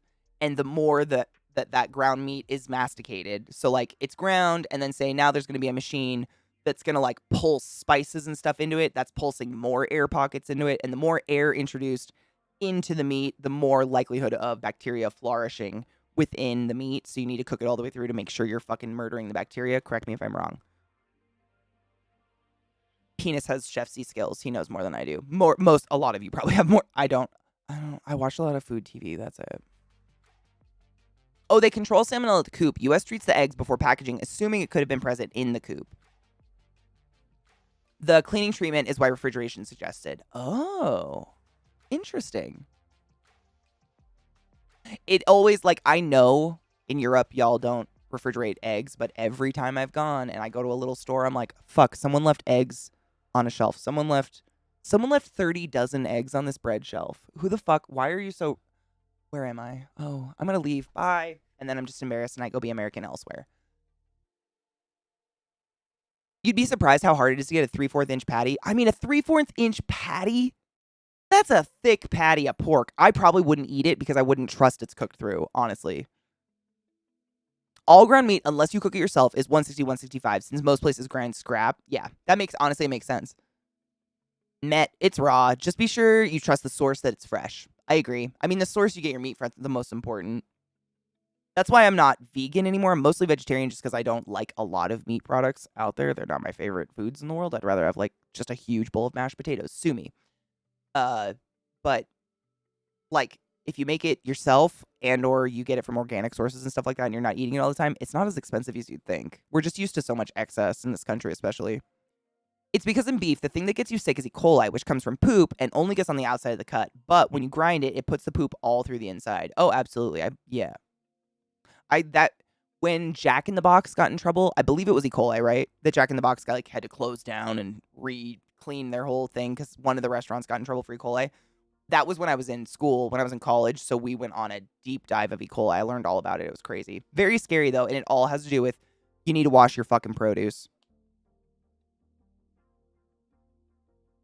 Oh, I love Alton Brown's recipes. I love Alton Brown because he always puts the science behind cooking, and that shit gets me nerdy horny. The pathogens are introduced deeper into the meat and in higher quantities when ground. There's also usually more scrap pieces that may have been exposed when introduced, which makes sense. A hamburger is my kryptonite. I love a fucking smash burger. Give it to me any day. Not from the restaurant smash burger, like just a smash burger. The smashed burgers are delicious with some fucking nasty ass American cheese on there. Shut up. Shit is perfection. I tend to put eggs in the refrigerator after purchasing them. You know what's funny is most recipes that I follow, like baking recipes and whatnot, they always want your eggs to be the same temperature as the milk and everything else you're using, which is usually refrigerator temperature or like slightly cooler than room temperature anyways. So I've always done it, even though I buy like ethical eggs, I try to. I always put them in the fridge anyways.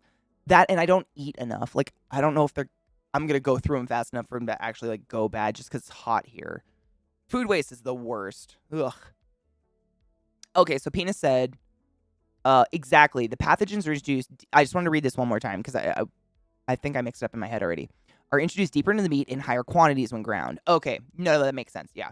As opposed to just slicing steaks, where it's like, that's the only surface area air has been introduced to. When you grind those steaks, it's like, now all the steak has potentially been introduced. Yeah, okay, cool. Just making sure I had it straight. It's only E. coli and salmonella because trichinosis is out of the pork supply in the U.S., hence the change to 145, which makes sense, and thank God. Although now it's probably antibiotics that are making us all antibiotic resistant, because it's not like the pigs got a better lifestyle, am I right? Yep, poop-tainted lettuce. Wash your produce.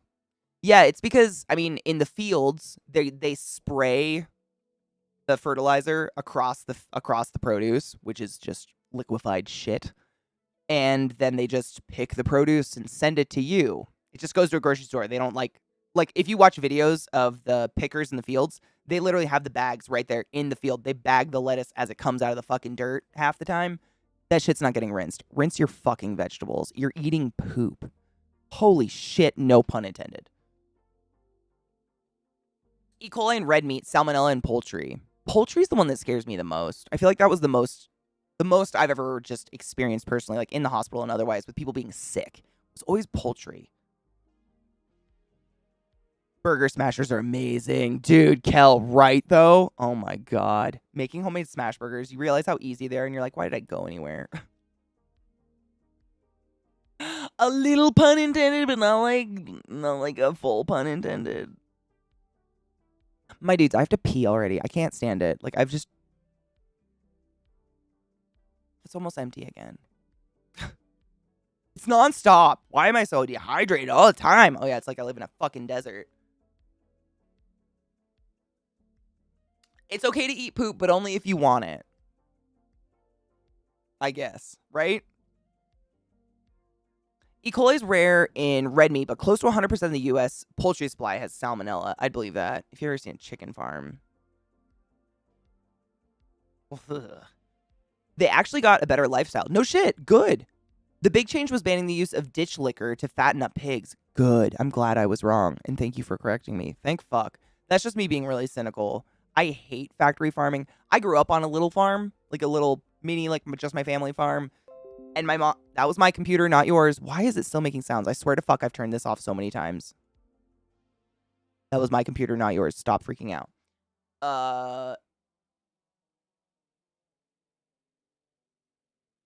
It's my cynicism because factory farming fucking pisses me off. A large portion of my family owns like a small scale private butcher business. And so I've been very exposed to that my whole life. Like, I'm well aware of how animals die. And it is not the same way factory farms go about it. Factory farms are fucking sick. Sick. Sick. Sick. I won't go into it. Sick. That's the kind. I think I'm just kind of like, I know how okay it can be when you're still slaughtering animals. Like, it doesn't have to be that. But it's that mass. And the thing is, it only exists because that's the only way, according to them, we can mass produce meat. But we're one of the countries that wastes the most food, if not the most food. So we're doing it for nothing. You know what I mean? It's crazy. Hello, Mind Cabinet. How are you, love? I've never had Wagyu. Is it good? Wagyu? Is that how you say it? Wagyu? It's literally eating a piece of really tasty steak fat. I don't know if I'd like it.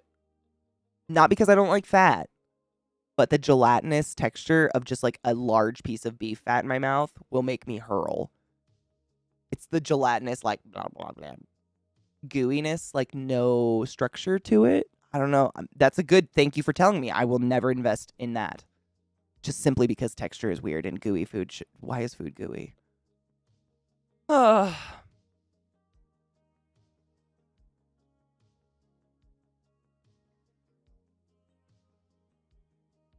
Rod, what the fuck? We need to take a break. Do you have are you like busy? Can we take a break and watch it when we come back?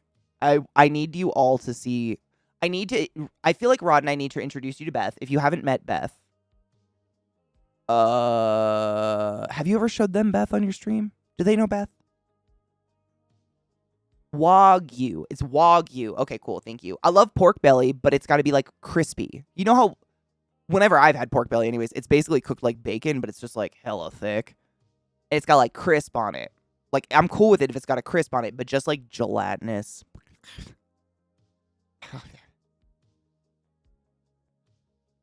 Speed is the key to mass production. Safety might be considered. Emphasis on the might, I feel. Would you agree? It doesn't break up like chewing a rubber band. No.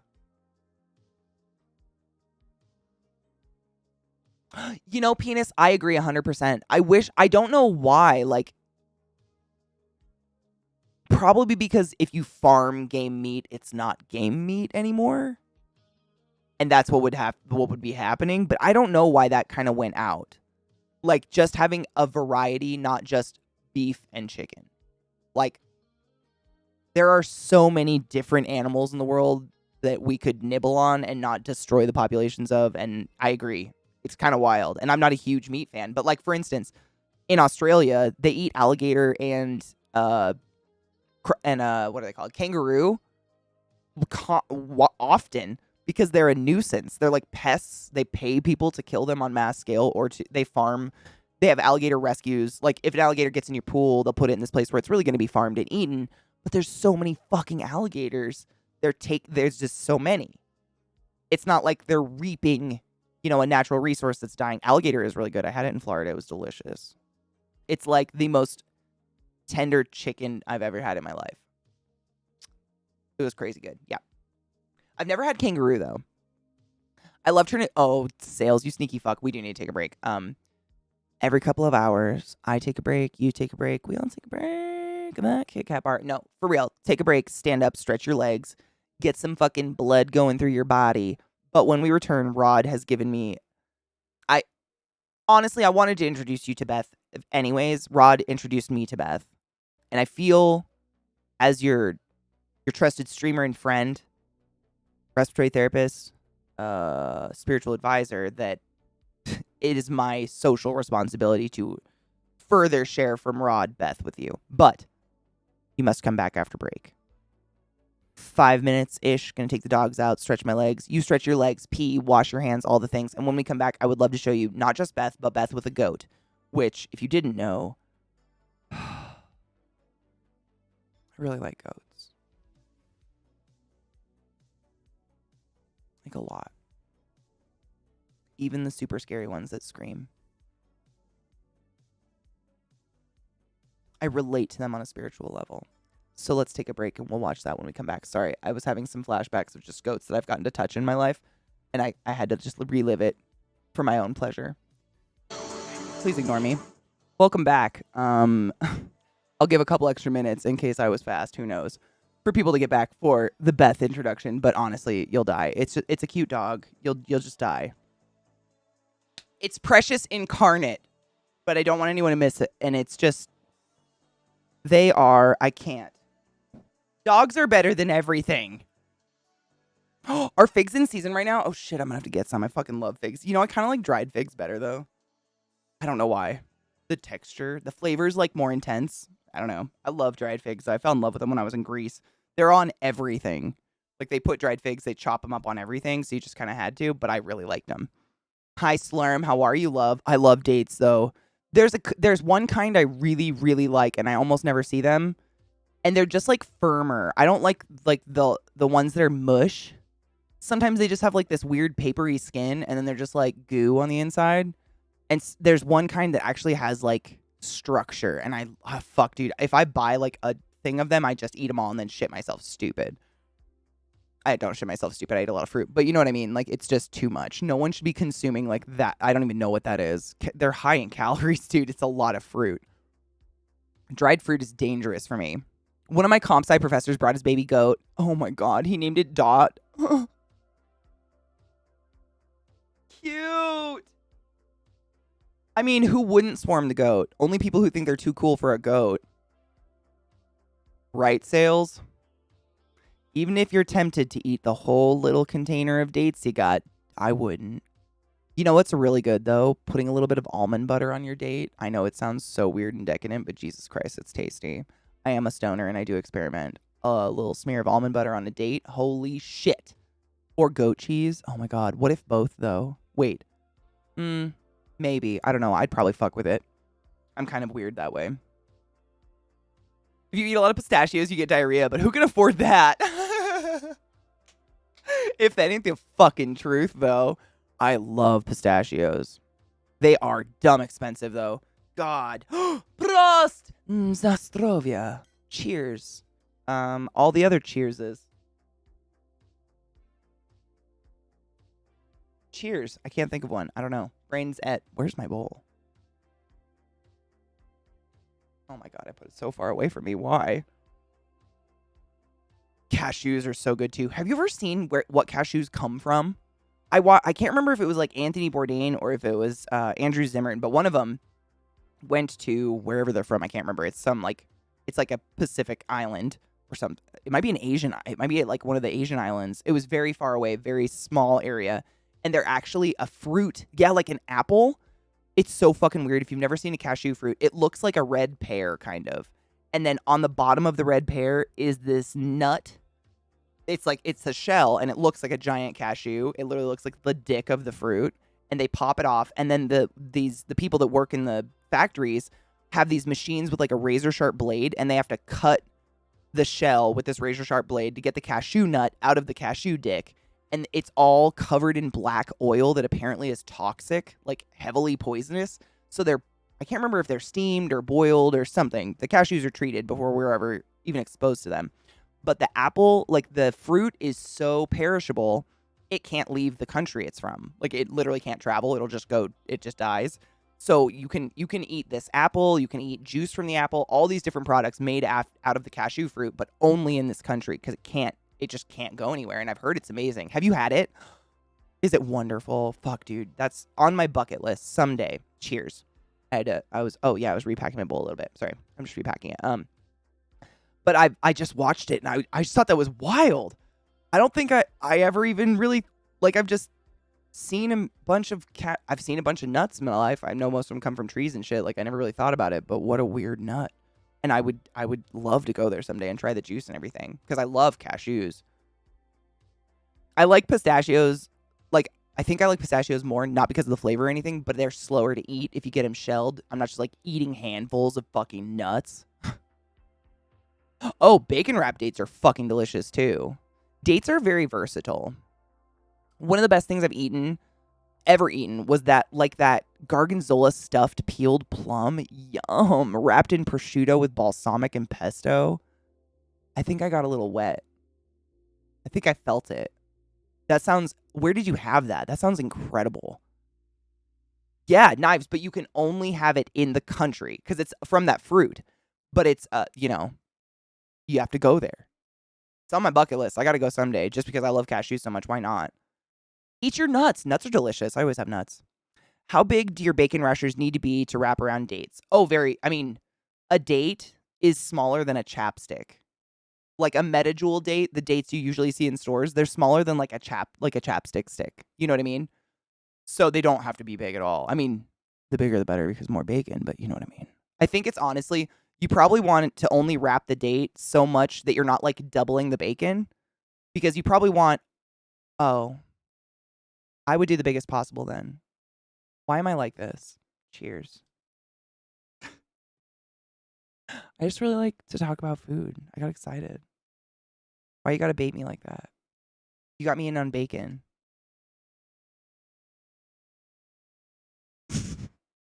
Cheers.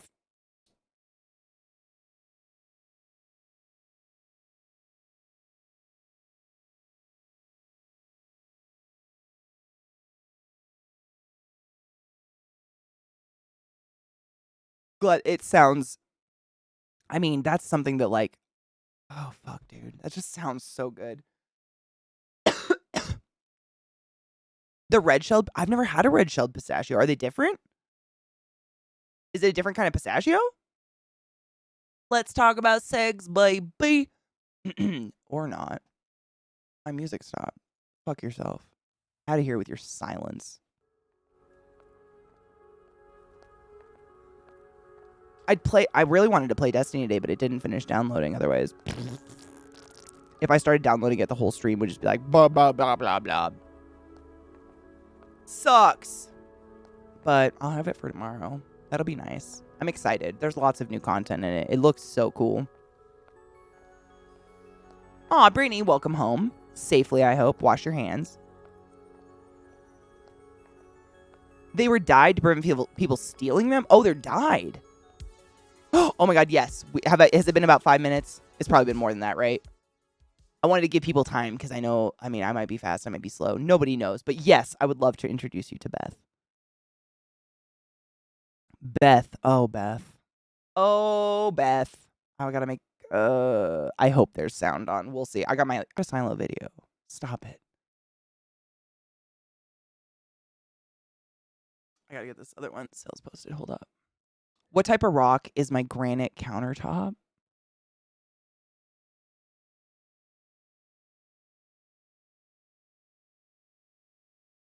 Is this real though? That's not real though, right?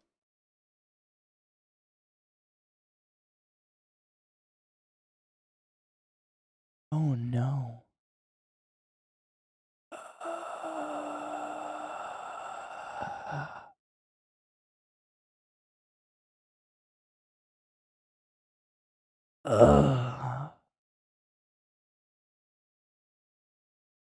As a joke or You know what? What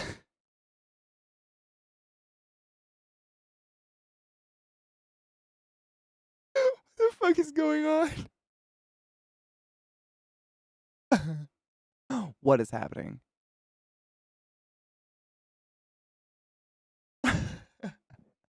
Lizzie, you are not that stupid. What's a lemon? I don't know. I don't get anything wet.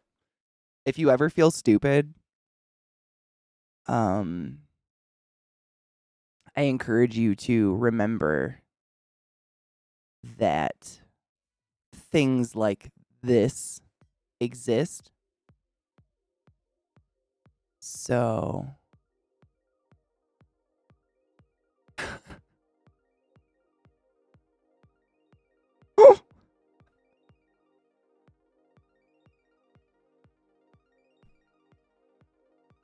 that's gonna haunt me. I'm gonna have some weird sex dream about a dinosaur with a side part. Hi, Bran. Welcome. The fucking mammoth and the wizard. God damn it. I have to get rid of it. I cannot. I literally can't keep looking at it.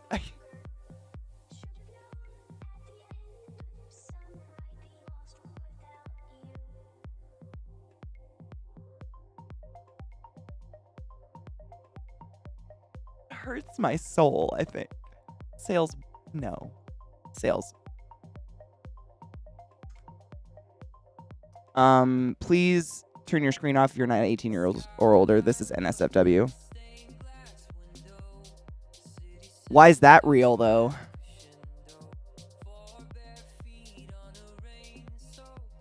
Oh, Music Man, my heart. Dude, your subconscious would be a fucking thrill ride in itself.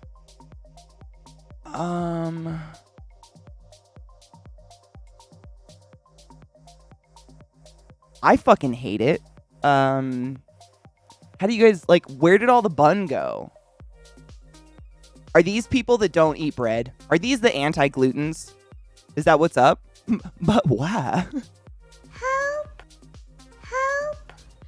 Help! What's more appropriate? Right, basically.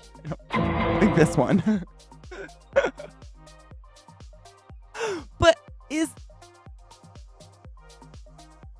You know what it reminds me of, though, Glut? You know, like, I've only seen this on the East Coast, so I'm just going to say on the East Coast. But I've seen people go to bagel stores, bagel shops, and they'll ask for their bagels scooped out. And I'm not shitting you. The person behind the counter quite regularly goes, yeah. And they pinch the insides of the bagel out. And they give the customer, like, an empty bagel skin. I'm not, it's very normal. I've seen it so many times. It weirds me out all the time. I hate it. I don't know. It's people who are on a diet. That's seriously it. It's like, I don't like to stereotype, but it's always white women. I think I can do that because I am ignorant white woman. Always. And they walk away with literally a bagel skin with like some margarine in it or something. But that's what that makes me think. Like they peeled some bun off and they were like, no, it's the bun. Is it? Oh. Is it though? Wait, something worse than 50 Shades of Grey and Twilight? Do share. Let us suffer with you. Sales is gonna...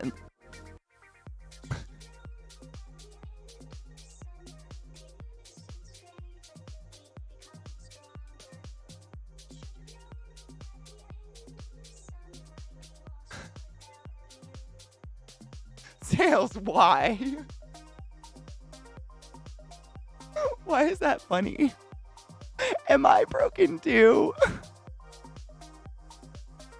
It's Bruce Lee. I can't even do it because I can't breathe. I can't fucking breathe to do it.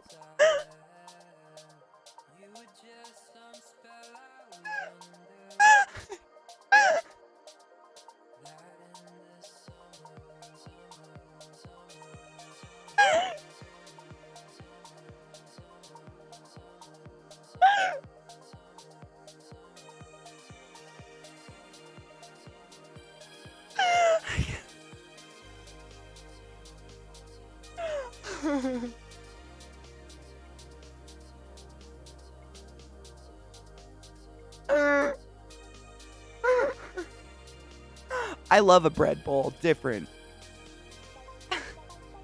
Like these bagels, they scoop it all like it's just skin. Like they do it with their fingers, my dude. But a bread bowl has a purpose to hold soup. It's not like you're just emptying the bread bowl to like not eat it. Dude, Sales, I can't look at it. Sales woke up and chose violence today.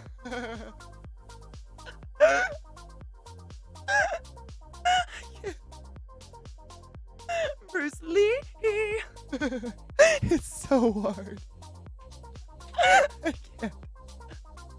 It has to go. We gotta look at the nightmare again. It has to go. It's too good.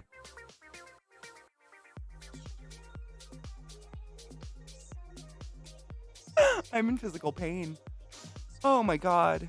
Sales. How? Why? What? Yes. But what?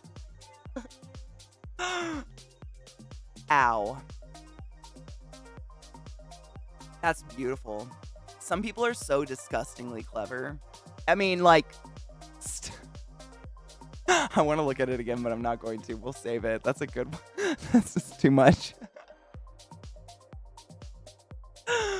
Oh, Panera Bread Bowl. Soup bowls. I'm a big fan of a bread bowl. Bread bowls are delicious. Like, you get to eat the bread bowl afterwards, like, soaked with whatever delicious hot nonsense you put in it. Hell yeah. But this is like, imagine, like, toasting a bagel and then taking your fingers and just, like, pressing against the bagel skin and rolling all the innards out. And then putting that in a bag and giving it to someone who paid for that. It just to me, just a personal, like, why are you getting a bagel? It's too much. It's too much for me. Oh, fuck yeah, Pulsar. We used to, there used to be, like, this artisanal bakery in Bellingham where we used to go buy, like, basically it was the little loaves that they make a bread bowl out of. Go buy 2 of them. They were, like, $3 a pop. We'd core them out and put, like, all soup in it. It was just fucking good. Enjoy on mute? Oh, does it have music, though? Why do they have to ruin everything? Oh, it won't even play for me, so... maybe it doesn't matter. Y'all have to click the Lizzie's link and listen to it. Maybe I badmouth TikTok too much. Oops. Sounds so sexual and might need context, I know. That's I wish I could say I'm exaggerating. I'm totally not. I've watched it. Like, they'll say, I can't remember what the wordage is when you want your bagel to be like fucking fingered to death, but there's a term for it. And they're like, yeah, sure. And they put it, and the dude behind the counter is like, so weird. I saw a video where it was bakers watching their loaves turn into bread bowls, and it was funny as shit. Like, they're all proud of their artisanal loaf, and then watch the horror as someone guts it. I kind of enjoy that, though. They need to learn that they're making a product for other people to enjoy as they wish. If they want to fuck that loaf, it's their prerogative.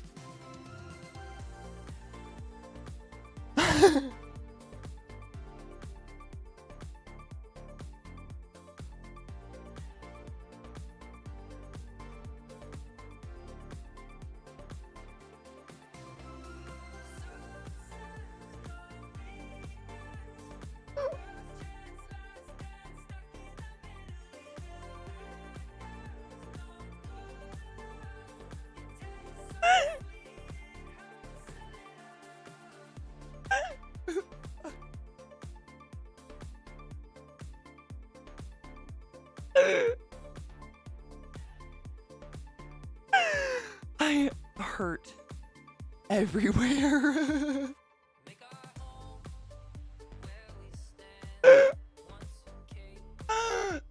Socratic. That's a really good question. Hold on. I have to stop looking at this for a second. Socratic said favorite soup for a bread bowl. I want to hear you guys' answers because I just want ideas. Honestly, I'm like a Seattleite. Unfortunately, like clam chowder. That being said, crab soup is pretty fucking dank in a bread bowl. But like some fucking Ivar's clam chowder in a bread bowl down on the boardwalk is pretty fantastic. But I don't really like clam chowder outside of that. Stop. For those just listening, it's a conversation between 2 users. First user, ancient cat boys, or Neanderthals, if you will. User number 2, I most certainly will not. Why is that? I can't look at. I cannot look at it without thinking of like some old intestines or something without dying. Why is that so funny? I am awfully stoned, to be fair. Cheers to that. Yeah, cheers to that.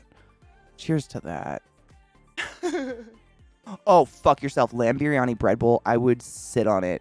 I would let it sit on my face. That's how good that sounds. Cheers.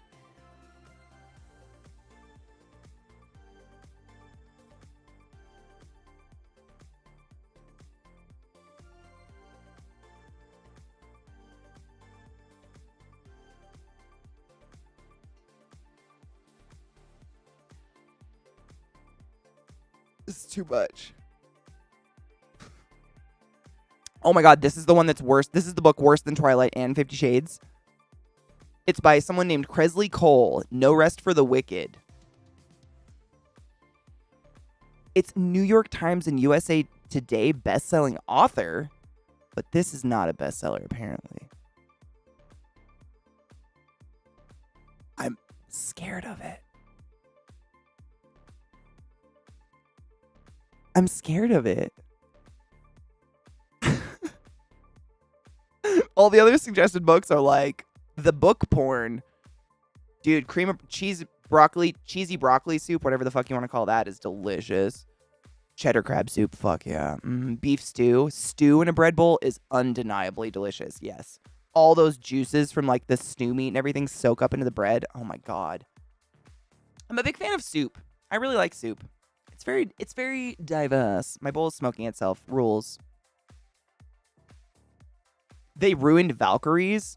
Oh, we can't have that. That was like my synonym in the hospital. It's the only thing I was ever like okay with because they're at least kind of cool in theory. Cheers. Fuck that. God damn it.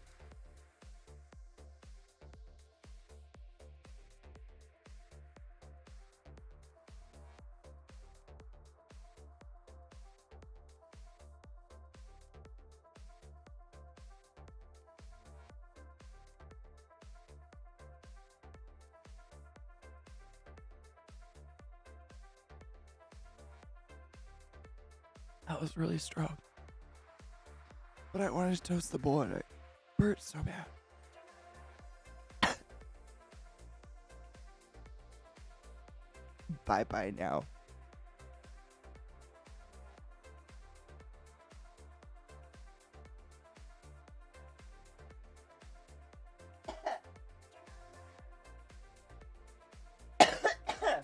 Drugs are bad, okay? Oh my god, is it almost... We got 20 minutes, Viata. You're good. I toasted mine, so I can pack, but you might still have to toast yours. You got 20 minutes, though. This morning I ground up animal cookies. Dude, do you remember yesterday when I ground up the bitch cake? And it was like 2 tiny-ass M&M-sized nugs created like an entire grinder of weed? I didn't grind up weed until today again. Literally, it lasted all day, all night, and this morning. So I ground up literally in the middle of the stream today, and it was animal cookies was first, and then... I think the other strain I have is, I'll look. I think it's wedding cake. I'll look. But yeah, it was just like intensely fluffy weed. And it was good weed. It's so strong. Fuck my ass. How was the shit you had yesterday, Viata? The one you were saying is like 31%? Did you like that strain? I remember you liked it when you were smoking, but sometimes, you know, shit can not be great a few minutes later. I love wedding cake. I'm the same, Bacon. Like, any strain that has wedding or Cinderella, like Cindy White strains, Cinderella strains are so good. So good. Fruity Pebbles is a good strain, too, if you ever see it. Runts. Is it good? Is it just runts? I always see, like, I think only once at my own dispensary have I ever seen just pure runts. It's always, like, runts cake or runts number 29 or whatever. There's always other words tacked onto it, so I assume it's across. They're still really good, though. I like Runts. Runts is good. Animal cookies. Yeah, wedding cake. That's what I got, wedding cake.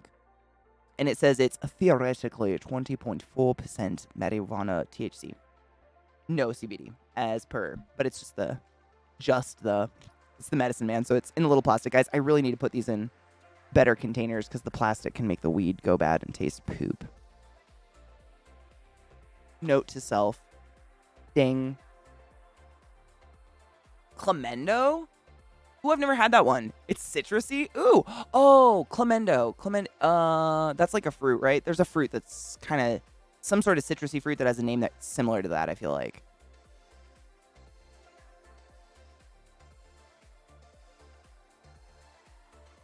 Clementine? Would that be the one? Yeah. Oranges? Is that what it tastes like? You had, was it you? I think you were telling me about a strain you had that was an orange typey strain recently, and it was really good. And I looked at my dispensary, they had nothing. But I'm keeping an eye out for an orangey type strain, because ever since I had that one, like, Tangine Orange Dream or whatever it was called, it just tasted like moldy oranges. Really bad. Like, so much like a bowl of oranges at Christmas your Nana left out until March that molded. That's what it smelled and tasted like. And I can't. Like, it was just too much. And I've never gotten an orange strain since, but I trust you that it would not taste that way. I don't think that's something you'd be into. Is that a different one, Sales? Because I have the other one and I haven't looked at it yet. I literally have it perfectly on this other monitor, so it's out of my periffs while I grind weed. It's a different one. Oh, God. I put it up. I didn't look. I got them both. I don't want to die again. I just want to grind the weed first.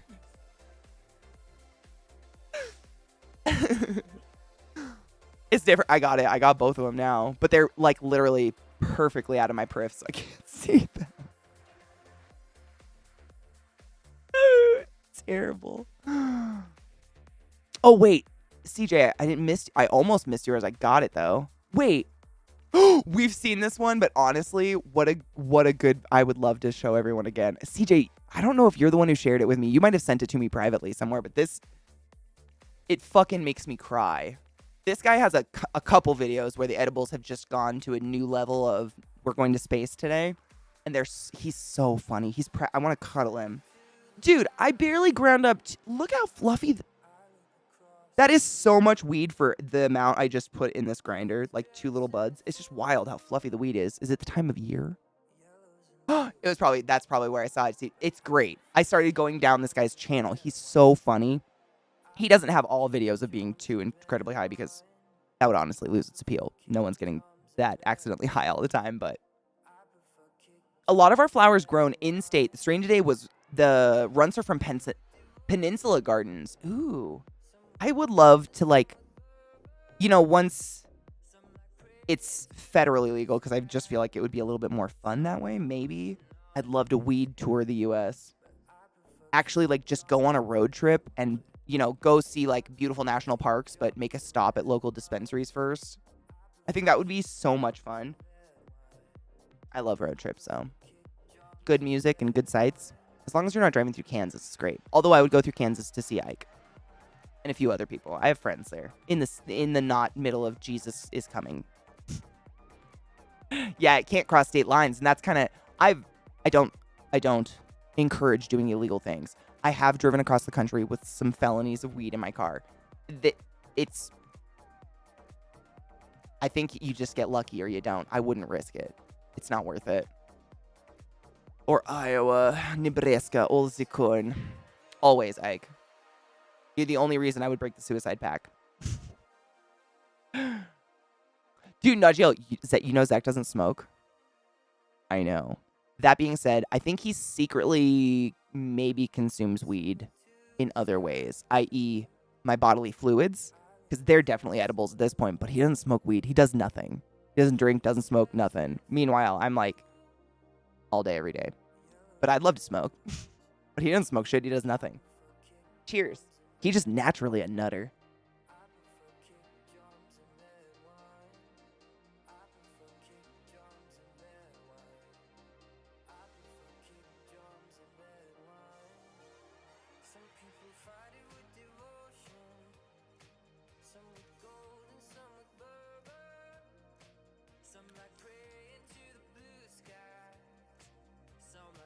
That's strong, but smooth.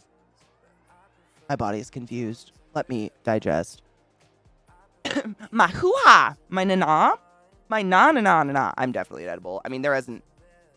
Unless I get sick, I'm smoking pot. Stop giving my girl ideas. Why, though? give me a good reason first. For real, if we go out, like, to a comedy show or something, he'll have a couple drinks or something like that, but we don't have any liquor or anything. We're kind of, like, high on life people. I smoke pot, but other than that, naturally a nut. The bong burn, ooh, honestly, the more water and the bigger the cavity that the smoke has to go through before it hits you is always going to be best. Like, the more you can cool it down. Like, what I did last night is right before bed, I rinsed this thing as good as I could and put clean water in it, and I put it in the fridge overnight. So, like, the first 2 hours of stream, my bong was chilly as fuck. It was dope. Some people have bongs with necks that are wide enough where you can actually put an ice cube in there. Like, I'm sure you've seen, like, a snow bong or something. People stuff snow in the neck of their bong to really cool the smoke off. If you can fit ice cubes in it, like we were talking about it earlier, like, what is it? Sonic ice. Sonic drive-through ice is like the optimum bong ice if you can get a hold of it. Because it's small, little cylindrical chunkies that eventually just melt in and then you got water. But that cooling it down is the best option. Really. Dude, right? Someone in chat taught me to put it in the fridge. I don't remember. It was years and years and years ago. Someone taught me, and I've done it ever since. Like, it's just, you just have the chilliest, wonderful bong. That being said, I've said this earlier, and I don't want to sound like a broken record, but since I know there's got to be a few people in chat that didn't hear this earlier, if you put your bong in the fridge, don't put your bowl in the fridge. It can be tempting, because you're like, oh, but, like, the weed will be nice and chilly, and it'll burn slower. No, because you'll take it out of the fridge and you'll light this on fire and your bowl will shatter in the neck of your bong just into a million dust particles of glass. And, like, I wouldn't smoke out of it again. I don't want to smoke glass. Don't do that. Bowl, no. Bong, yes. Bowl, no. Bong, yes. What was that? Bowl, no. Bong, yes. Good job. No shattering. No smoking glass. Okay, we have a few scaries to look at from sales. I'm terrified, and I haven't looked at them, and he gave us another. And I just, where are you finding these broken people? Is it really Sonic's Ice? Like they have a trademark on it? I didn't know that. I had no idea. That's insane. Frem, if you are an imbiber, I will say of all the weed I've had legally and not legally, Denver's his fucking choice. And it's so inexpensive. Like, if you go to a dispensary and you buy, like, the dispensary's labeled weed, for the most part, you're going to spend about $15 for an eighth. These are just an eighth because they are Medicine Man eighths. And it's top shelf weed. It's just not, whatever. It's not Green Dot. These are the same amount of weed, by the way. Just a gigantic, beautiful porcelain container I'm going to reuse forever, which is dope. But, like, see what I'm saying? It's crazy inexpensive here. It's and good. I don't know. Smoke responsibly is what I'm saying.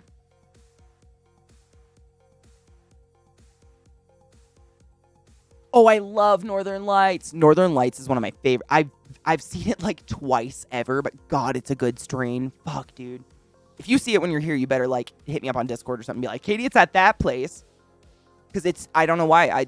You're really, because it can't cross state borders, you're kind of at the whim of whatever the local growers are growing at that time, which is great. I trust them, but also like,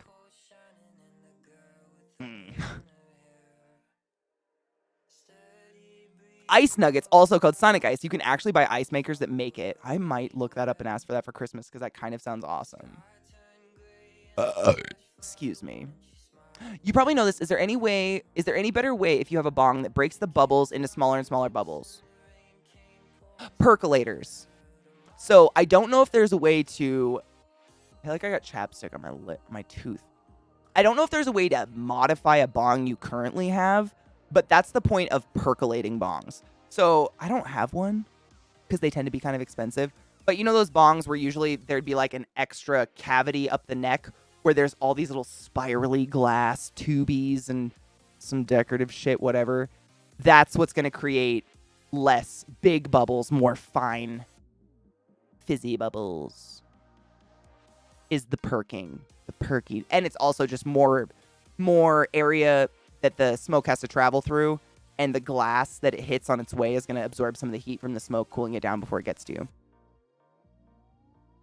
At Lightshade Dispensary. I've never heard of Lightshade. I'm going to write that down. It's fun to look at different dispensaries. I've not had, like... I honestly think I, like, busted my bubble by going to Medicine Man first because it's my favorite. They're the most, like, casual. I feel comfortable walking in. It doesn't feel like a doctor's office. The people are very nice and friendly.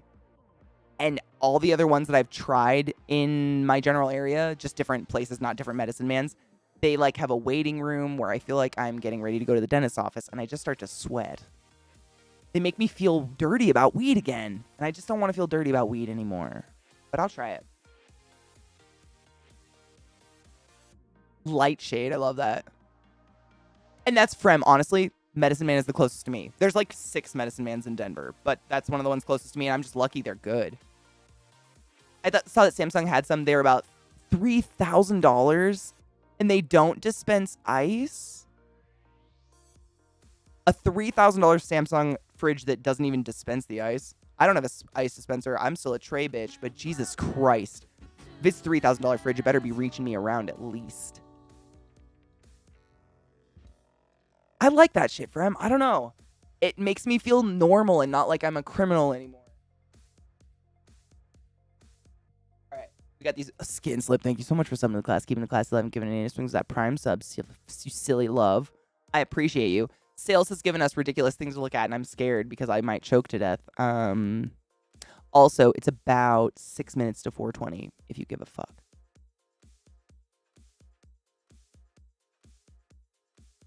I looked. What? We do have legal mushrooms. I don't know how because I don't think they're actually legal yet, but I see them everywhere. It's crazy. I see them in shops all the time. Seeds and the shrooms. I don't know. I don't get it. You, curly fries. Me, an intellectual. Rotatos.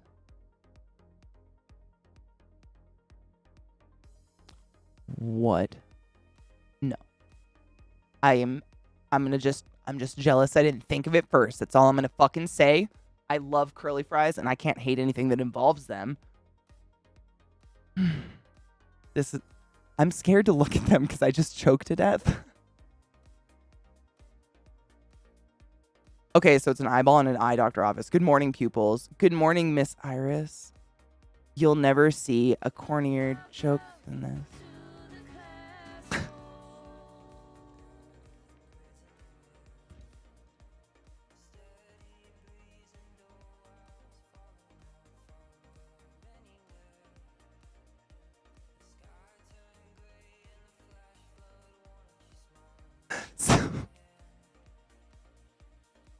Someone sits around and does this.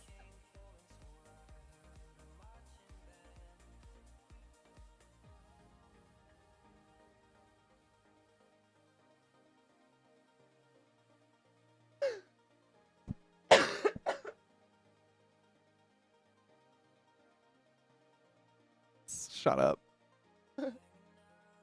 Well, wait.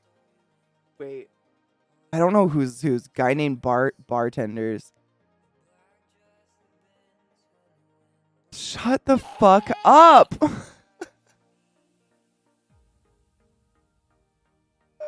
Why?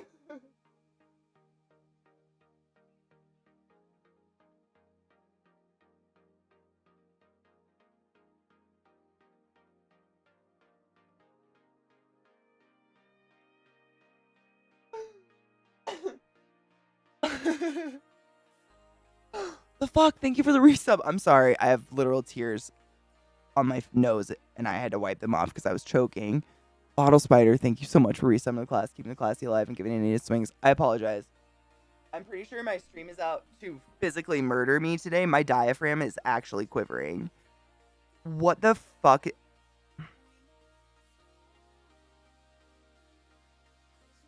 I'm fine. I thought I got rods. Did I not get rods? Or was it bad? Wait. Oh, no, I totally didn't click this. I thought I did. I really didn't, though. I'm so sorry, Rod.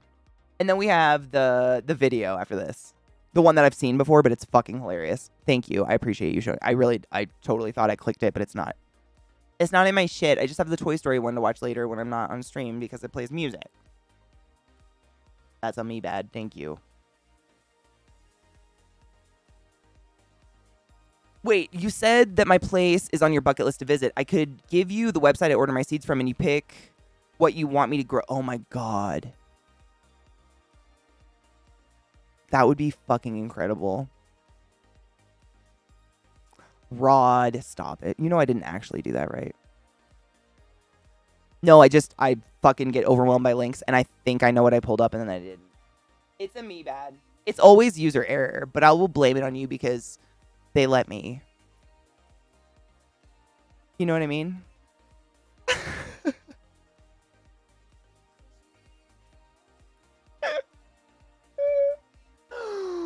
Manager, don't use the laser engraver for non-work related purposes.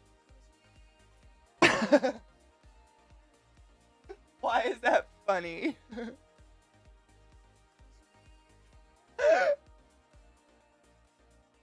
We should. Did you send this to LZT, Rod? Please send this.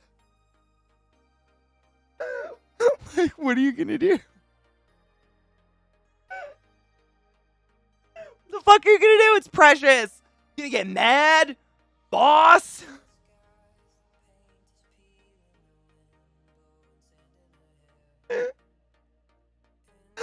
For those just listening, it is a laser engraved piece of wood with a conversation between management and me. Management says, don't use the laser engraver for non-work related purposes. Me uses laser engraver for non-work related purpose. Management, gape-mouthed Pikachu, startled at insert irresponsible use of laser engraver. But it's fucking funny and Precious, and if your boss gets mad, what an ass. What an ass. Stop it. I once used a laser engraver to give some little ginger men tuxedos. Gumdrop buttons. That's fucking Precious. It's shocked. Is it shocked Pikachu? Thank you. I never like watched it or played with the cards, so I know the meme. Shocked. Thank you. That's the, you know what? Emotions are hard and it's 1 minute till 4:20. In case anyone's wondering. I'm just going to wait the 1 minute, but we have that video. But I feel like taking a hit and then showing you this video of this man being emotionally scarred by the effect of edibles is kind of spiritually perfect. So I'm waiting for the perfect moment. And you're just welcome. The Pikachu's just staring at me now.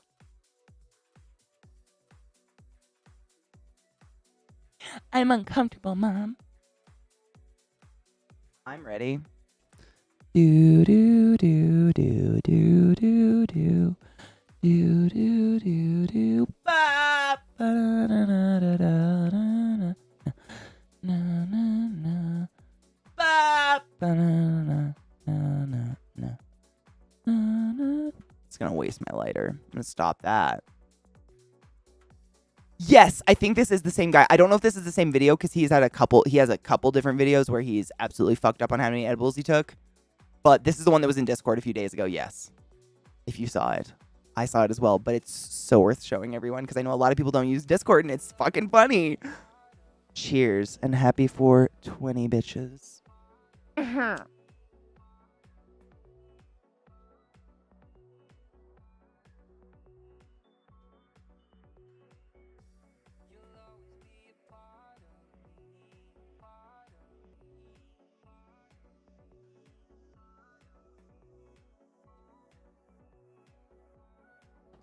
Sick.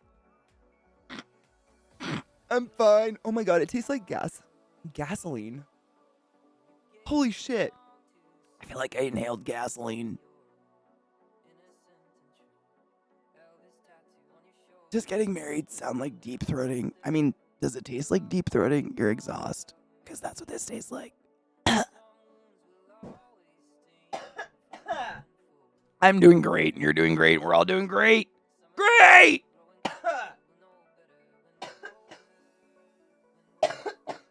Feeling fine. Feeling Happy 420. Why do white people make their edibles so strong? What are you running from? Why am I tasting colors? I just wanted to go to Target. Oscar, no! Now I gotta call somebody to come get me because my car turned into a spaceship and I don't know how to fly it. I'm not an astronaut. Yo, I'm so high. Why do white people make their edibles Wait. so strong? It cut off the Jesus part. Is this one shorter? Wait. Or is that a different one? I think this one got cut. The original was longer, wasn't it? I'm not crazy. There's a part where he's like, y'all, well, I've got him here. You got any questions for God? He like has a conversation with God. They cut it. Stop. Does anyone have the original? Because it's better. I don't know what to look up.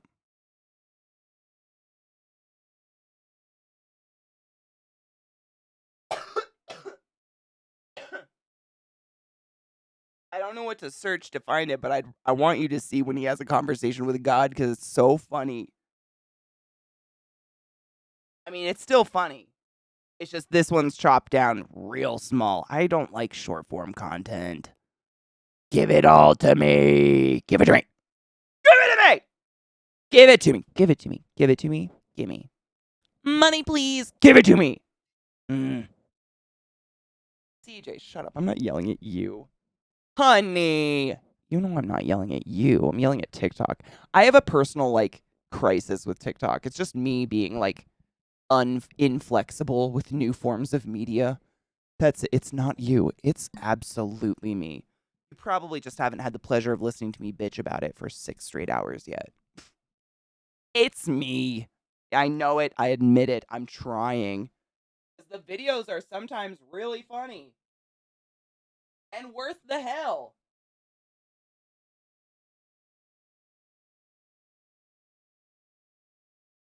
I had to get my toothpick to clean out my bowl. Sorry.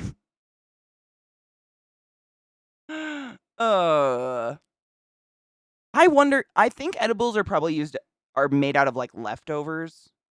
Like I assume they're not like extracting THC from like the finest looking ass bud to make into edibles, but I don't know. Maybe. It's El Posible.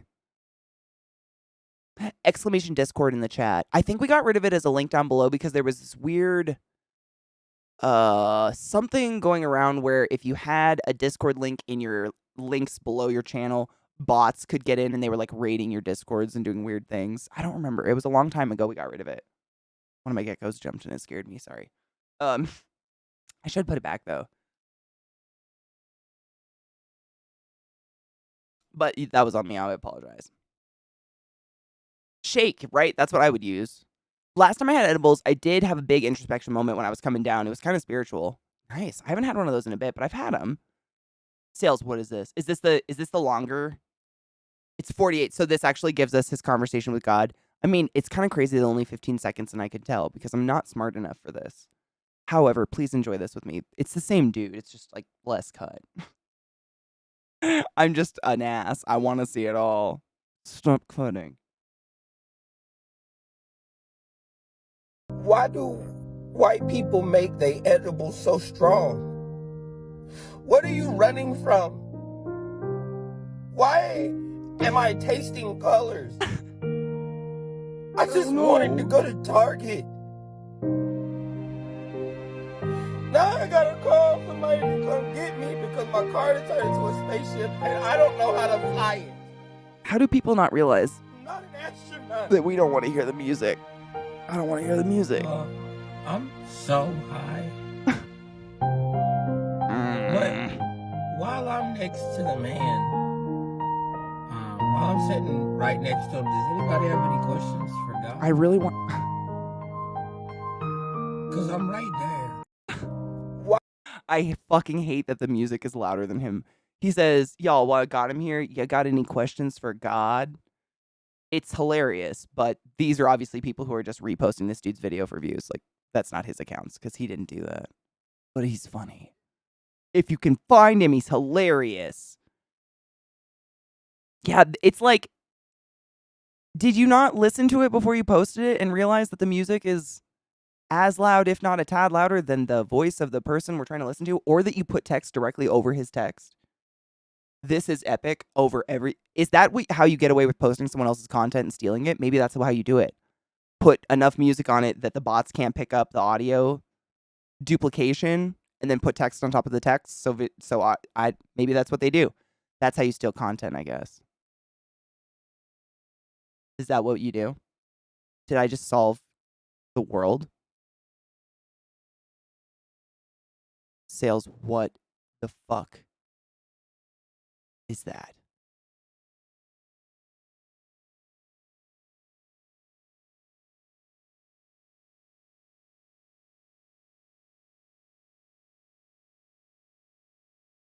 Why am I tasting colors? I know. It's just great. And it's a very accurate representation of what it feels like when you take too many edibles.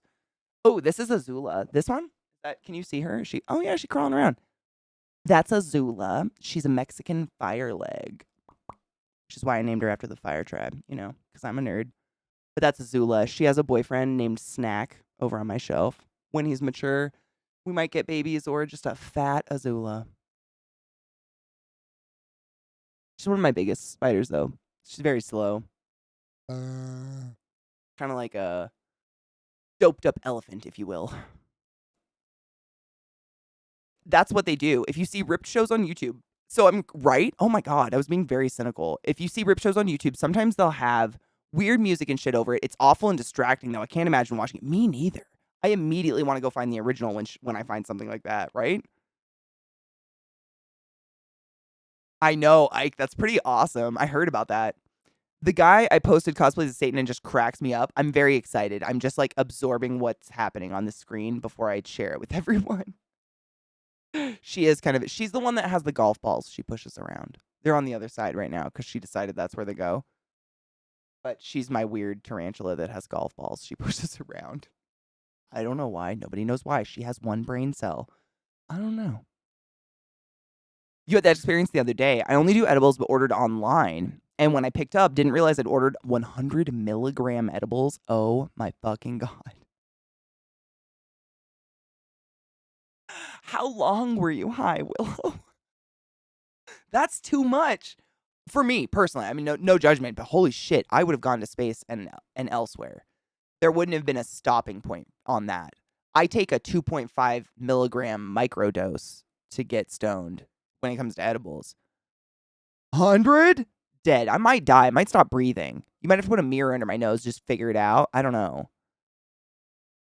No shit, Rod. Like, you might actually have to come change my diaper once a week just to give Zach a break at that point. 50? I can't even. I mean, I fucked around with high doses and nothing happened to me. I don't know what would happen if I had like a hard candy that was that many. Ugh, I don't know if I want to remember things.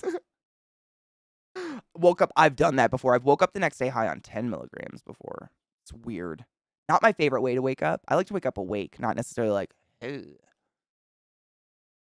Never fucking again. 50? Yeah, see, that just seems like hallucinating territory. You know what I'm saying? Or like getting that THC, God, what is it called? Hemesis or something, where you get like a sensitivity and you just puke yourself stupid every time you smoke weed for the rest of your life. No, thank you. I mean, fudge is delicious. Rod, his neighbor lady imbibes is what I hear. And she just talks about it a lot, like one of the soul-sucking vampires. That's what I heard. Right, Rod? Valerian root's legit. It's in almost all my sleepy teas. I passed out in the bathroom in my own chuck. Oh, fuck that, dude. I've never puked stoned. I don't want to do that. Around 30 milligrams to like feel something noticeably. I like 25 milligrams, but that's about as much as I need to be real comfy. It's crazy how they affect us differently, right? Like, I'm not a small person, but 2.5 milligrams makes me rocked. That's weird. It's just weird. Nothing's wrong with it. It's just interesting how it's different. And it might just be like because it's a hard candy versus eating it for me. I don't know. Wait. Like a 30-second montage of your VODs or something? What about it? A montage of my VODs? What about them? I never watch my own VODs. It's a terrible habit. I usually cut my 10s down to 2.5 or 5 for good focus high, and I do 10 if I want to vegetate. But 100 killed me. I was brain dead for 48 hours. No. That's scary to me. I don't know if ugh.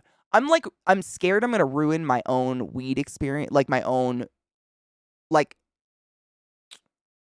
like too much of a good thing. Like ruin it for myself. I don't want to do that. Sales, why are you like this? Oh no. Hold on. I need to hydrate. My mouth is so dry.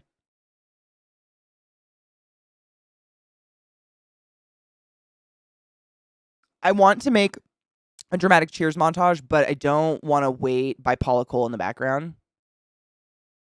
Do it. Are you asking to do it with my shit? You're very welcome to. It's impossible to embarrass me or like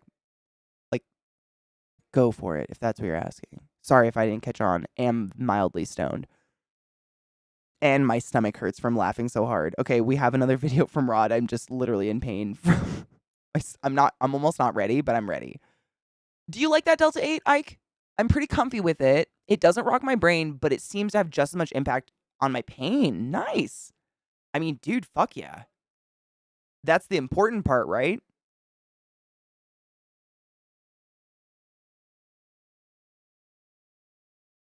I'm currently on edible break. I would do.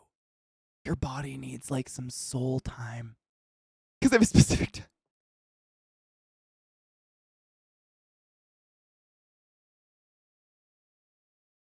Why? I shouldn't have looked. Them. Oh, I'm gonna die. Hold on.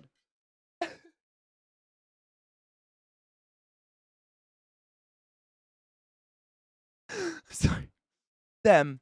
Whose skull is that? Me.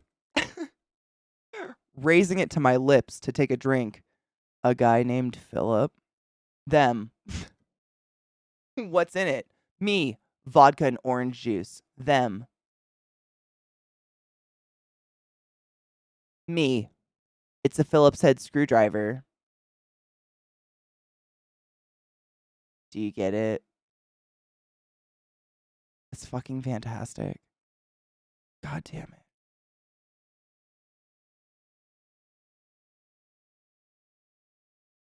I hate you. I love you.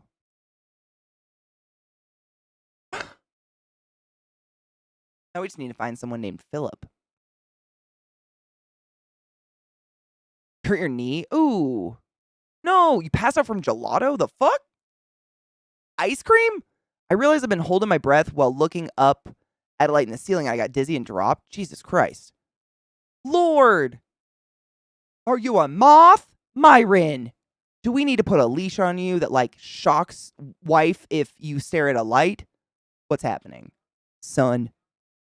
Oh my God, the weed strain. Jesus Christ. I thought you meant ice cream. I was like picturing you with a bowl of ice cream, like at a light. And then the picture in my brain was honestly comical and terrible at the same time.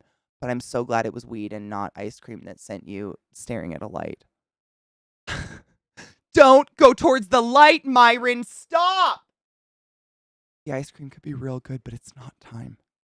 Come back to us.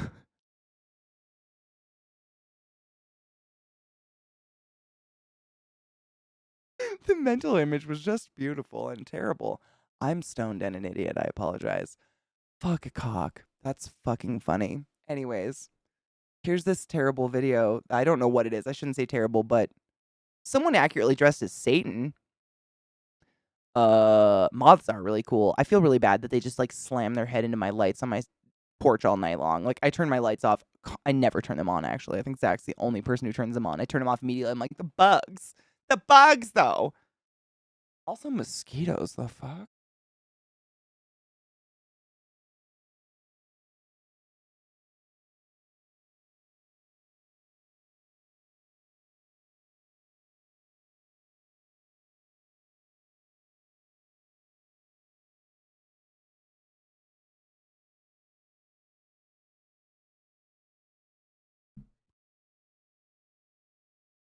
Damn.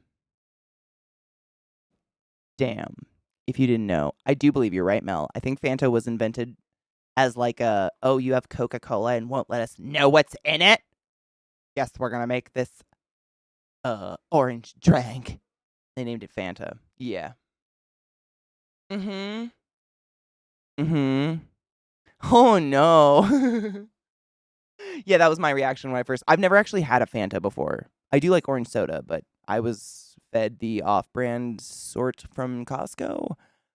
It had oranges on the can. I don't know what it was, but it was tasty and carbonated. But I've never had a Fanta. Never actually seen one. Are they still sold? It did. It had a weird. Doesn't it have a? It had like a funny bottle shape that was odd for no reason, and I didn't know what the fuck Fanta was. Like, it doesn't say what the flavor is, at least in America. When I did see them in stores, but I haven't seen one in ages. Do they have lots of flavors now? Oh, cool. I didn't know. I mean, Hitler's not getting the money, but to each their own. Oh, it was invented by Coca-Cola Company to sell to the Nazis? Why? I mean, that's probably a lot for one type, right? That's a big question. I didn't know. I'm just very curious. Per Wikipedia, okay, so per the Pedias, which, is a general summation of general facts, unless we find something fishy, but we never know because we're dumb. Fanta originated in Germany as a Coca-Cola alternative in 1940 due to the American trade embargo of Nazi Germany, which affected the availability of Coca-Cola ingredients. So it originated in Germany, according to the Wikipedias, but sales said it was made by Coca-Cola. Was there a Coca-Cola? I mean, Coca-Cola might have been in Germany. They might have had a factory, right? I don't know. Do they really? I've never seen it anywhere. That being said, I don't drink soda, so I'm probably not looking for it, right? I didn't know that. That's interesting. I just got an email telling me your hot sauce is on the way. Oh my god, I'm so hard right now. Yes. Yeah, it seems regional on what ones you can find. I just don't even look. Yeah, I wouldn't even. Current day alternative: McDonald's pulling out of Russia, and Russia making an alternative. Oh my god, they've made so many. Have you all seen the alternatives to the businesses that have pulled out of Russia? And Russia's like,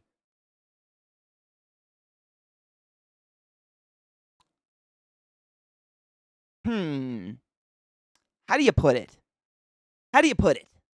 Like what they're what would you call what they're using, like the McDonald's M, but they'll just add another M? It's bizarre. It's very strange. They're even using, like, literally, I heard that they're using the same ketchup packets that were in the McDonald's that were McDonald's ketchup packets. They're just like using a Sharpie and scribbling out the word on it. Like, it's all actual McDonald's stuff. It's just being like run by people that don't actually work for McDonald's. It's just leftovers and shit. It's pretty wild. It's to each their own, though. Oh, okay, sales is educating us. During the Second World War, the U.S. established a trade embargo against Nazi Germany, making the export of Coca-Cola syrup difficult. To circumvent this, Max Keith, the head of Coca-Cola Deutschland, Coca-Cola GmbH, decided to create a new product for the German market, using only ingredients available in Germany at the time, including beet sugar, whey, a cheese byproduct, and apple pomace. The leftover of leftovers. Oh. The leftovers of leftovers. Oh. As Keith later recalled, the name was the result of a brainstorm. So Fanta was just like, they probably just sat around a table making noises and grunting until something sounded okay and they figured out how to spell it. I kind of dig that. Oh, which started with Keith exhorting his team to use, quote unquote, use their imagination, fantasize in German, to which one of his salesmen, Joe Kipp, retorted, Fanta. All right. That the name actually kind of makes sense. Not so legally distinct. Maz, thank you. That's a wonderful way of putting it. Yeah, like at first glance, you're like, that's a McDonald's MMM? Like, Yeah, it's confusing. But I mean, we'd probably do the same. As Coming to America said, they've got the riches, we've got the arcs. God, that's weird. Yay for McDonald's. Not a hater, but what the fuck? It's Russia. Anything is legal if it's run by the government. God, they're still such a mess over there. I feel horrible for them, and I hope I hope people get out if they can. I hope there's opportunities for people to get out or escape the regime of what a psychopath Putin is. To make Putin's. Fun fact, did you know that Putin has rectal cancer and doesn't want anyone to know? So, the briefcase he carries around with him on his cute little worldly trips in his private jet is his pooping briefcase. He shits in it, so no one can collect his feces and test it to see if he actually has colorectal cancer. But he doesn't want anyone to know he has colorectal cancer, so he carries his shit in a briefcase with him. So, don't tell anyone, because Putin doesn't want you to know.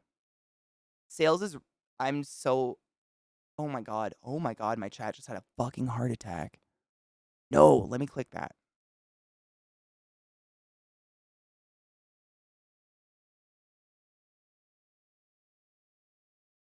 You've heard of alphabet soup, now get ready for Times New Ramen.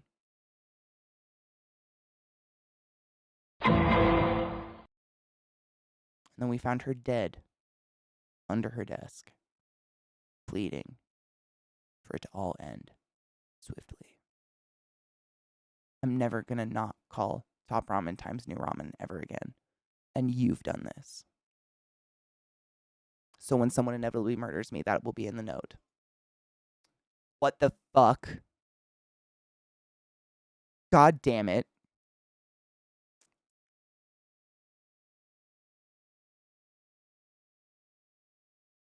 Sales, how do you... I'm like, my throat closes up like it wants to vomit or die. Arachnophobia is so stupid. Just let spiders get married. What the fuck? Who thinks of this shit? It's genius, but also, like, what in the fuck? Oh. What the fuck? Me. It's not illegal. Cop staring at my trunk filled with creamy peanut butter. It's just so much. Me. But it's not illegal. Cop. No. No, it's not. I hope this is real. So hard. Every...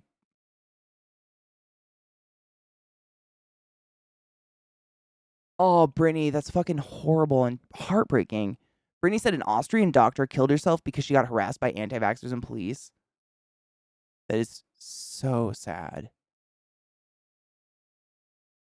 And this is why, like, and I'm not implying anything, but I try in my everyday life to be as kind and neutral to people as possible because you never know what they're already going through.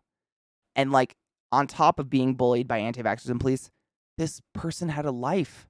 And no one's life is perfect, and everyone's already dealing with shit, and God fuck, they pushed her over the... Like, it's just not okay.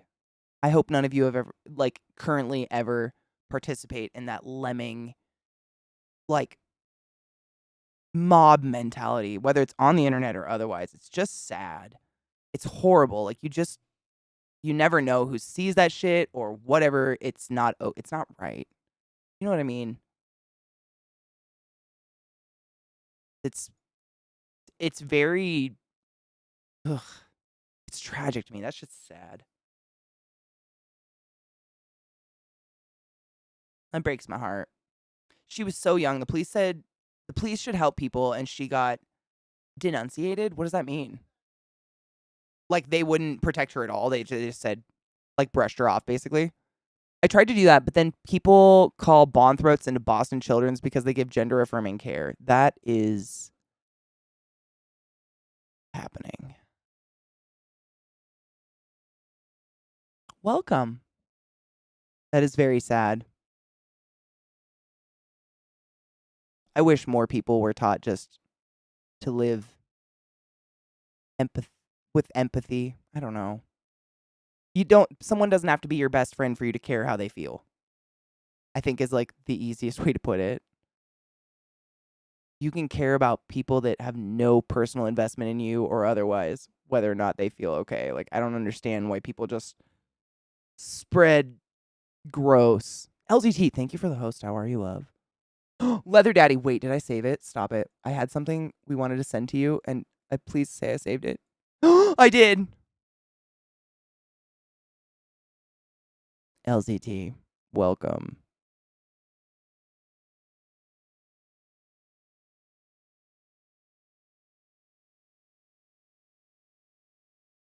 They brushed her claims and invalidated her. God, that's sad. It's worse than sad. It's just fucking terrible. My pharmacy refused to fill my estradiol. I hope I'm saying that right. And testosterone blockers for my transition. I had to order them from a specialty pharmacy. CVS said they can't control what pharmacists. Oh, your fucking pharmacist refused.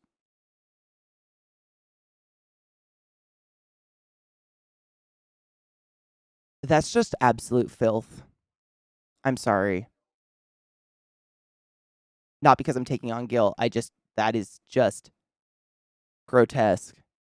That a medical professional, a pharmacist, like what the fuck? Arguably they're intelligent, I guess.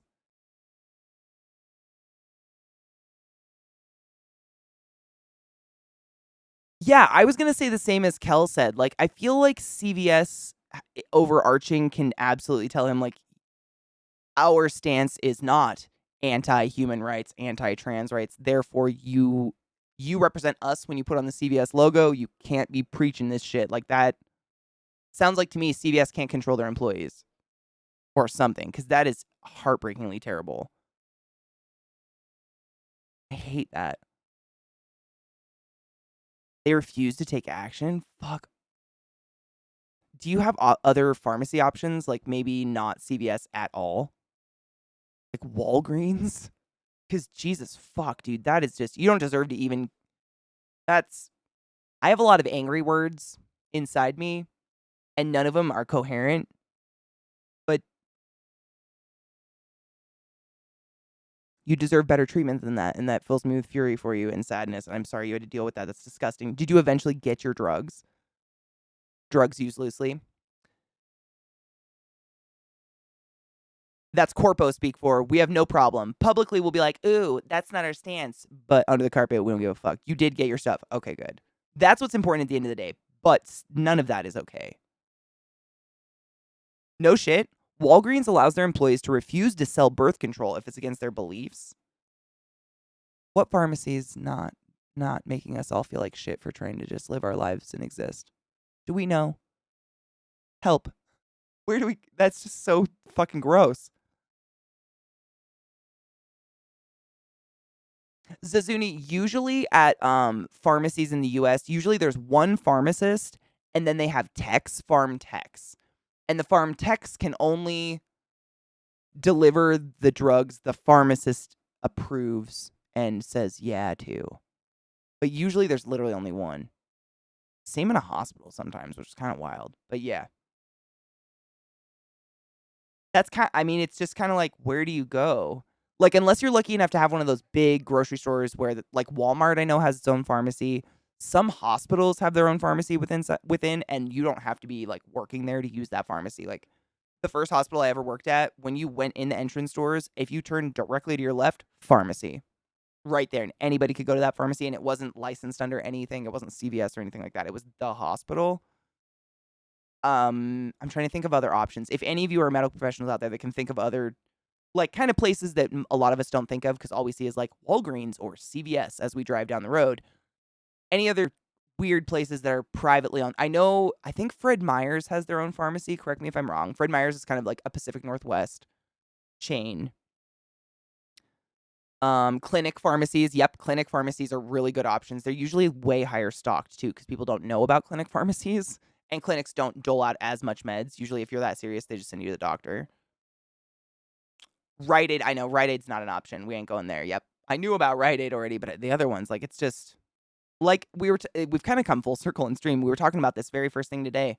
How, as the little people, the only way we can really speak at all is with our money. Like, where you put your money. Are you putting it into the pocket of the person who is the bigot? Or are you putting it somewhere else? And sometimes finding the other somewhere else is like, what the fuck? Where? They're all bigots. It just it's sad. It's frustrating. Yeah. Rite Aid is anti-LGBTQ plus. Yeah, very much so. They have been, I think, notoriously for quite some time. CVS is clearly more interested in the money. Walgreens has no control. It's a joke. A not funny joke. Like a ha ha ha ha joke. Ha, ha, ha. Mishy, it's so weird to me that, like, most of these beliefs stem from some religious base. And I don't think you ruining my life makes your place in heaven better.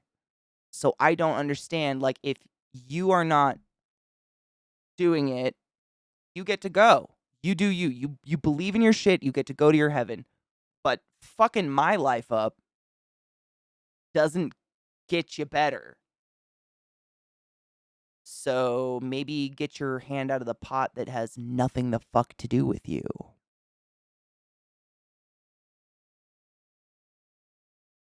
Just an idea. But that's just me. I'm just a hippie. There are still Rite Aids. I haven't seen one in ages, but I know they got slammed ages ago because they had some very strange anti-gay, anti-LGBTQ, anti-queer marketing that they just never back. Like, everyone was like, that's fucking horrible, and they weren't like, sorry, nothing. It was pretty bad. It was ages ago, though. I don't remember what happened. I live in Vegas and couldn't find any gender-affirming care here in Vegas. By the way, are you being flooded? Are you okay? God, the floods on the news look insane. I hope you're all right. I hope everyone you know is all right, because Jesus God. Hail Satan. You know what's up. I have to use a telehealth service out of Colorado, and my provider sees almost exclusively patients from Nevada. No shit. Because the only clinic that does it is one Planned Parenthood out of Reno. The only clinic in the state of Nevada that does any gender-affirming care is a Planned Parenthood in Reno. I hope you can escape that hellscape someday. I know that's saying a lot. Moving is really expensive, but wow. Talk about, like, healthcare desert for a very large population of human beings. Jesus fuck. You can go to Canada for meds. However, the border has fairly strict regulations on what you can bring back and how much you can bring back of anything ever. So, for instance, my mom and my sister and I went over to Canada. This was a couple years back, and they live on the border, so we go up to BC all the time. And we went over, and I had to buy, I think I got cramps or a migraine or something, and I bought a bottle of aspirin. And when we went back to the States, they were like, are you bringing anything back with you? And I was like, yeah, I got this bottle of aspirin. And they fucking locked us up for a bit, took our car into the impound, like they didn't ruin the car, but like doing as much as they could to rip it apart, to try to find drugs as much as possible, because I bought aspirin. So you can, but depending on who you are, what you look like, and what you're doing, they might fuck up your day a little bit about it. They didn't take my aspirin, by the way, just decided to treat us like criminals. My mom, my sister, and myself. My 69-year-old mother. And myself. My lawyer sister. And me. That was it. It was wild. Wild. Wild.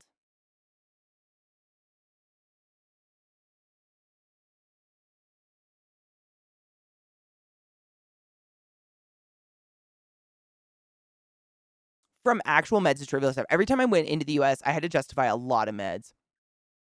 It's the dumbest shit. But, like, the US Postal Service is the most prolific drug delivery system ever. It is the number one drug dealer in the US. The US Postal Service is. But to get aspirin from Canada to here, like, you get searched like a fucking felon. Digest that.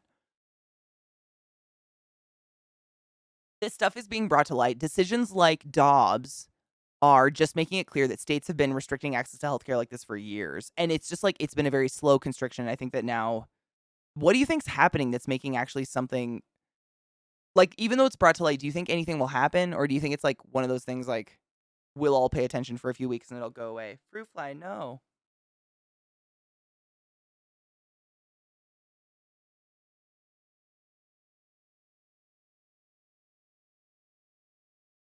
And you guys see a med in its original package and go apeshit? What do you mean in its original package? Why would they go apeshit in its original? You mean not in its original package?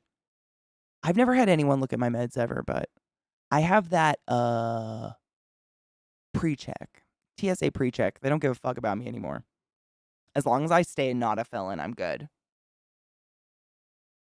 Off topic, but God, I fucking love the X-Men. Dude, isn't it great? Have you read that other series?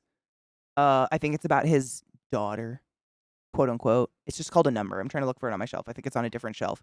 That series is really good too. If you ever run out or you're looking for something new to read, if you haven't read it, it's well done.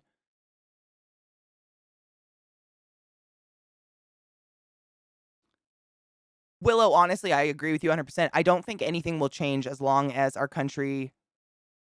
we have people in high standing political positions that can go on TV and say, there's nothing in this Constitution that says separation of state and church. We need a goddamn putting together with that there sticky, what's it called? Paste. Thank you, honey. Paste. We need to paste them together with a gun, like the frosting, and then fuck it. Bobert is a waste of oxygen. And my hope is at a minimum. But I'm doing my best. I don't like her.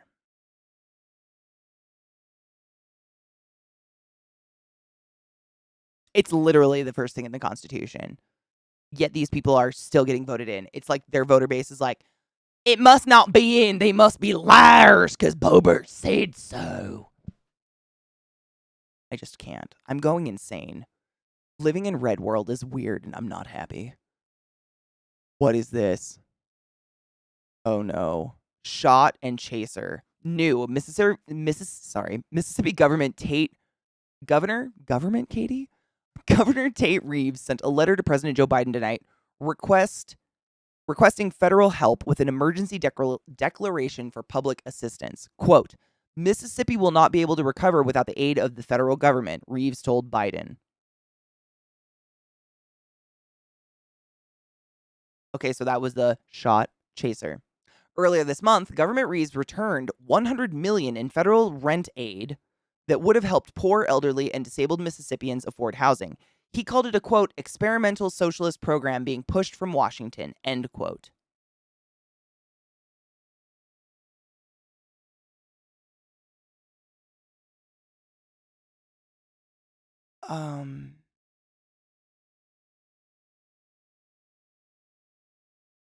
Bubblicious, if we're actually in a fever dream, will you sweat with me? I don't want to sweat to death alone. Someone has to laugh at my teeth clattering and shattering apart with me. Knives, honestly, if it wasn't for Twitch and the community and shit like that, I would feel that way.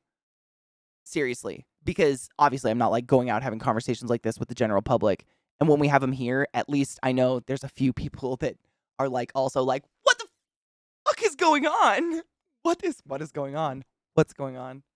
What's going on? What's happening? What's happening? What's happening? What's this? What's this?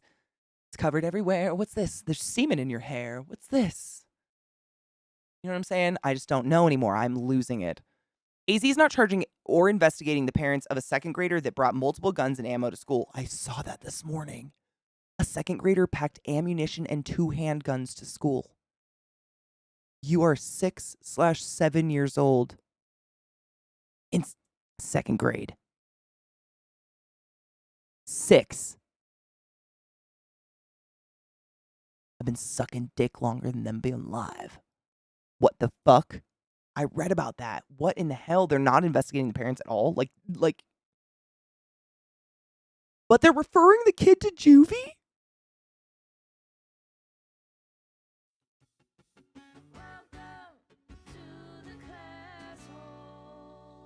I think my left kidney decided to die just now. Thank you for sweating with me. I appreciate the friendship. It'll be gross, but at least we can laugh. And bring your lover. Do they laugh? Jesus God.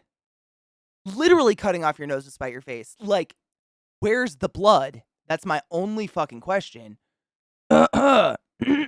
Willow, thank you so much for resetting the class, keeping the class alive, and giving it 8 swings. I fucking appreciate you. But my heart bleeds for you because the struggle you're going through to get life-affirming drugs is ridiculous and it shouldn't be real. It's crazy that that's a reality. Oh, is it cute? Sales, snuggly. Is that real? Shut up. Is that real? The pepper is way too small. Can you please put a little blanket or a tiny sweater on him? Because he's a little chilly.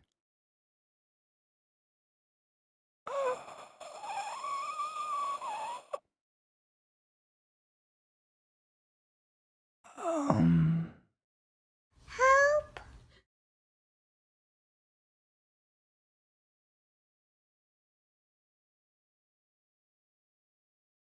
That's so fucking cute.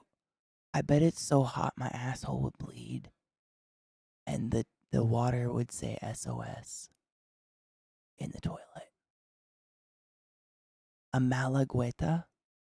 Are they hot? It looks like a very hot Thai chili I ate at one time. Oh, he's a little chili. Shut the fuck up. God damn it. Why are those so fucking cute? Right? It shouldn't be as adorably funny as it is. But god damn it, if I'm not going to find a tiny pepper and go, it's a little chilly, we should get a sweater. Next time I find one, I am. Everyone's going to be like, why are you like this? And I'm going to be like, I don't know. Ashley, thank you for the 20 months, you silly fuck. What the fuck? Thank you very much for subbing to the class, keeping the classy live, and giving it native swings for 20 months in a row. What the fuck is time? I don't know. How are you, though, love? And thank you for the biddies, Najio. I should. Thank you. Can you see how contorted my body got? I was completely, my hips were faced towards the couch. That's a, thank you. Someday I'm just going to wake up and not be able to untwist. It's going to happen. I know it's inevitable. We're on our way. I'm doing all right. My abs are killing me. We have looked at so many ridiculously dumb, funny memes today. I'm dead inside. Like, my ass hurts. It's just. Tom Sugar, you say more than I do in most streams, to be fair. And honestly, I appreciate it. It's true love.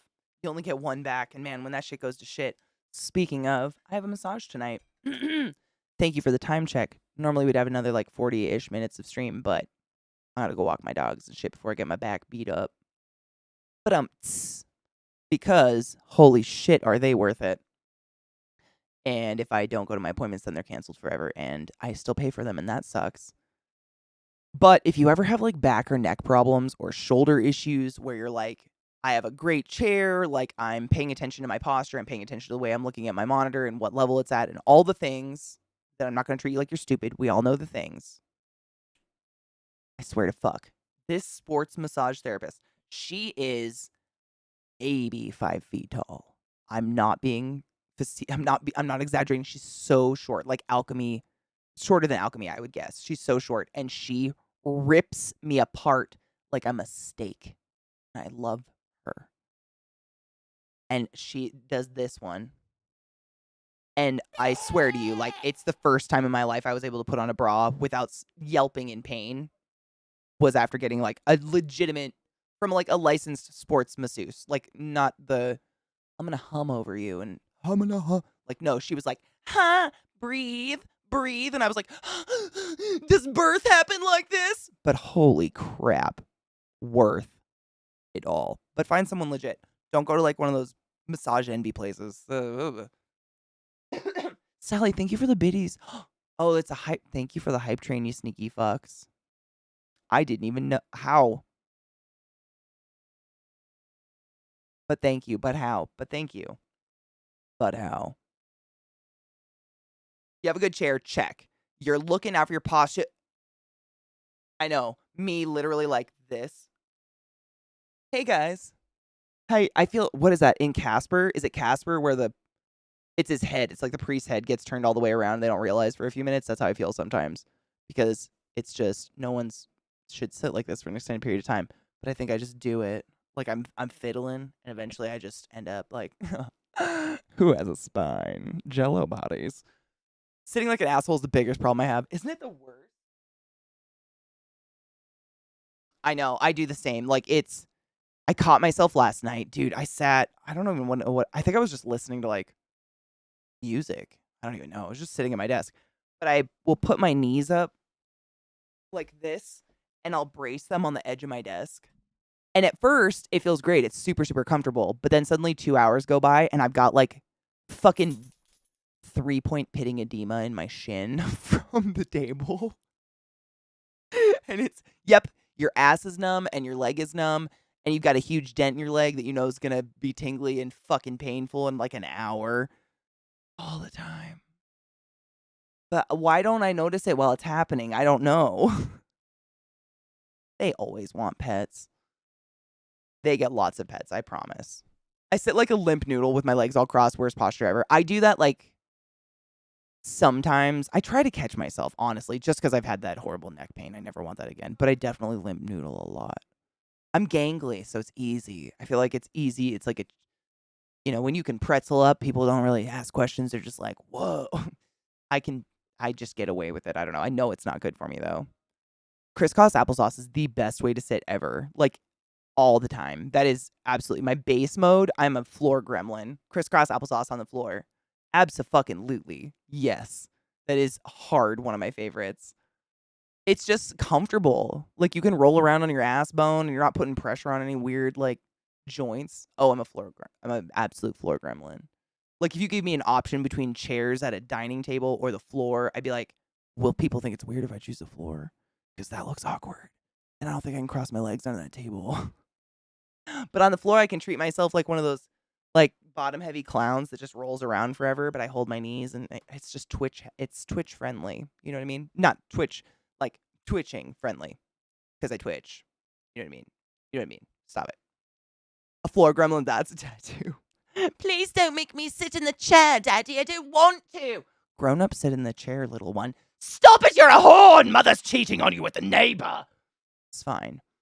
But yes, floor gremlin's real.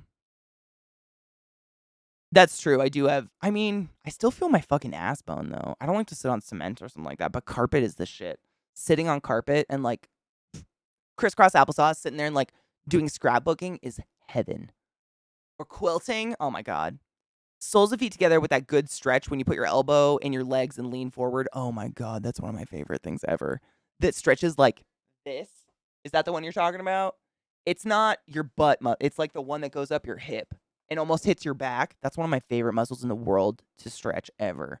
Another one that gets that Anubis taught me is if you stand straight up and cross one foot over the other, both feet still facing forward and flat on the ground and keep your knees straight, and then you lean with the foot that crossed over the top, it stretches out this, like you're like, whatever that one is. I don't remember. I'm not that good at muscles. This muscle, oh God, it feels fucking good. I started doing it like 24/7 every time I was on the tube when I was in London because I was so like stiff from the airplane ride.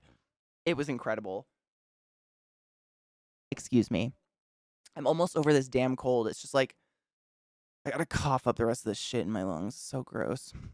But I'm feeling better, which is important. Mostly. But on that note, I gotta go fix my back more. Governor Reeves is a douche. I don't know what that is just gonna haunt me for a while. I can't. Oh, yes, okay. Dan Elbow Elk. Oh, we haven't rated Elk in forever. Alchemy's streaming right now. I haven't rated Elk in forever. I love all those people though. Everyone that Sales right now. Stop. No, I don't want to hear myself. Get out of here. Everyone that Sales just mentioned, by the way, all incredibly awesome friends of ours. Like great friends of the channel, great friends from Twitch and from otherwise amazing people. But I try to like not raid the same person all the time. So I spread it around a lot. That's it. Not playing favorites, just spreading the love. A Teddy Ruxpin? Oh, no, that's a Twitch Teddy. This guy? Or that guy? Wait, which guy? This guy? I have a lot of teddy bears. I like bears. I think they're cool. By the way, did you guys see the Reddit post about the grizzly bear that went mad and like killed a bunch of hikers and literally ate the middles of them out? If not, have a fun time looking at Reddit, guys. I don't spend my mornings looking at murder. You do. Yeah, it's fucked up. Like, don't. I'm very serious. It's real. I'm not being facetious. When people are like, watch this massive beast kill someone, it's like a puppy licking someone. No, it's disemboweled bodies. Please be safe when clicking things. Please be, what's the word? Responsible when clicking links. If it's going to be gore, maybe consider what you've eaten. Teddy Ruxpin would have been creepier. I never had a Teddy Ruxpin. I had Bubba. What was he called? Talkin' Bubba.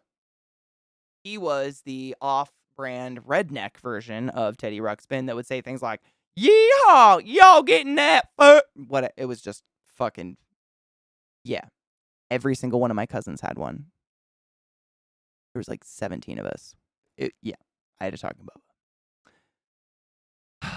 He was the cracked out Teddy. Seriously, he had missing teeth. Like, Knives is not being, it's not a joke. It literally was like, here's Teddy Ruxpin's son, who was spoiled rotten, given all the opportunities in the world, and chose crack cocaine, everyone. Yay. Hey, y'all! Push my belly for sound effects! It just vomited and died. I think my dad still has one in his gun cabinet. Maybe. 3 minutes till 4:20, bitches. I'm loaded. Don't ever do that voice again. Is that worse than Valley Girl voice? I can never gauge what's the worst ones. Seems to be the ones I feel the most comfortable doing, which says a lot, to be completely honest. And we hate it. That's literally, I mean, I don't know if it was that hard, but it was just like a horrible, what you would say, like a southern, dumb redneck stereotype built into a teddy bear. And my uncles and aunts, like every year they'd get together and be like, all right, what's the hot gift? Get 17 of those. And every one of us would get the exact same thing. So every year one year we got Talking Bubbas. One year we got laser pointer keychains. We were like 4. It's fine. I'm not blind because of that. You are. We got BB guns. Shot out one of my brother's eyeballs. Dirt bike gear. Yeah, it was weird. The years were weird. Teddy Ruck, honestly, Talking Bubba was probably one of the most innocent gifts, considering we didn't kill anyone with it. I don't know if it activates my fight or flight response.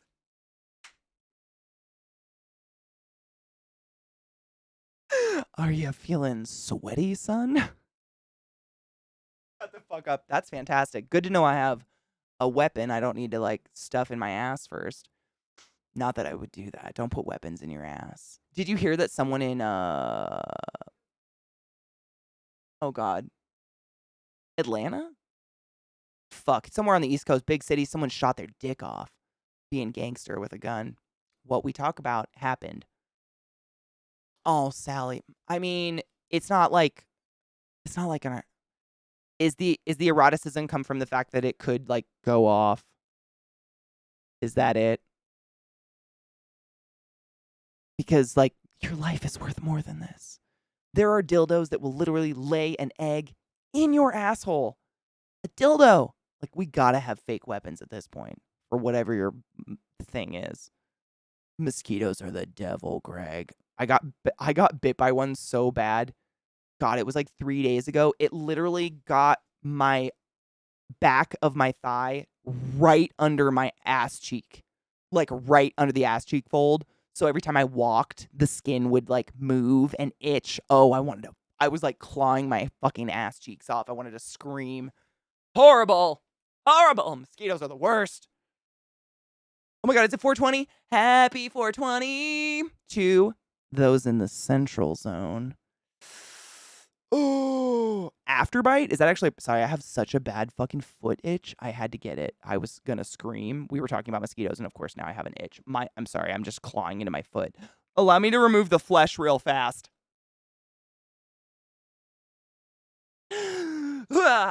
I'm better now. Cheers. Happy 420. I gotta write that down. Hold on, Knives.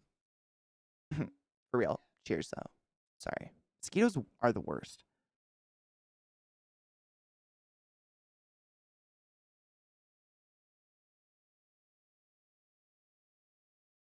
Dude, that's a smooth ass strain. It's strong as fuck, but good. I like that. What one is that? That one was wedding cake, right? Hold on. Animal cookies was earlier. What one is this one? Wedding cake. Man, it's good. 20% allegedly. We all know what that means. You're gonna shoot your dick out. It actually works. I got killed by a mosquito the other week and used it. No shit. No itching or anything. Okay, wait, I gotta write this down. I am mosquito just buffet. I don't get it. They swarmed me. It's just called Afterbite. Where did you get it? Like at a pharmacy? Is it like a little spray or what? Like where do I look? What is it? Or did you get it on Amazon? It's just called Afterbite. Because I will. I mean, it's a pen. Ooh, I like that. Portable is the best. I hate it, but it's been my whole life. Like, if anyone's gonna get bit by mosquitoes, I'll be the first and I'll have 10 times more than everybody else, and I don't get it. Like, I'm moving, I'm clothed. Why? Thank you, Katie and chat, for always amazing conversation and immaculate vibes. You don't know how much your support and conversation lifts me up. Willow, what good is a community if not for that? Very seriously, the love is very mutual. You are importante. And I truly hope you find a better way of getting your shit, because that is just... I'm gonna have a crisis for you. Walgreens, CVS, sick. I'll probably look on Amazon just because it's usually cheaper and I'm poor, but that's awesome. I get bit all the time. It's ridiculous. It's ammonia. Does it do something to the bite?